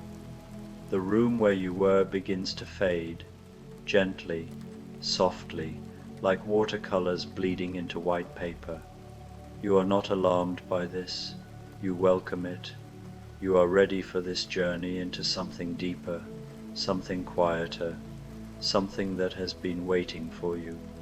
You find yourself standing now, though you hardly remember arriving, on a wide stone balcony high above the world. The stone beneath your feet is warm from the day's sun, smooth and worn by countless footsteps before yours. You look down and see that you are wearing simple robes, the color of undyed linen, soft and loose against your skin. The fabric moves slightly in a breeze you are just beginning to feel. This balcony extends before you, wide and spacious, and at its center sits a loom, not like any loom you've seen before, but something ancient, something that seems to have grown from the stone itself. Its frame is made of weathered wood, silvered by time and touch, and it stands at just the right height, as if it has been waiting specifically for you. You move toward it slowly, your feet silent on the warm stone, and as you approach, you notice there are no threads on this loom. The heddles hang empty. The shuttle rests beside it, hollow and waiting. You settle onto the low wooden bench before the loom, and your body remembers this position as if you have sat here 1,000 times before. Your spine lengthens naturally, your hands rest on your thighs, and you breathe. The air here is different, cleaner somehow, lighter, filled with the kind of clarity that comes just before sunset. You are high enough that you can see for miles, though the view is soft, diffused, painted in shades of amber and gold. A breeze moves across the balcony, so gentle you barely feel it at first. It touches your face like a blessing, like a hand smoothing worry from your brow. It carries with it the scent of distant rain, that sweet promise of water on warm earth, though here, in this moment, the air is still dry, still holding the day's warmth. The breeze moves through the empty loom, creating the faintest whisper, like breath through hollow reeds. You look out from this high place and see a landscape that seems to exist between earth and sky. Below you, far below, there are suggestions of trees, their tops rounded and soft with distance. Between them you can see gaps, spaces, the emptiness that allows each tree to be distinct, separate itself. And you begin to understand why you have been brought here, to this loom, in this place, at this hour. You have come to weave, but not in the way you have known weaving before. There are no threads here because what you will create cannot be made from anything solid. You are here to weave the spaces between things. You are here to gather the silence and the stillness and the sacred emptiness that holds all things in place, and from this you will create a robe of peace. Your hands move to the loom, though you do not consciously direct them. They know what to do. They have always known, guided by some deep, innate wisdom that transcends thought or effort. You reach out, not with your fingers alone, but with your entire awareness, extending it like an invisible tendril into the world around you. You begin to gather the first thread of your weaving, delicate and intangible. It is the silence between bird calls, a profound quiet that lingers in the twilight air. Somewhere in the distance, a bird offers its evening song. 3 clear crystalline notes that hang suspended, echoing softly before fading, and then comes the silence. That silence is not empty or void. It is full, rich, alive, with a vibrant presence, humming with the essence of existence itself. You gather it carefully, reverently, as one might handle the most fragile sacred relic, and you begin to weave it into the loom with gentle precision. The motion is slow, deliberate, profoundly meditative, each gesture unfolding like a ritual passed down through countless generations.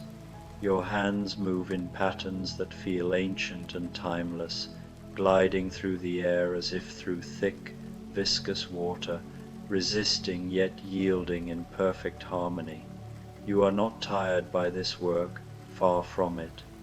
Instead, each movement draws you deeper into an exquisite stillness, deeper into the sacred present moment, deeper into the profound truth of what you are creating, a garment born not of matter, but of pure essence. You pull the silence through the loom, and it shimmers there subtly, visible only in the subtle way that heat shimmers on a summer road, there and not there, undeniably real, yet transcending the solid and tangible.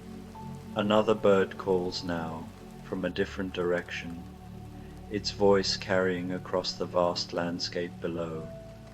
You wait patiently, attuned to the rhythm of nature. You wait for the space that follows, that precious emptiness that allows the sound to echo, resonate, fade, and finally dissolve into the great, encompassing silence.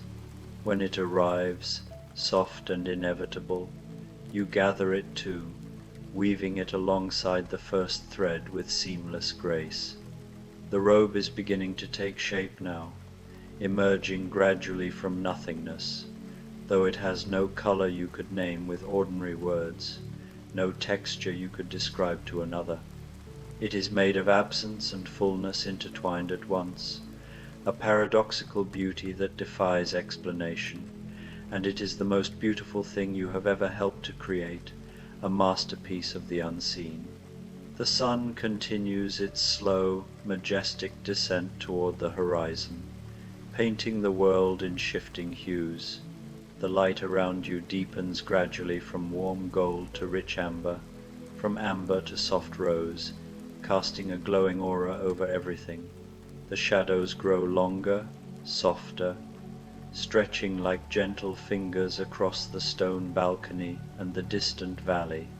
The breeze picks up slightly, caressing your skin with exquisite gentleness, carrying whispers of the changing evening.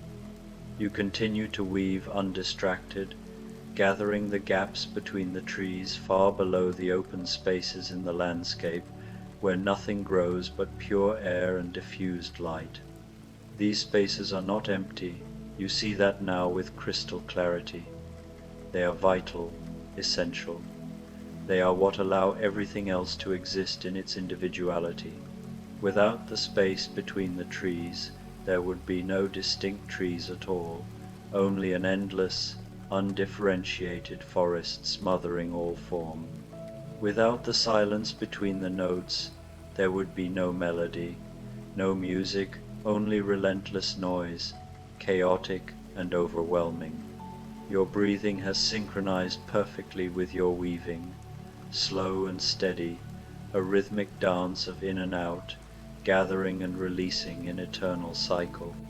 You breathe in the fullness of the air, rich with the sense of earth and fading daylight, and you breathe out any remaining tension, any lingering thought about tomorrow's uncertainties or yesterday's echoes. There is only now, only this ancient loom before you, only this sacred, transformative work of weaving emptiness into tangible form, bridging the seen and the unseen. The sky begins to blush with deeper, more intense colors now rose giving way to delicate lavender, lavender bleeding seamlessly into the deepest indigo blue. The first stars appear, faint and trembling at the edges of visibility, twinkling like distant promises. You pause briefly in your weaving to notice them fully, to honor their emergence. You notice the vast, incomprehensible spaces between each star, the infinite distances that separate yet connect them in the grand cosmic tapestry. And you understand deeply that this too is an integral part of what you are weaving. The robe of peace must be vast enough, expansive enough, to contain all of this, the immense spaces between stars, between individual breaths, between the subtle pauses of heartbeats that sustain life. You reach up, though your physical body barely moves, extending your awareness into the heavens, and you gather the emptiness between the stars. It comes to you willingly, this cosmic silence, this ancient quiet that has existed since before existence itself began, predating time and form. It is cool and infinite, boundless in its depth, and as you weave it into your creation with careful intention, you feel something profound in your chest opening, expanding outward, becoming as vast and encompassing as the night sky itself, filling you with an indescribable serenity. A sound reaches you now, so soft at first that you think you might be imagining it, a subtle shift in the atmosphere. It is the whisper of rain, still far away on the horizon, but steadily approaching like a benevolent visitor. You can smell it more clearly now, that distinctive petrichor promise rising from the earth, evocative and refreshing, and you know that soon the first drops will arrive to bless the world anew. You are not concerned in the least. The loom cannot be harmed by rain. It exists beyond such mundane elements. What you are weaving cannot be destroyed by water or any force. You continue your work, undisturbed, patient, fully present, enveloped in profound peace. The breeze brings cooler air now, shifting the temperature subtly, and it moves across your arms, your neck, your face, bringing with it the anticipatory news of the rain's approach, like a herald. You weave the space between one breath of wind and the next, capturing the fleeting pause. You weave the subtle pause between the temperature that was moments ago and the cooler one that is coming. Everything is in transition. You realize with quiet insight life itself is perpetual becoming. Everything exists in the space between one state and another, and in that liminal space, in that eternal, now unbound by past or future, there resides infinite, unshakable peace. The first drops of rain arrive at last, fat and warm from the day's lingering heat, sporadic at first like tentative explorers. One lands gently on your hand, and you feel its distinct weight, its momentary presence, before it slides off your skin in a cool trail. Another touches your forehead softly, anointing you like a ritual blessing, sanctifying this sacred work you have undertaken with devotion. The rain begins to fall more steadily now, a gentle patter on the stone balcony, a hushed whisper on the loom's frame, and you include even this in your weaving without hesitation. You gather the space between each raindrop, the invisible air that separates one glistening drop from another as they plummet gracefully from the clouded sky. Your robes darken gradually with moisture, absorbing the rain's gift, but you are not cold. A warm inner glow sustains you. The rain is temperate, the temperature of gentle tears shed in joy, the temperature of life renewing itself. It drums softly all around you, a soothing percussion creating a natural rhythm that your hands instinctively follow. Gather, weave, release, gather, weave, release, in harmonious flow. The sound of the rain creates its own ethereal music, layered and textured, and between each note of that music there is profound silence. You weave that silence diligently. You weave the nuanced gap between the sound of rain on unyielding stone, on resonant wood, and on the living warmth of your own skin. The robe you are creating grows larger, more intricate, more breathtakingly beautiful with every pass of your hands. It ripples with invisible patterns, fractal and infinite in design, each section mirroring and containing all the others in holographic perfection, each space interconnected to every other in a web of unity. You realize with deepening awe that what you are weaving is not separate from you in any way. You are not creating something external or apart. You are weaving your own consciousness, your own expanded awareness, into a tangible yet ethereal form that can be worn like a mantle, that can be shared with the world, that can bring profound peace to all who encounter its subtle radiance. The rain continues unabated, steady and gentle, neither increasing in fury nor decreasing in grace, finding its perfect, balanced rhythm as if in communion with your work. Water runs in small, meandering rivulets across the stone balcony, seeking the lowest points instinctively, following gravity's ancient, inexorable pull with quiet obedience, and you watch these rivulets with soft, unfocused eyes and a quiet, observant mind. Between each flowing stream of water there remains dry stone, untouched. You weave that too, the preserved space where the water is not present, the sheltered places protected from the rain by the overhanging roof's angle, by the shifting direction of the wind, by the whims of pure chance and serendipity. Your hands move slower now, more deliberately and mindfully, as if gliding through thick honey or the substance of dreams themselves. Each motion takes longer to complete, stretching time in its execution, but you are in no hurry whatsoever. Time has become utterly irrelevant here, on this balcony suspended between earth and sky. You cannot tell and do not care if you have been weaving for mere minutes, stretching hours, or even timeless years. It does not matter in the slightest. What matters alone is this eternal moment, this single breath drawing in and releasing, this graceful movement of your hands through the patient, accommodating air. You become increasingly aware of the subtle spaces within your own body, the expansive gap between your ribs as you inhale, the hollow curve of your throat, the sacred chambers of your heart pulsing quietly. You weave these internal spaces too, with tender care, understanding now with profound clarity that there is no true separation between what is within you and what is without. The empty space inside your lungs, filling and emptying with life, is fundamentally the same as the empty space between distant stars.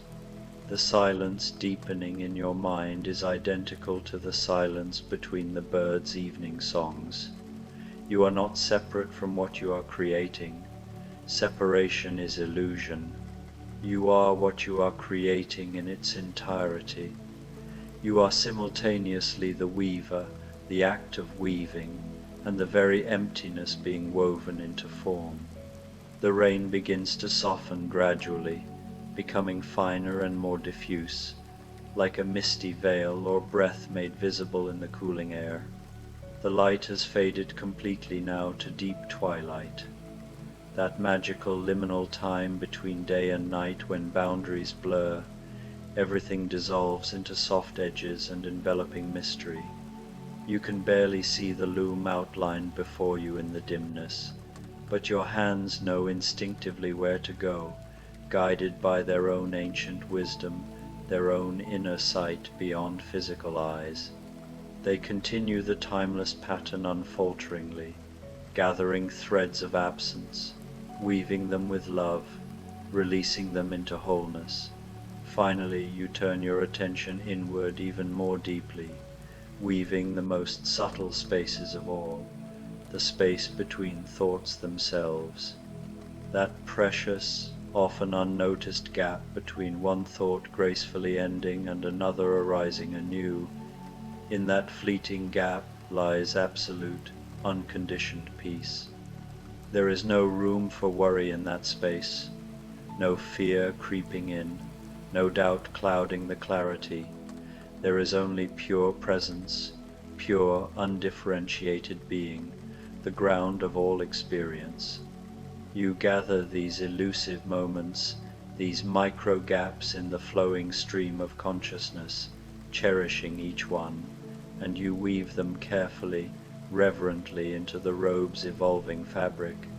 With each one you add, layer upon layer, you feel your mind becoming quieter, stiller, infinitely more spacious, expanding into boundless calm that encompasses everything.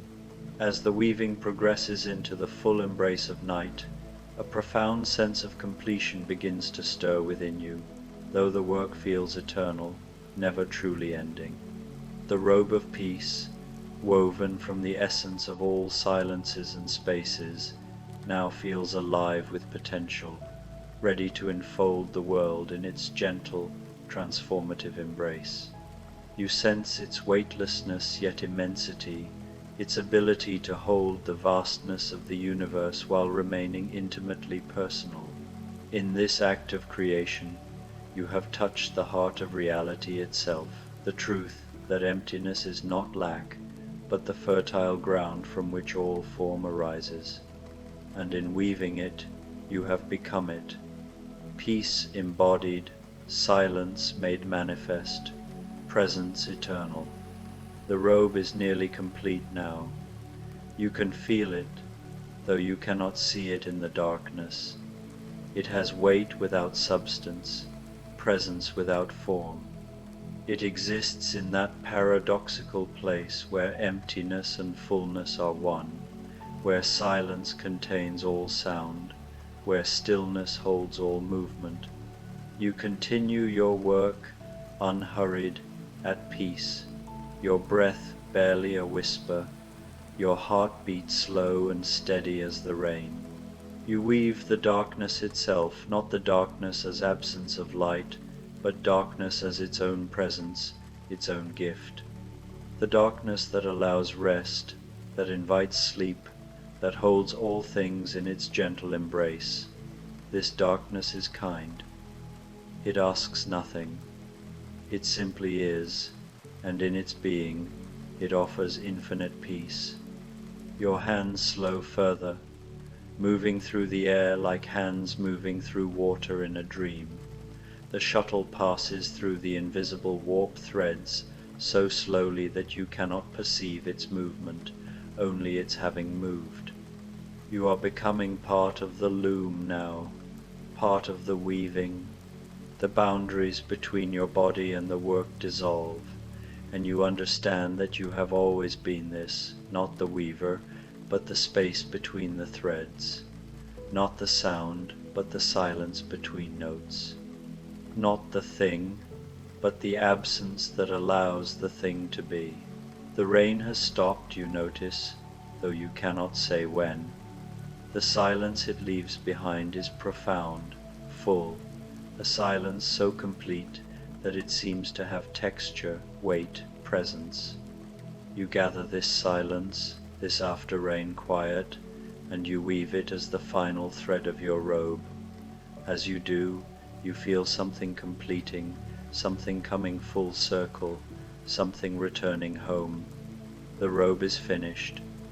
It hangs before you on the loom, invisible and yet more present than anything you have ever seen. It is made of every silence you gathered, every space between things, every moment of pure emptiness that you wove with such care, and now it wants to be worn. It wants to fulfill its purpose. You stand slowly, your body remembering how to move after such stillness. You reach out to the loom, and your hands pass through the warp and weft, gathering the robe that exists and does not exist. You lift it toward you, and it comes willingly, weightless and yet substantial. You drape it over your shoulders, and as you do, something extraordinary happens. The robe of peace settles around you like a whisper, like a sigh, like the first breath after long-held grief. It fits perfectly, because it is you. It is warm without temperature, soft without texture.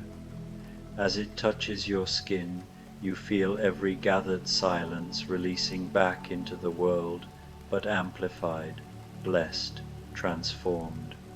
The peace you wove does not disappear. Instead, it multiplies, radiates, expands. You feel the silence between your thoughts growing wider, deeper, more spacious. The gaps between your breaths become moments of pure rest. The space within your chest opens like a sky, infinite and clear. You are wearing emptiness itself, and it is the most comfortable, the most natural, the most true thing you have ever known.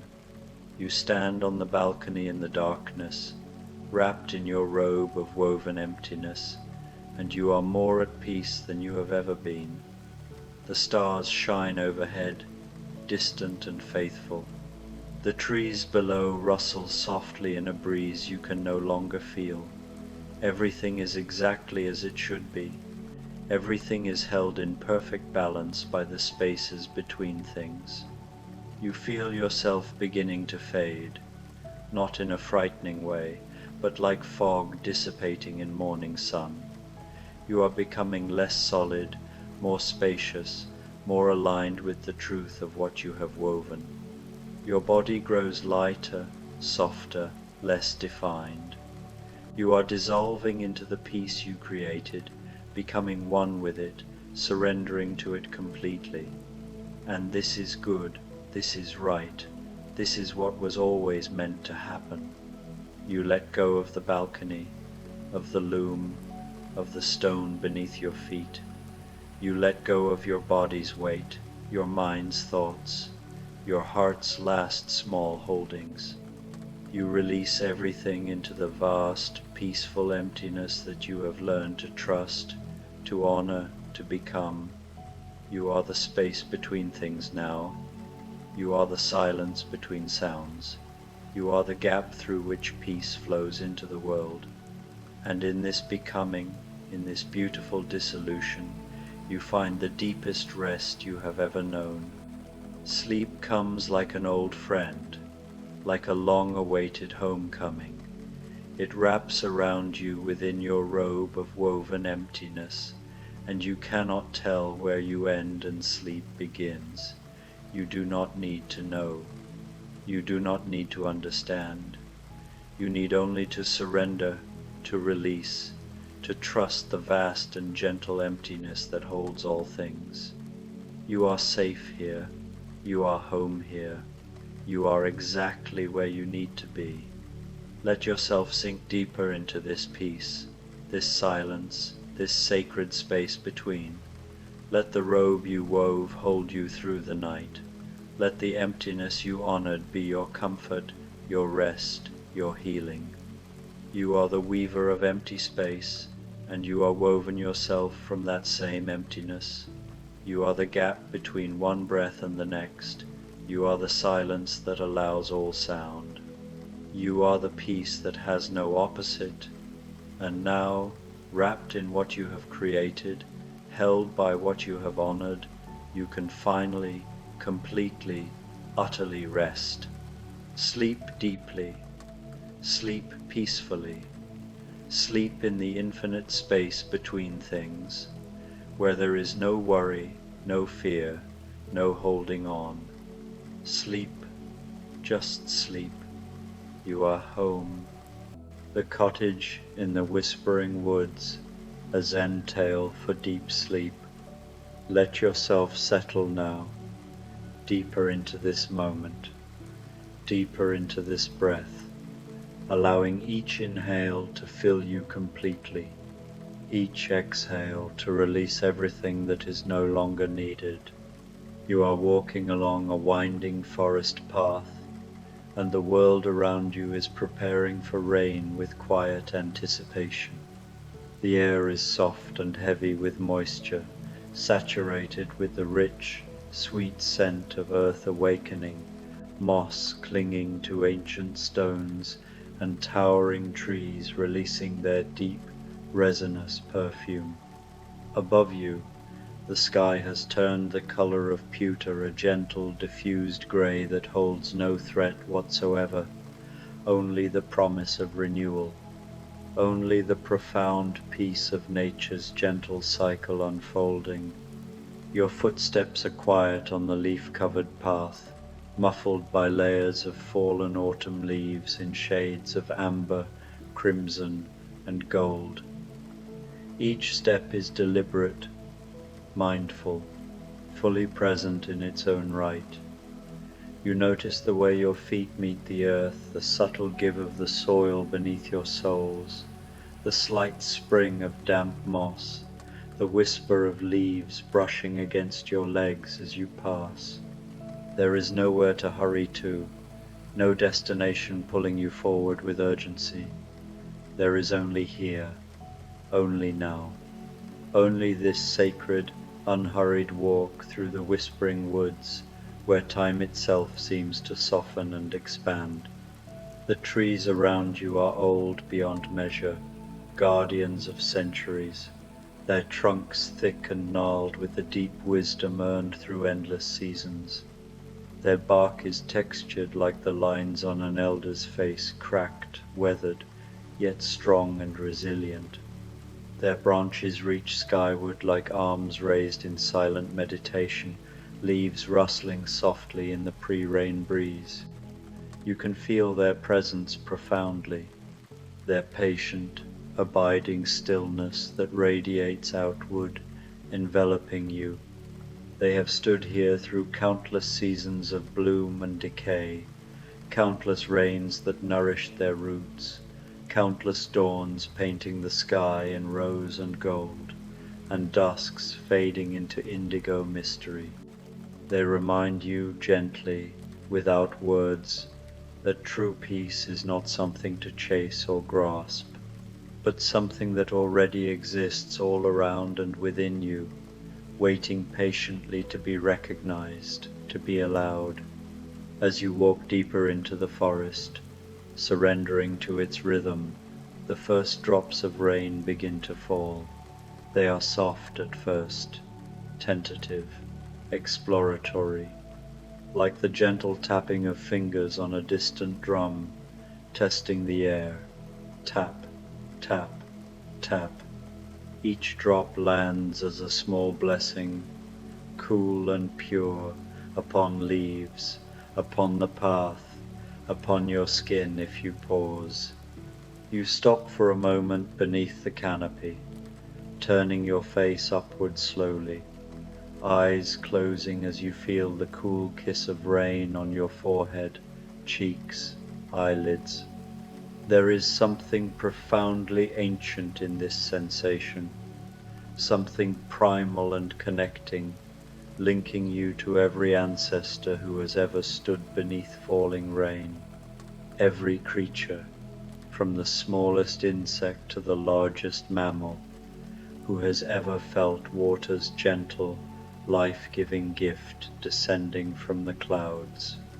The rain begins to fall more steadily now, building in confidence, and ahead, through the silvery veil of water that blurs the edges of the world, you see it, a small cottage nestled among the trees, as if it has grown there organically over time, as much a part of the forest ecosystem as the towering oaks and whispering pines that surround and protect it.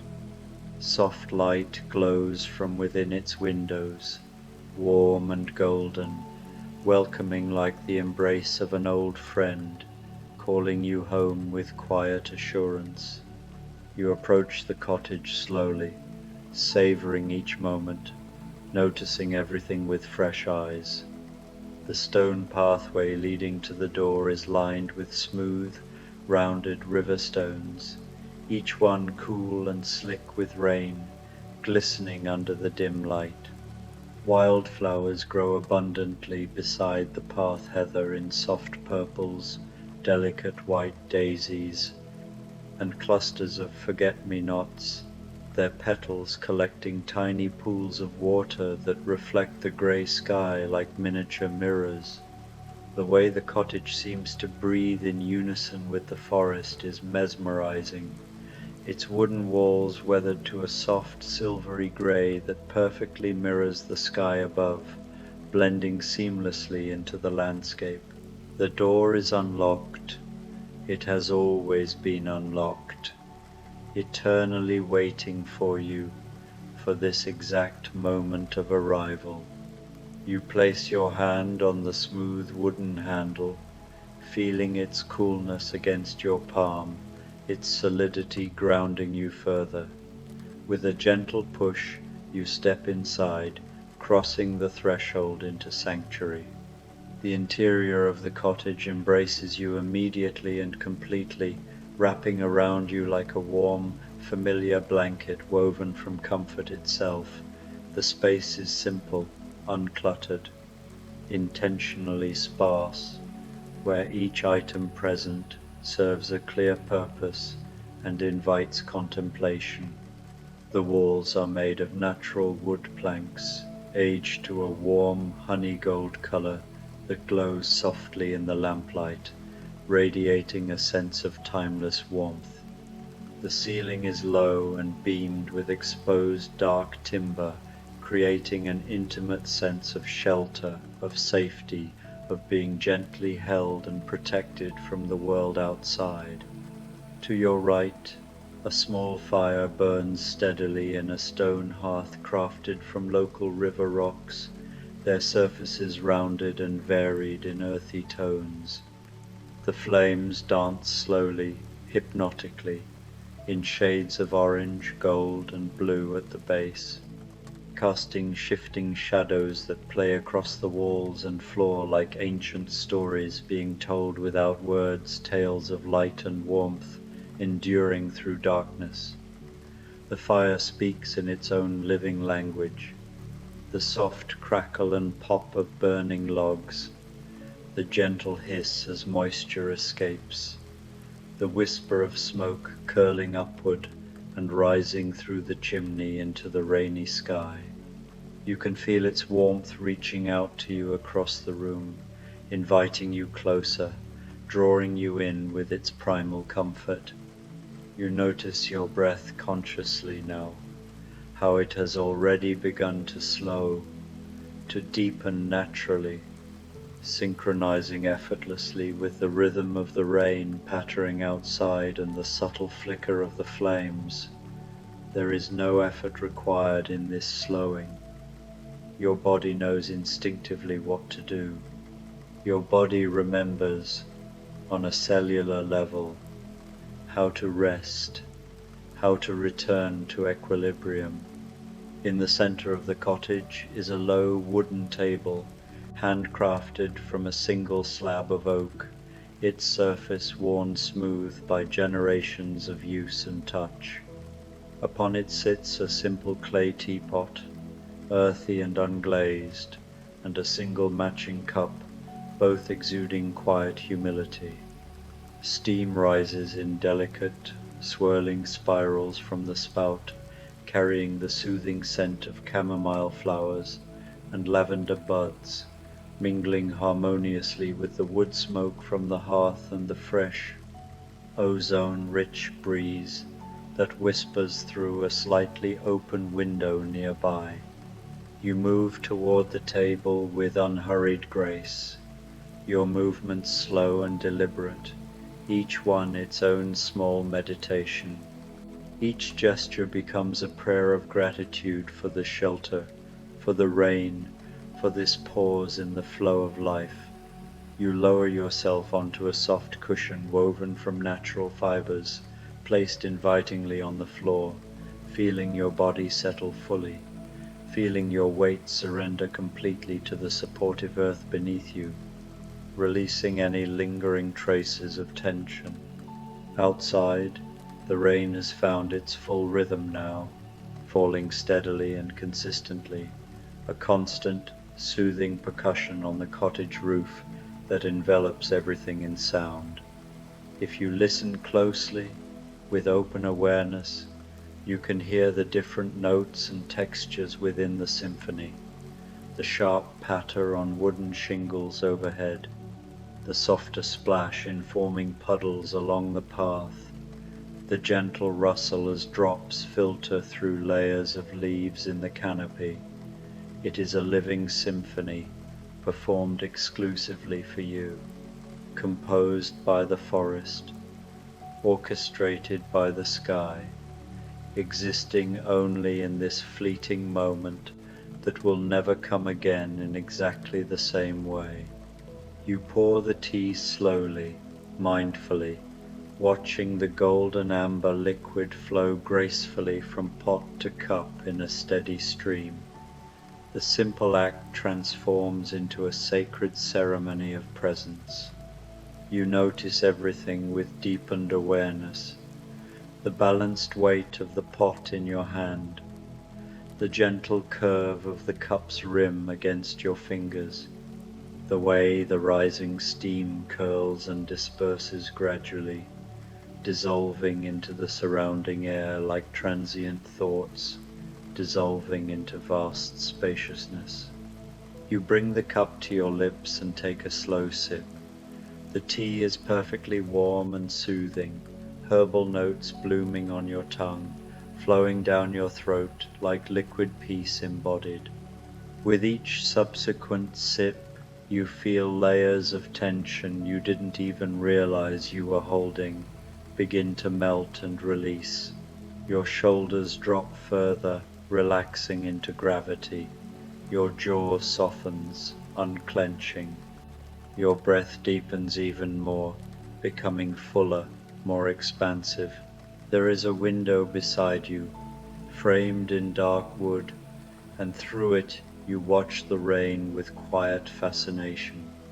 The glass is old, hand-blown perhaps, slightly wavy and imperfect, distorting the view outside in a way that makes the forest appear like a living watercolor painting, edges softened, colors muted and blended, everything dreamlike and ethereal. The trees beyond sway gently in the accompanying wind, their movements slow and graceful, like seasoned Tai Chi masters practicing ancient, flowing forms in perfect harmony with the elements. You notice a small shelf built into the wall nearby, crafted from the same honeyed wood, and on it rests a single book, standing alone as if placed there intentionally for this very visit. Rising slowly, with reverence, you cross the short distance to it and lift the book with both hands, holding it gently as one might hold something profoundly sacred, a relic of wisdom. The leather cover is soft with age and frequent handling, supple under your fingers, the pages yellowed and worn at the edges from countless readings. You return to your cushion, settling once more, and open the book with care. The pages contain a collection of Zen poems, enigmatic koans, and simple, profound wisdom passed down through centuries of contemplative tradition. You read slowly, allowing space between lines, letting each word and phrase sink deeply into your awareness, like rain soaking into thirsty, receptive earth. One poem catches your attention fully. Sitting quietly, doing nothing, spring comes, and the grass grows by itself. You let these words rest gently in your heart, resonating there. There is nothing you need to do in this moment, nothing you need to fix or change or improve about yourself or the world. Like the grass that grows effortlessly when conditions are right, your rest comes naturally when you simply allow it, when you cease striving and permit being. The rain continues outside, the fire crackles within, the tea warms your hands, and in this perfect imperfection, peace unfolds of its own accord. As you sit longer, the boundaries between inside and outside begin to soften. The sound of rain becomes part of your inner landscape. The warmth of the fire mirrors the warmth growing within you. Thoughts arise like passing clouds, observed, acknowledged, allowed to drift without attachment. In this space you remember, true rest is not inactivity, but profound alignment with what is. It is the art of being fully here, fully now, fully yourself, without resistance, without agenda. The cottage holds you in this truth, enveloping you completely. The forest nurtures it, its ancient roots and whispering leaves feeding this quiet realization deep within your being. The rain washes away any lingering illusions of separation, each drop a gentle cleanser, dissolving the boundaries between you and the world outside. And as the evening deepens gracefully, with twilight merging seamlessly into the velvet embrace of night outside the window, you remain seated, breathing with effortless ease, sipping the last traces of tea if you wish, simply being fully immersed in the richness of existence unfolding right here. You turn the page slowly, fingers tracing the edge of the paper with reverence. The moon does not think to be reflected, nor does the water think to reflect. In the Hirasawa pond, these words settle into you like the rain into the soil, reflection without effort or intention, being without striving or force. You are like the pond, vast, clear, capable of perfect stillness and perfect reflection, when you simply allow yourself to be, without interference, without the ripple of unnecessary thought. The moon appears effortlessly in the water's surface. Clarity arises naturally in the undisturbed mind. The rain continues its gentle song outside, a soft, unending melody that weaves through the air. You set the book aside with care, placing it back on the table as if returning a treasured friend to its resting place. And now you simply sit, listening with open awareness. In Zen practice, there is a profound saying, when sitting, just sit, when walking, just walk, when eating, just eat.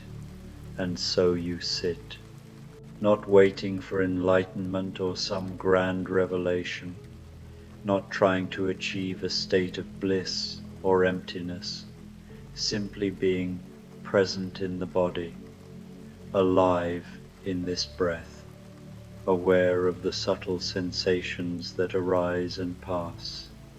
Your breath moves in and out like the eternal tide of the ocean, rhythmic, natural, unforced.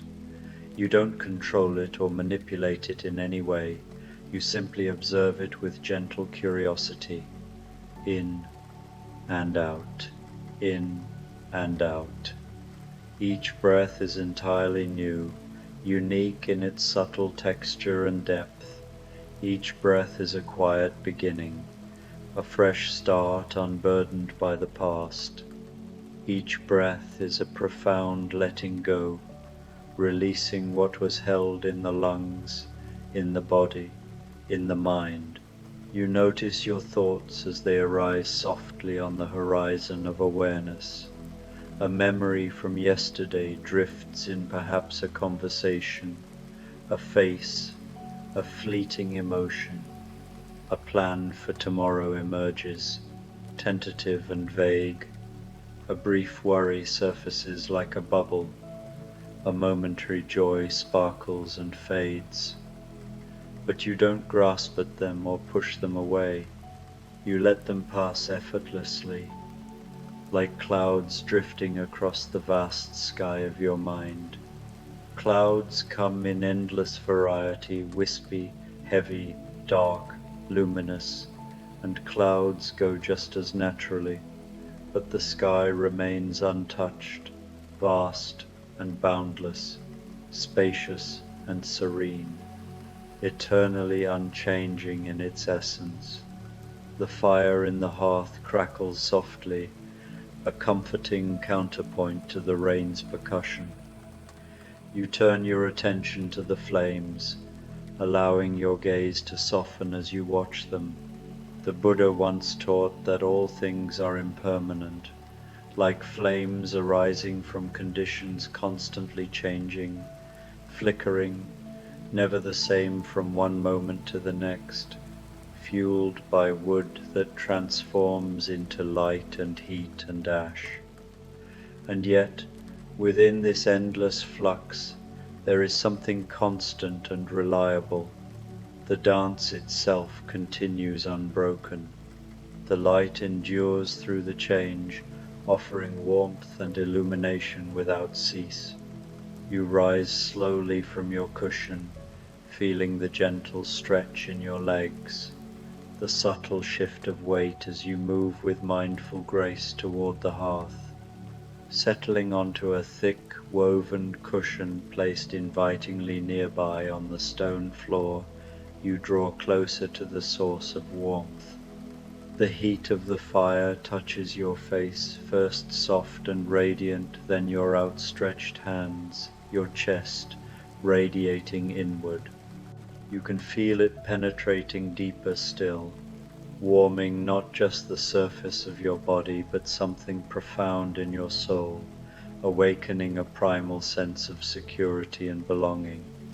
This is the ancient gift of fire, humanity's faithful companion since the earliest days, a beacon of light piercing darkness, a source of warmth defying the cold, a quiet comfort in moments of solitude, reminding us of our shared heritage around countless hearths through time.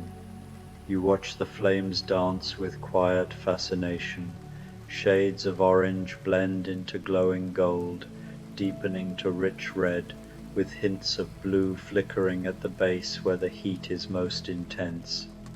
The colors shift and merge fluidly, creating patterns that are infinitely complex, swirls, bursts, gentle waves, yet somehow profoundly simple in their essence.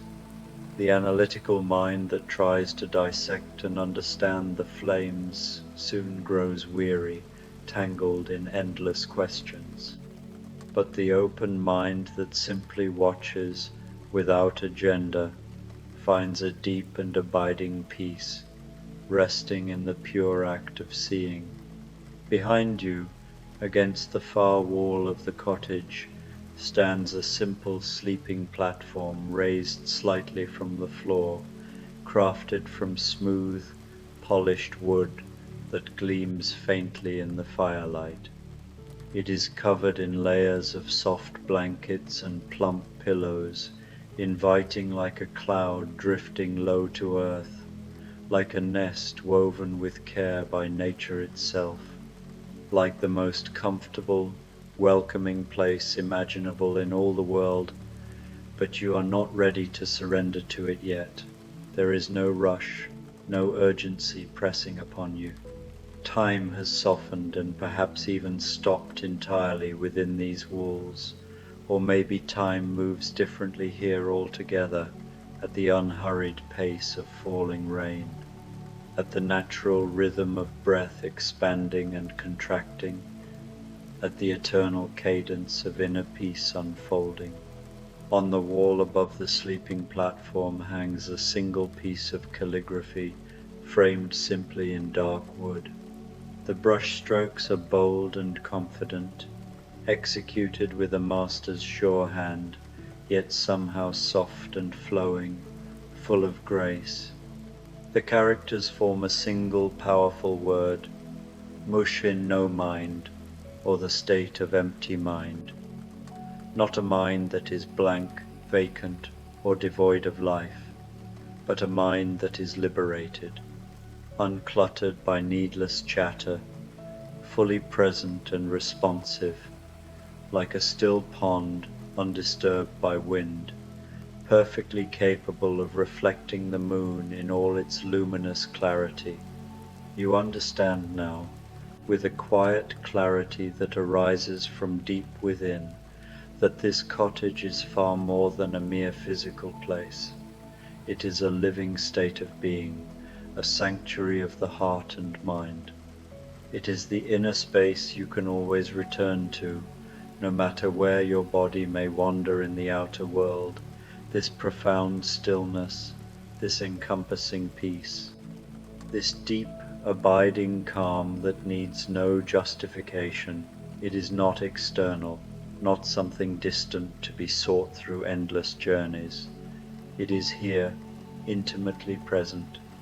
It has always been here, woven into the fabric of your true nature, waiting patiently, eternally, for you to remember to drop the veils of forgetting and simply recognize what has never truly been absent. The rain outside has settled into a steady, reassuring rhythm, a constant companion in the night. You can hear the water dripping from the eaves in a slow, meditative cadence, plip, plip, plip, into the forming puddles below, each sound distinct yet part of the greater harmony. Each drop is perfect in its spherical form, its brief journey from sky to earth.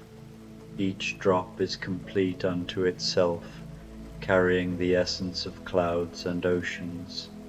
Each drop reflects the whole vast sky in its tiny, transient surface, a microcosm of infinity.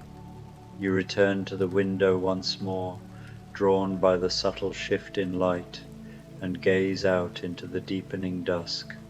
Through the rain-blurred, wavy glass, the trees of the forest are barely visible now, reduced to dark, silhouetted shapes, swaying faintly in the gathering night. But you can feel their enduring presence profoundly, standing in silent meditation, roots anchored deep in the nourishing earth, branches reaching upward toward the hidden stars and heaven beyond, perfectly balanced in their existence, embodying the harmony between earth and sky, between tangible form and boundless emptiness. A gentle teaching comes to mind unbidden, something you once heard in a quiet moment or read in fading ink about the bamboo in the rain. Bamboo endures because it is flexible, strong in its yielding. When fierce winds blow, it bends gracefully rather than resists. When heavy rains fall, it receives them openly, allowing the water to flow through its hollow stems. It does not fight against the storm. It does not cling to rigidity. And because of this wise surrender, it thrives, unbroken, through countless seasons. You, too, can embody the way of the bamboo, yielding without ever breaking, bending fluidly without falling, receiving life exactly as it comes, the nourishing rain and the warming sun, the heights of joy and the depths of sorrow, the cycles of waking and the surrender of sleeping, flowing with it all in trusting harmony. Speaking of sleep, you notice now, with a soft awareness, that your eyelids have grown pleasantly heavy, not in a weary or burdensome way, but naturally, organically, like ripe fruit swelling on the branch, ready to release, like delicate flowers closing their petals at dusk in preparation for night's renewal. Your body knows intuitively that it is time. Your mind senses it without doubt. Even the cottage itself seems to know and gently conspire in this transition, the lamplight growing softer and more diffused, the fire burning lower, its flames settling into glowing embers, everything aligning to support your deep rest. You move toward the sleeping platform with deliberate, unhurried steps, each one a mindful placement of foot upon the wooden floor. You have all the time in the world, truly. More than that, you've stepped into all the timelessness that exists beyond clocks and calendars. You are gently stepping out of the rushing river of linear time and immersing yourself fully in the vast ocean of pure presence, where past and future dissolve into now. You sit on the edge of the bed for a moment, feeling the profound softness beneath you yielding to your weight. The blankets are thick and inviting, woven from natural wool in earthy tones, heavy with comfort. You run your hand slowly across them, savoring their textured weave, their substantial weight. their unspoken invitation to surrender. Slowly, with grace, you lift your legs onto the platform and recline fully, your head sinking into a pillow that molds perfectly to your form. The pillow is filled with organic buckwheat hulls, natural and breathable, and as your head rests upon it, the hulls shift quietly with a soft rustle, cradling your skull and neck in exquisite support, releasing any final traces of tension. You pull the blankets up over yourself, layer upon layer of enveloping warmth and softness, cocooning you in security. The weight of them is deeply comforting, grounding like the earth's gentle embrace, like being held tenderly by the vast, nurturing arms of the universe itself. You feel yourself sinking deeper into the bed's embrace, sinking deeper into layers of relaxation, sinking deeper into an ocean of profound peace that has no bottom. The rain continues its soothing lullaby outside. It is your companion now in drifting towards sleep, the eternal song of water returning to earth, cycling endlessly in nature's grand rhythm. The ancient cadence that has lulled countless beings to rest since the first rains fell upon the first primordial forests in the first tender dawns of the world, a timeless melody of renewal and release. Growth does not require effort. Healing does not require force. Peace does not require struggle. You let your eyes close naturally, without any force or hurry. Behind your closed eyelids, you can still perceive the firelight dancing faintly, warm and golden hues flickering, growing softer with each passing moment, growing dimmer like the last lingering glow of sunset on the horizon, fading gently into the welcoming dark. Your body is heavy now, wonderfully, deliciously heavy, each limb relaxed and surrendered, limbs and torso blending into stillness. You can barely discern where your form ends and the bed begins. You are dissolving into layers of comfort, melting effortlessly into restorative rest, becoming one with the encompassing peace that holds you so completely. Your breath is so slow now, so gentle and subtle, barely more than a whisper in the quiet room, in and out, in and out. Each exhale a complete letting go of effort, each inhale a quiet receiving of life's subtle energy. You are breathing in unison with the forest beyond the walls, with the rhythmic rain, with the steady pulse of the very earth itself turning through the night. Thoughts become fewer and farther between, slower in their arising, like autumn leaves floating serenely down a meandering stream, appearing briefly on the surface, drifting along with the current, disappearing gently around the bend into silence. You don't chase after them or try to hold them. You let them go with kindness. Each thought released unties another subtle knot within, sets down another invisible burden, brings you one step closer to the vast, peaceful emptiness that is your deepest, truest nature, open, luminous, free.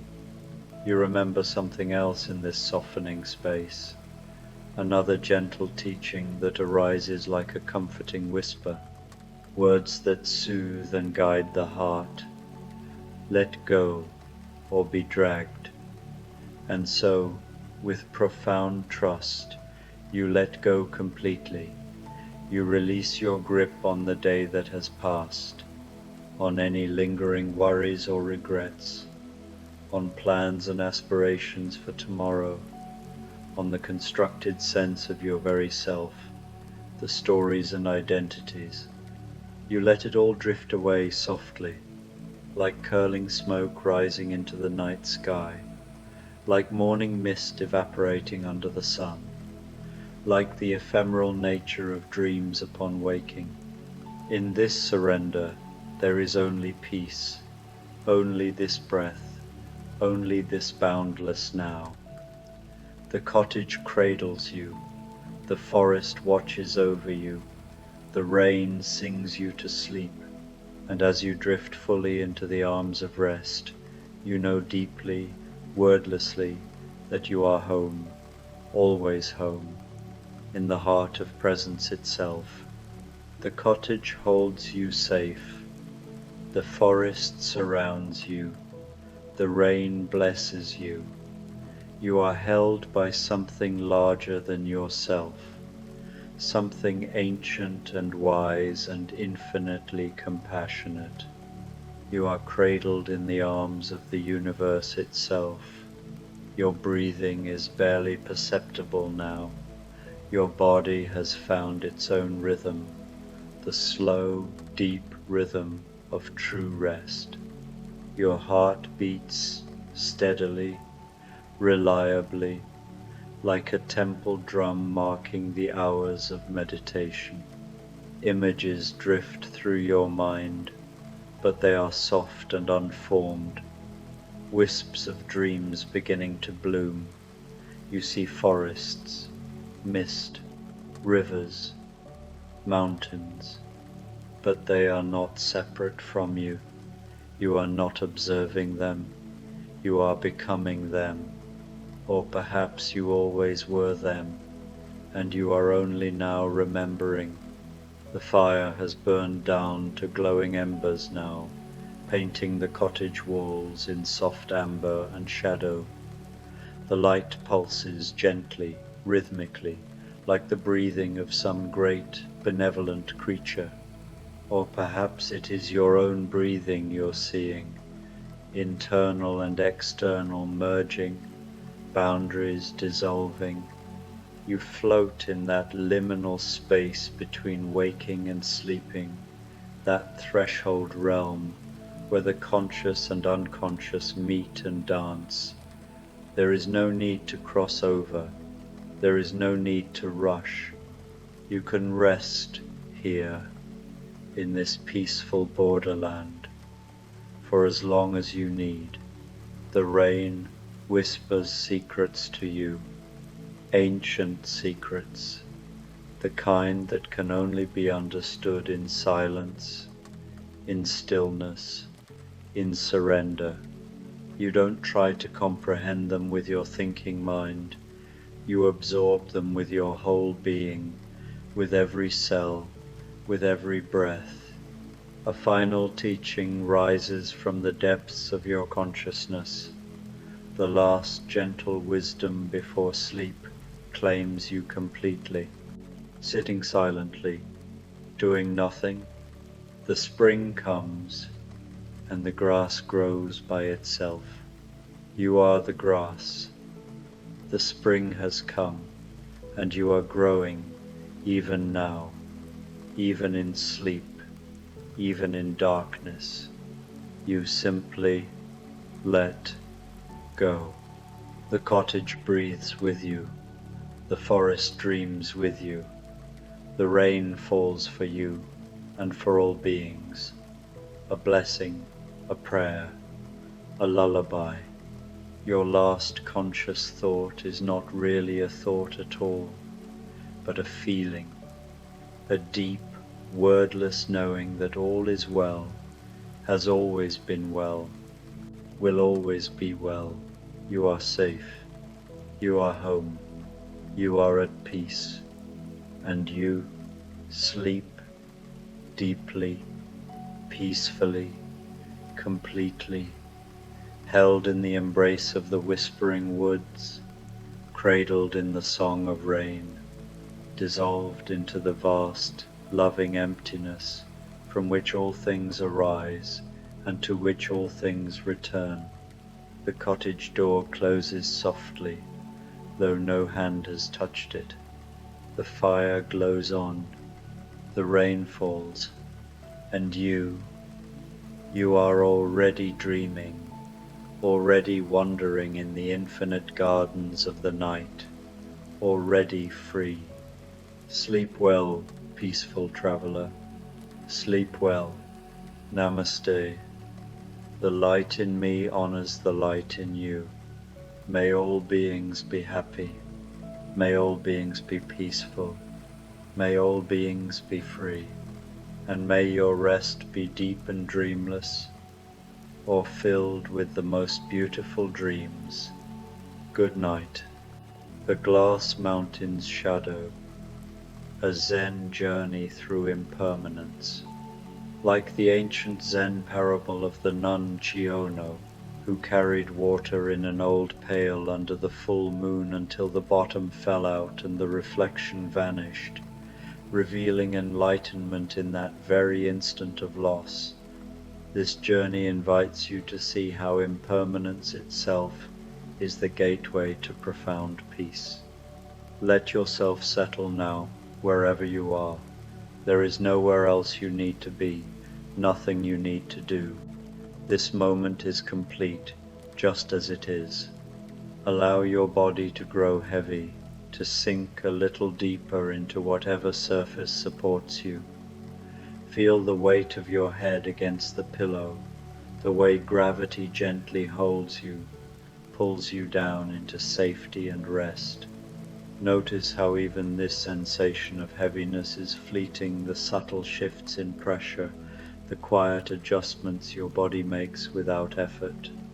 Begin by noticing your breath, not changing it, simply observing the cool air as it enters through your nose, the gentle rise of your chest, the soft expansion of your belly, and then the release. The exhale that flows out like a quiet sigh, carrying with it anything you no longer need to hold. Each breath is a small surrender, a tiny letting go, a reminder of anicca, the Pali word for impermanence, that lies at the heart of the Buddha's teachings. Inhale, and something arises. Exhale, and it passes away. Nothing remains unchanged, not even this breath you are taking right now. Now bring your awareness to your feet. Notice them there at the end of your body, distant and quiet. With your next breath, imagine sending warmth down through your legs, all the way to your toes. Feel each toe softening, the arches of your feet relaxing, releasing any tension they've been carrying throughout the day. Your ankles grow loose and easy. There's nothing for your feet to do now. They can simply rest. Yet even in this rest, sense the subtle impermanence, the faint pulse of blood, the gentle warmth that comes and goes, the way sensations ebb and flow like waves on a distant shore. Let this gentle wave of relaxation move upward, slowly, like water rising in a mountain lake after rain. Your calves soften, the muscles loosening their grip. Your knees unlock, letting go of their vigilance. The powerful muscles of your thighs grow heavy and still, sinking deeper into rest. With each breath, you're releasing, softening, allowing the body to return to its natural state of peace. Pause here and reflect. These muscles, so strong and reliable during the day, are themselves transient, built from cells that constantly renew and decay, subject to the endless cycle of arising and ceasing. Your hips widen and settle. Your lower back, which holds so much, begins to let go of its burden. Vertebra by vertebra, your spine releases, each small bone settling into place with a quiet whisper of relief. Your belly softens. no longer needing to hold itself in. Your chest expands with ease, your rib cage opening like gentle wings with each breath, then settling back down with each exhale. Feel the heart beating within, steady yet ever changing, faster with emotion, slower in calm, a perfect illustration of how nothing in this body is fixed or eternal. The wave continues upward through your shoulders, those faithful bearers of weight. Feel them drop away from your ears, melting down and back, releasing tension you didn't even know you were holding. Your arms grow heavy at your sides, your elbows soft, your wrists loose, your hands open like flowers, palms turning upward in a gesture of receiving, of allowing. Each finger releases its grip on the world, one by one, until your hands are completely at peace. In this openness, notice how the air touches your palms differently, with each moment the subtle coolness shifting, reminding you that even touch is impermanent. Now bring your attention to your neck, that bridge between thought and feeling. Let it soften, the muscles unwinding like rope. Your jaw unclenches, your teeth parting slightly. There's a small space now between your upper and lower teeth, and in that space is permission to let go. Your tongue rests softly at the bottom of your mouth. Your lips are barely touching, gentle and still. The tiny muscles around your eyes release their hold. Your eyebrows smooth. Your forehead becomes a calm lake.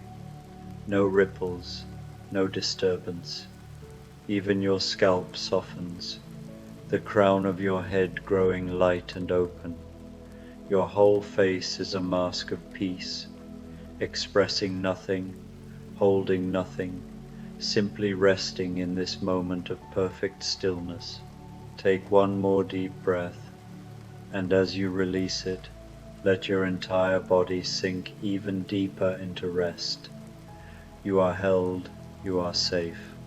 And now, you are ready to begin a journey, a gentle wandering through a landscape of quietness and beauty, where you will discover something you have known all along but perhaps forgotten, that the seeking itself is the finding, and the present moment holds everything you've been searching for. You become aware that you are standing on a mountain path, though you cannot remember arriving here.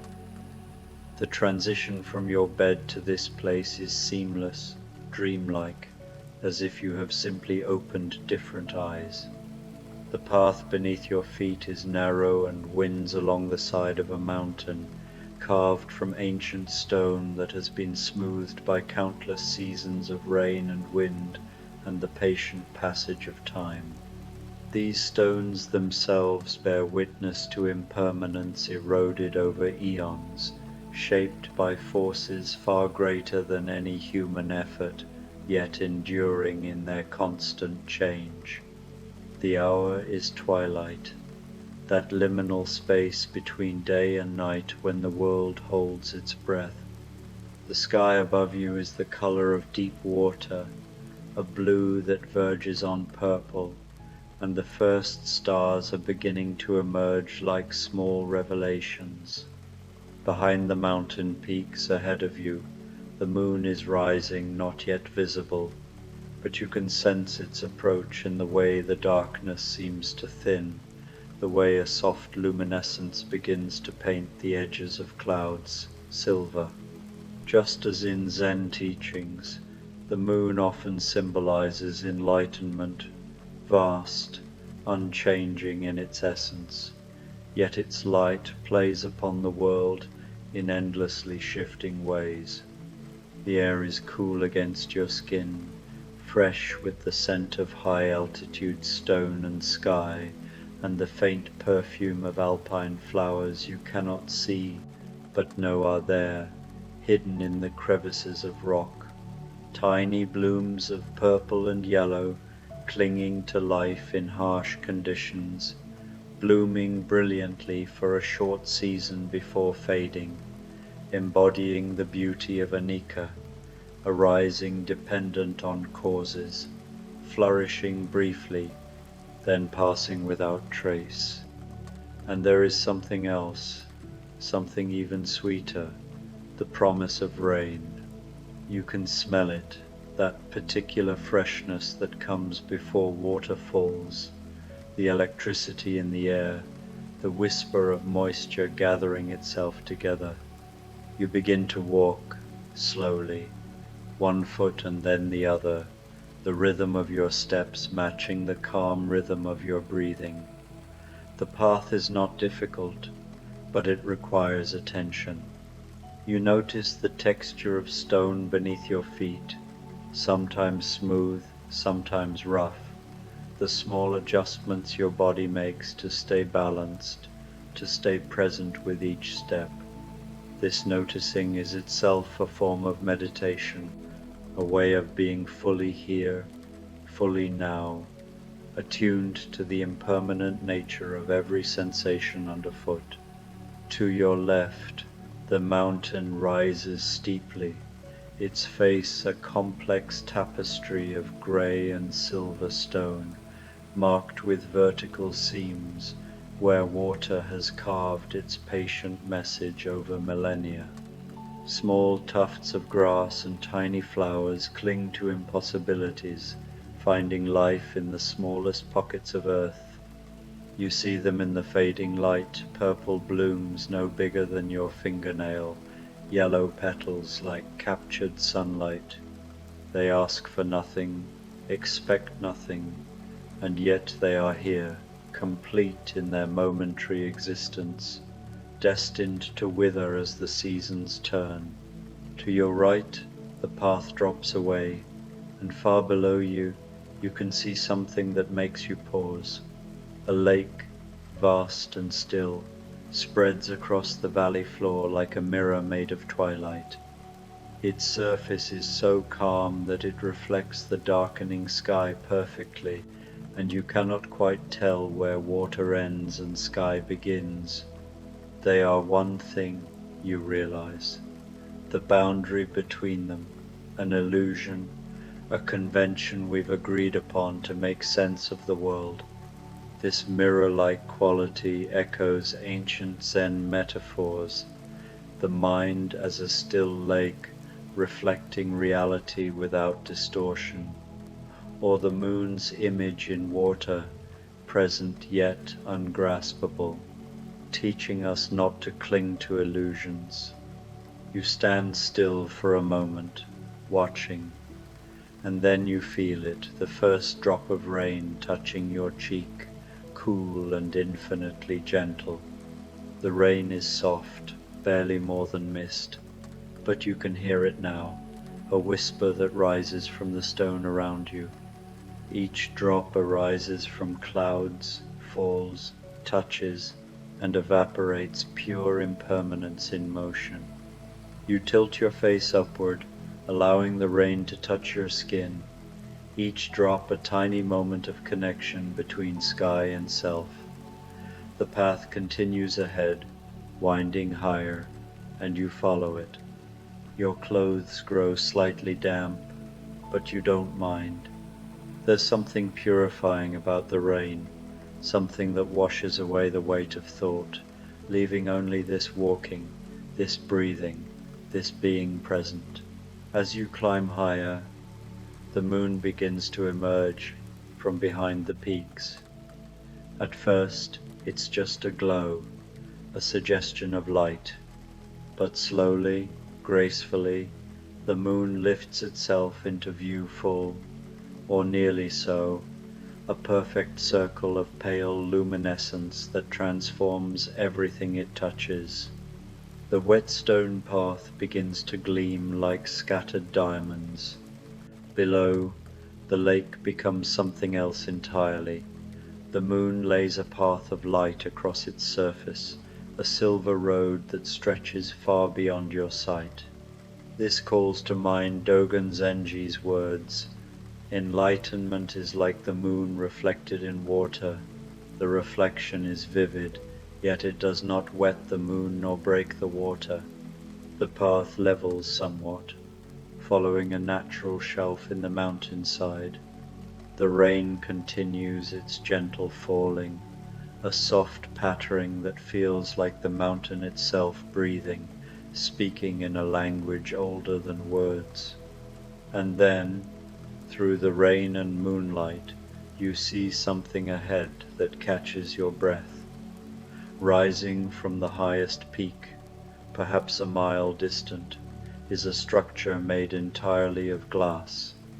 It catches the moonlight and transforms it into something radiant, something that seems to glow from within, towers and spires, delicate as ice, reaching upward into the night sky.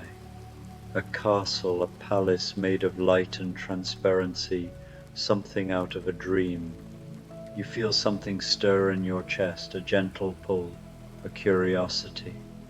This is what you've been walking toward, you realize, though you didn't know it until this moment. The glass castle represents the human longing for something lasting, something beyond the flux of daily life, perhaps enlightenment itself, imagined as a distant, fixed goal. You continue walking, unhurried. There is no rush. The walking itself is the gift. The rain on your face is the gift. But still, you move toward it, drawn by something you cannot name. The path narrows, and you place your feet with care. To your right, the drop to the lake below is more pronounced, and you can see the water shimmering in the moonlight, disturbed by the gentle rain, creating patterns of ripples that intersect and dissolve into stillness. These ripples are a living teaching. No pattern lasts, yet the lake remains spacious enough to hold them all. As you draw closer to the castle, you begin to see more details. The towers are slender and tall, their surfaces absolutely smooth, catching light and throwing it in every direction. There are arches and bridges connecting the towers, delicate as spider silk. The whole structure seems to exist in perpetual shimmer, neither quite solid nor quite ephemeral, something between ice and diamond and pure light. But there is something else you're beginning to notice. As you walk, occasionally glancing down at the lake below, you see something reflected in that mirror-still surface. Another castle, the perfect reflection of the glass palace above, inverted in the water, towers pointing downward into the depths. And in the moonlight, with the rain creating patterns on the water's surface, the reflection seems to breathe, to shimmer with its own life. You pause on the path, drawn to look more carefully. The reflection is so clear, so perfect, that for a moment you cannot tell which is real, the castle on the peak above, or the castle in the water below. They mirror each other exactly, and yet the one in the water has a quality the upper one lacks, a softness that comes from being made of water and light rather than glass and stone. It dances with every ripple, transforms with every drop of rain, lives fully in dependence on conditions. You stand very still, rain falling on your upturned face, and something begins to shift in your understanding. A question forms. Which castle are you seeking? The one above, distant and difficult to reach, seemingly permanent yet forever beyond full grasp? Or the one below, here, present, accessible in this very moment, vibrant precisely because of its transience? The more you look, the more you see. The reflection is not simply a copy, it is its own thing, complete, and whole. The way the moonlight plays across it, the way the rain creates expanding circles. There is a beauty here that the solid castle above cannot possess. It is the beauty of impermanence. The reflection lives only now, only in this perfect alignment of moon and water and stillness. It is fragile and fleeting and absolutely present, while the glass castle above is fixed, unchanging, yet in its fixity it lacks the living pulse of change. And which is more precious, the enduring form that stands distant and untouched, or the ephemeral image that fully embodies the now? In Buddhist teachings, it is this very fragility that makes life profound. Recognizing anicca allows us to cherish each arising without clinging. You find a place where the path widens slightly, a small overlook where you can stand safely and look down. The rain has grown even softer, barely more than a mist, and the lake's surface has calmed into near perfect stillness. You sit down on the stone, right there on the path. The rock is cool and slightly damp, but grounding, real. You rest your hands on your knees and simply look, simply breathe. And slowly, like a flower opening under the moon, understanding comes. You have been climbing towards something distant, something you believed you needed to reach, to possess. The glass castle represented perhaps achievement, perhaps perfection, perhaps some future version of yourself. It pulled you forward, upward, always beyond where you were. But here, now, in this moment of stopping and seeing, you realize that everything you were seeking is here. The castle in the reflection is no less real than the castle on the peak. In fact, it is more real, because you can see it fully, completely, without the effort of climbing, without the distance of longing. It exists in this perfect instant of moon and water and your own witnessing attention. The castle above is solid, permanent, but also distant, always slightly beyond reach. But the reflection, this beautiful, impossible reflection made of nothing but light and water and the present moment, this is accessible, this is here, this is now. And in its very ephemerality lies its gift. It teaches non-attachment, inviting you to behold its splendor without needing to own or freeze it. You feel something in your chest begin to soften, to open. It is a letting go of needing to grasp, of needing to become something other than what you are in this moment. You look at the reflection and realize that you, too, are impermanent. Your body, your thoughts, your sense of self, all of these are like the castle in the water, here now, vivid and real and complete, but also temporary, always changing, always flowing. This is not something to fear or resist. This is the nature of existence, the fundamental truth that the Buddha spoke of anicca, impermanence, one of the three marks of existence. And in that impermanence is a beauty so profound it brings tears to your eyes, because if everything is temporary, then every moment is precious.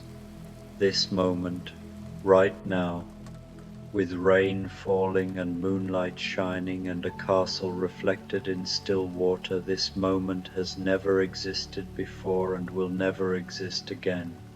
You sit with this realization, letting it settle into your body. The cool stone beneath you, the damp air around you, the soft sound of rain, the silver path of moonlight, all of it is here, all of it is now, all of it is enough. You don't need to climb any higher. Everything you were seeking is here, reflected in the water, accessible in this present moment. The journey was never about arriving at some distant destination. It was about learning to see what is already here, learning to find the castle in the water rather than always seeking the castle in the sky. The moon continues its slow arc across the sky. The reflection shifts with it, the towers of light and water swaying gently. Everything is moving, flowing, changing, and yet there is a stillness beneath the change, a peace that holds it all. You realize that you are not separate from this scene, you are part of it. The rain falling on your skin, the air moving through your lungs, the moon's light touching your face. You are not an observer of nature. You are nature, witnessing itself. Eventually you lie back on the stone path. The rain is barely falling now, just the occasional drop touching your forehead. You look up at the vast darkness scattered with stars, and you feel yourself being held by the mountain, by the earth. The glass castle on the peak no longer calls to you. What you need is here, has always been here, this moment, this breath, this existence that is both fleeting and eternal. Your eyelids grow heavy. Sleep is coming, and you welcome it. There is no resistance, no holding on. You are ready to dissolve into rest, to trust that when you wake, there will be other moments, equally precious, equally fleeting. The boundary between waking and sleeping disappears. The mountain holds you, the rain blesses you, the moonlight guides you into peaceful darkness, and somewhere, in the depths of the lake below, the castle of reflection continues to shimmer, a reminder that what you seek is always here, always now, always waiting in the surface of the present moment. If only you stop climbing long enough to look down and see. Everything is impermanent, everything is precious, everything is here, everything is now. You breathe, and the breath becomes the mountain's breath. You rest, and the rest becomes the lake's stillness. You sleep, and the sleep becomes the deep peace of the earth itself, holding you safely, gently, completely, as you dissolve into dreams and darkness and the infinite, flowing present that has no beginning and no end. And below, the lake becomes something else entirely. The moon lays a path of light across its surface, a silver road that stretches from the far shore to somewhere far beyond your sight, and in that moonlit surface the world is reflected with perfect clarity. You can see the outline of peaks, the shapes of clouds, the moon itself looking back at itself from the mirror of still water. You walk on, and the path begins to level somewhat, following a natural shelf in the mountainside. The rain continues its gentle falling, and you notice how it sounds different here, a soft pattering on stone, a whisper through the sparse grasses that cling to the slope. There is a rhythm to it, a randomness that somehow feels like music, like the mountain itself is breathing, speaking in a language older than words. And then, through the rain and moonlight, you see something ahead that catches your breath. Rising from the highest peak, perhaps a mile in the distance, is a structure made entirely of glass, or at least that's what it appears to be. It catches the moonlight and transforms it into something radiant, something that seems to glow from within. Towers and spires, delicate as ice, reaching upward into the night sky. A castle, You think, a palace made of light and transparency, something out of a dream or a story told to children. You feel something stir in your chest, not excitement exactly, but a kind of gentle pull, a curiosity. This is what you've been walking toward, you realize, though you didn't know it until this moment. The glass castle on the mountain's peak, that impossible, beautiful thing that seems to exist between worlds, between substance and light. You continue walking, your pace unchanged, unhurried. There is no rush to reach it. The walking itself is the gift. The rain on your face is the gift. The cool air in your lungs is the gift. But still, you move toward it, drawn by something you cannot name, something that perhaps has no name. The path narrows slightly, and you place your feet with care, mindfully. Each step, a small act of trust in the ground beneath you. To your right, the drop to the lake below is more pronounced here, and you can see the water more clearly now in the moonlight. It shimmers, ever so slightly, disturbed by the gentle rain, creating patterns of ripples that intersect and merge and dissolve into stillness, only to be born again with the next falling drops. Time seems to stretch and thin, the way it does when you are fully present, when you are not rushing toward something or away from something, but simply moving through the moment with complete attention. You cannot say how long you've been walking, minutes, hours.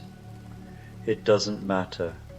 The sky continues its slow darkening, though the moon grows brighter in contrast, and the glass castle ahead seems to pulse with reflected light, calling you forward, beckoning with its impossible beauty. As you draw closer, you begin to see more details. The towers are slender and tall, their surfaces absolutely smooth, catching light and throwing it in every direction. There are arches and bridges connecting the towers, delicate as spider silk, and windows, if they are windows, that glow with a soft, internal luminescence.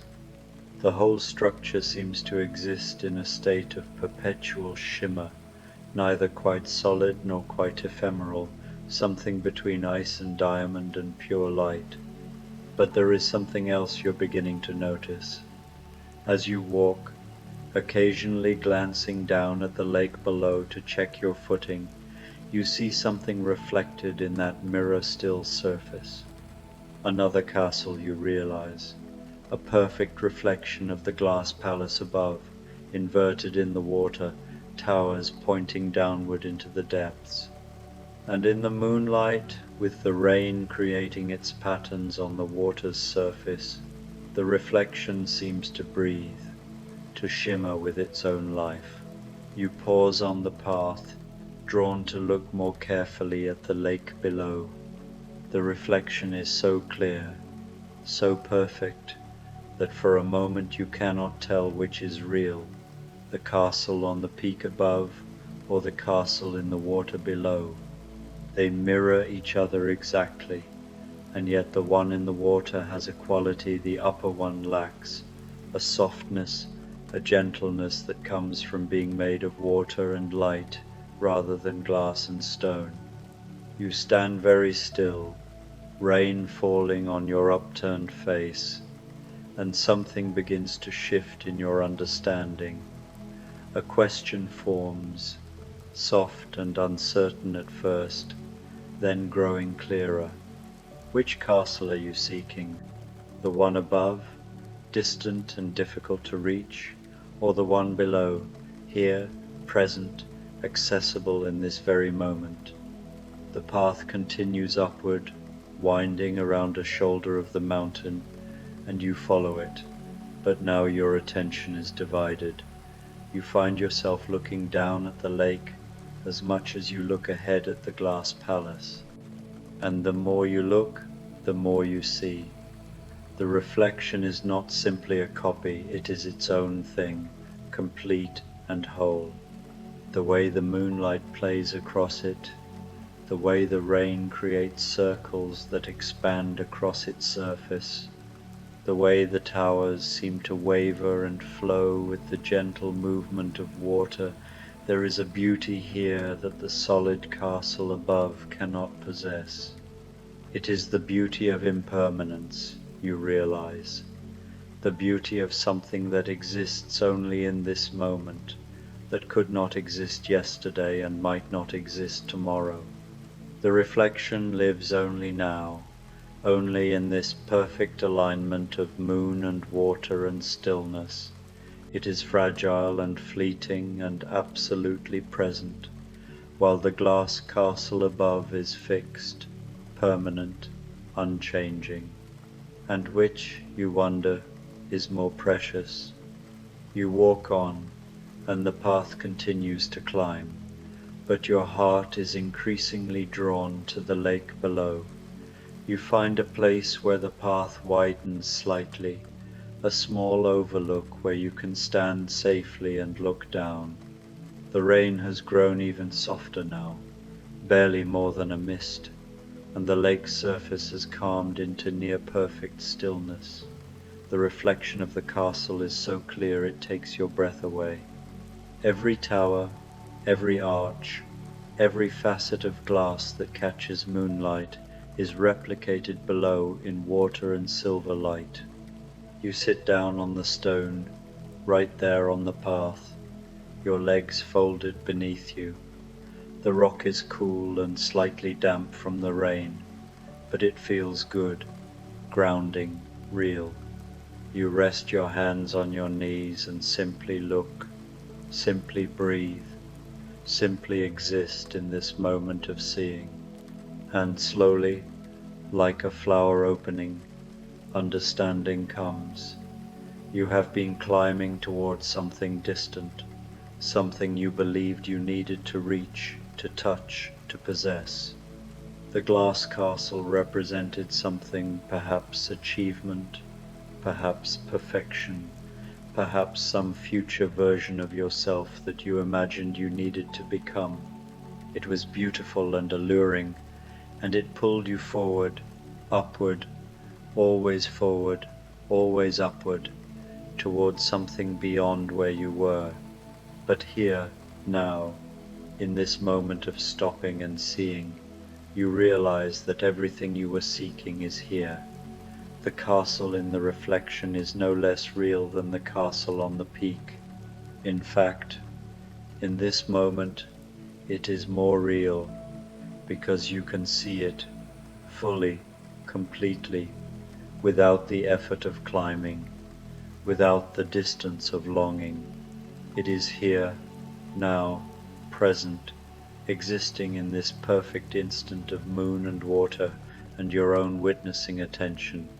The castle above is solid, yes, permanent, yes, but it is also distant, always slightly beyond reach. But the reflection, this beautiful, impossible reflection made of nothing but light and water and the present moment, this is accessible, this is here, this is now. You feel something in your chest begin to soften, to open.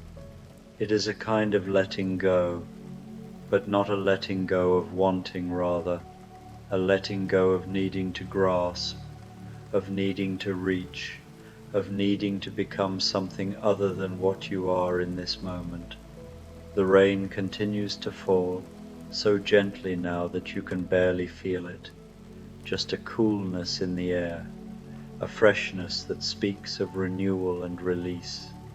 You look at the reflection in the water and realize that you too are impermanent.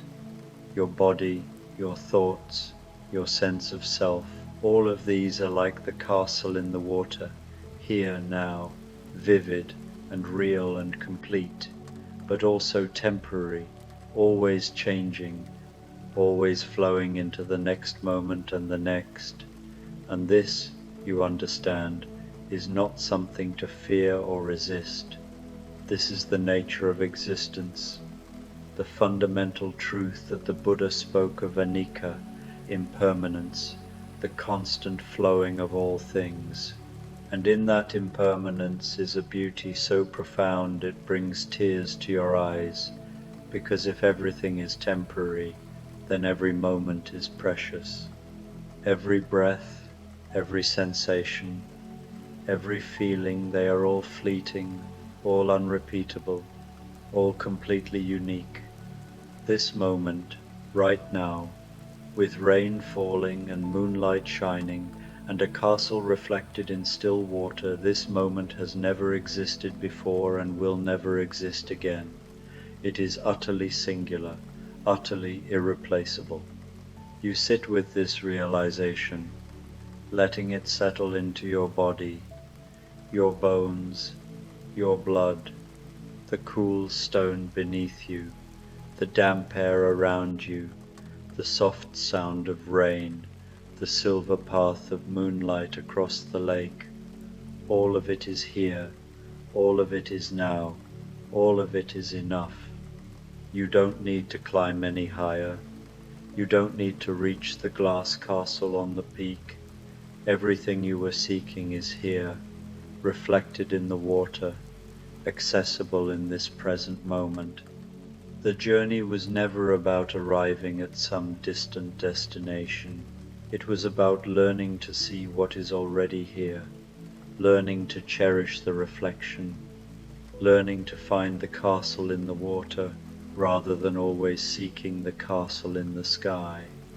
You breathe, and with each breath, you feel yourself settling more deeply into this understanding. The striving falls away. The reaching falls away. What remains is simply being, simply existing in this perfect moment of rain and moonlight and mountain and water. The moon continues its slow arc across the sky, and the light shifts subtly, moment by moment. The reflection in the lake shifts with it, the towers of light and water swaying gently with ripples you cannot see.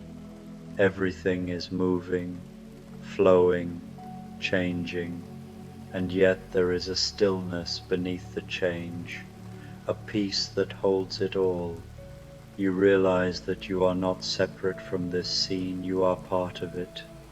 The rain falling on your skin, the air moving through your lungs, the moon's light touching your face. These are not things happening to you, they are things happening as you. You are not an observer of nature, you are nature, witnessing itself, experiencing itself, being itself. And in this recognition, something else falls away, the boundary between inside and outside, between self and world. There is just this, just presence, just the flowing moment, eternally present, eternally new. You sit for a long time, though time has lost its meaning. The rain grows softer still, becoming just a whisper, a suggestion. The moon climbs higher, its light growing more distant and cooler, but no less beautiful. And the reflection in the lake below continues to shimmer and shift. The castle made of water and light, dancing its slow dance with the surface it inhabits. Eventually, you lie back on the stone path, your body stretched out along its cool surface. The rain is barely falling now, just the occasional drop touching your forehead, your lips, your hands. You look up at the sky, at the vast darkness scattered with stars, and you feel yourself being held by the mountain, by the earth, by the great presence of the world itself. The glass castle on the peak no longer calls to you. It is beautiful, yes, but it is not what you need.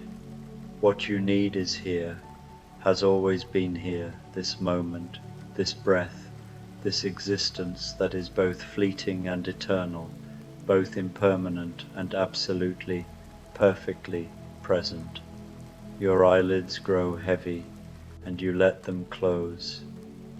Behind your closed eyes, you can still see the reflection, still feel the rain, still sense the moonlight and the mountain and the vast stillness of the lake. But these sensations are growing softer now, more distant, as if you are slowly sinking into the mountain itself, becoming stone and water and moonlight.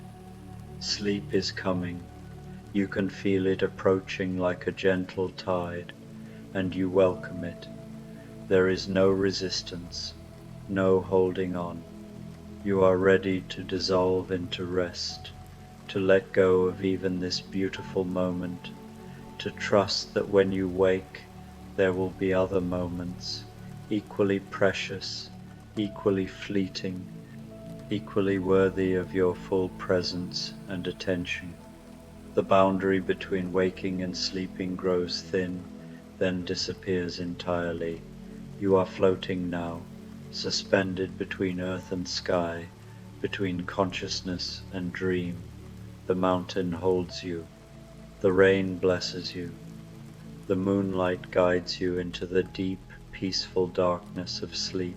And somewhere, in the depths of the lake below, the castle of reflection continues to shimmer and sway, a reminder that what you seek is always here, always now, always waiting in the surface of the present moment, if only you stop climbing long enough to look down and see what has been beside you all along.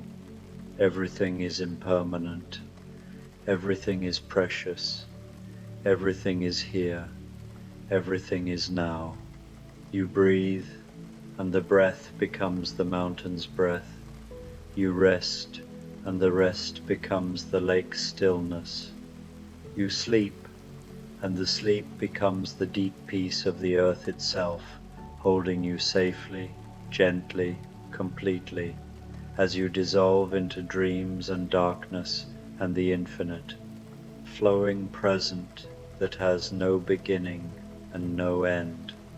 Rest now, let go, you are home.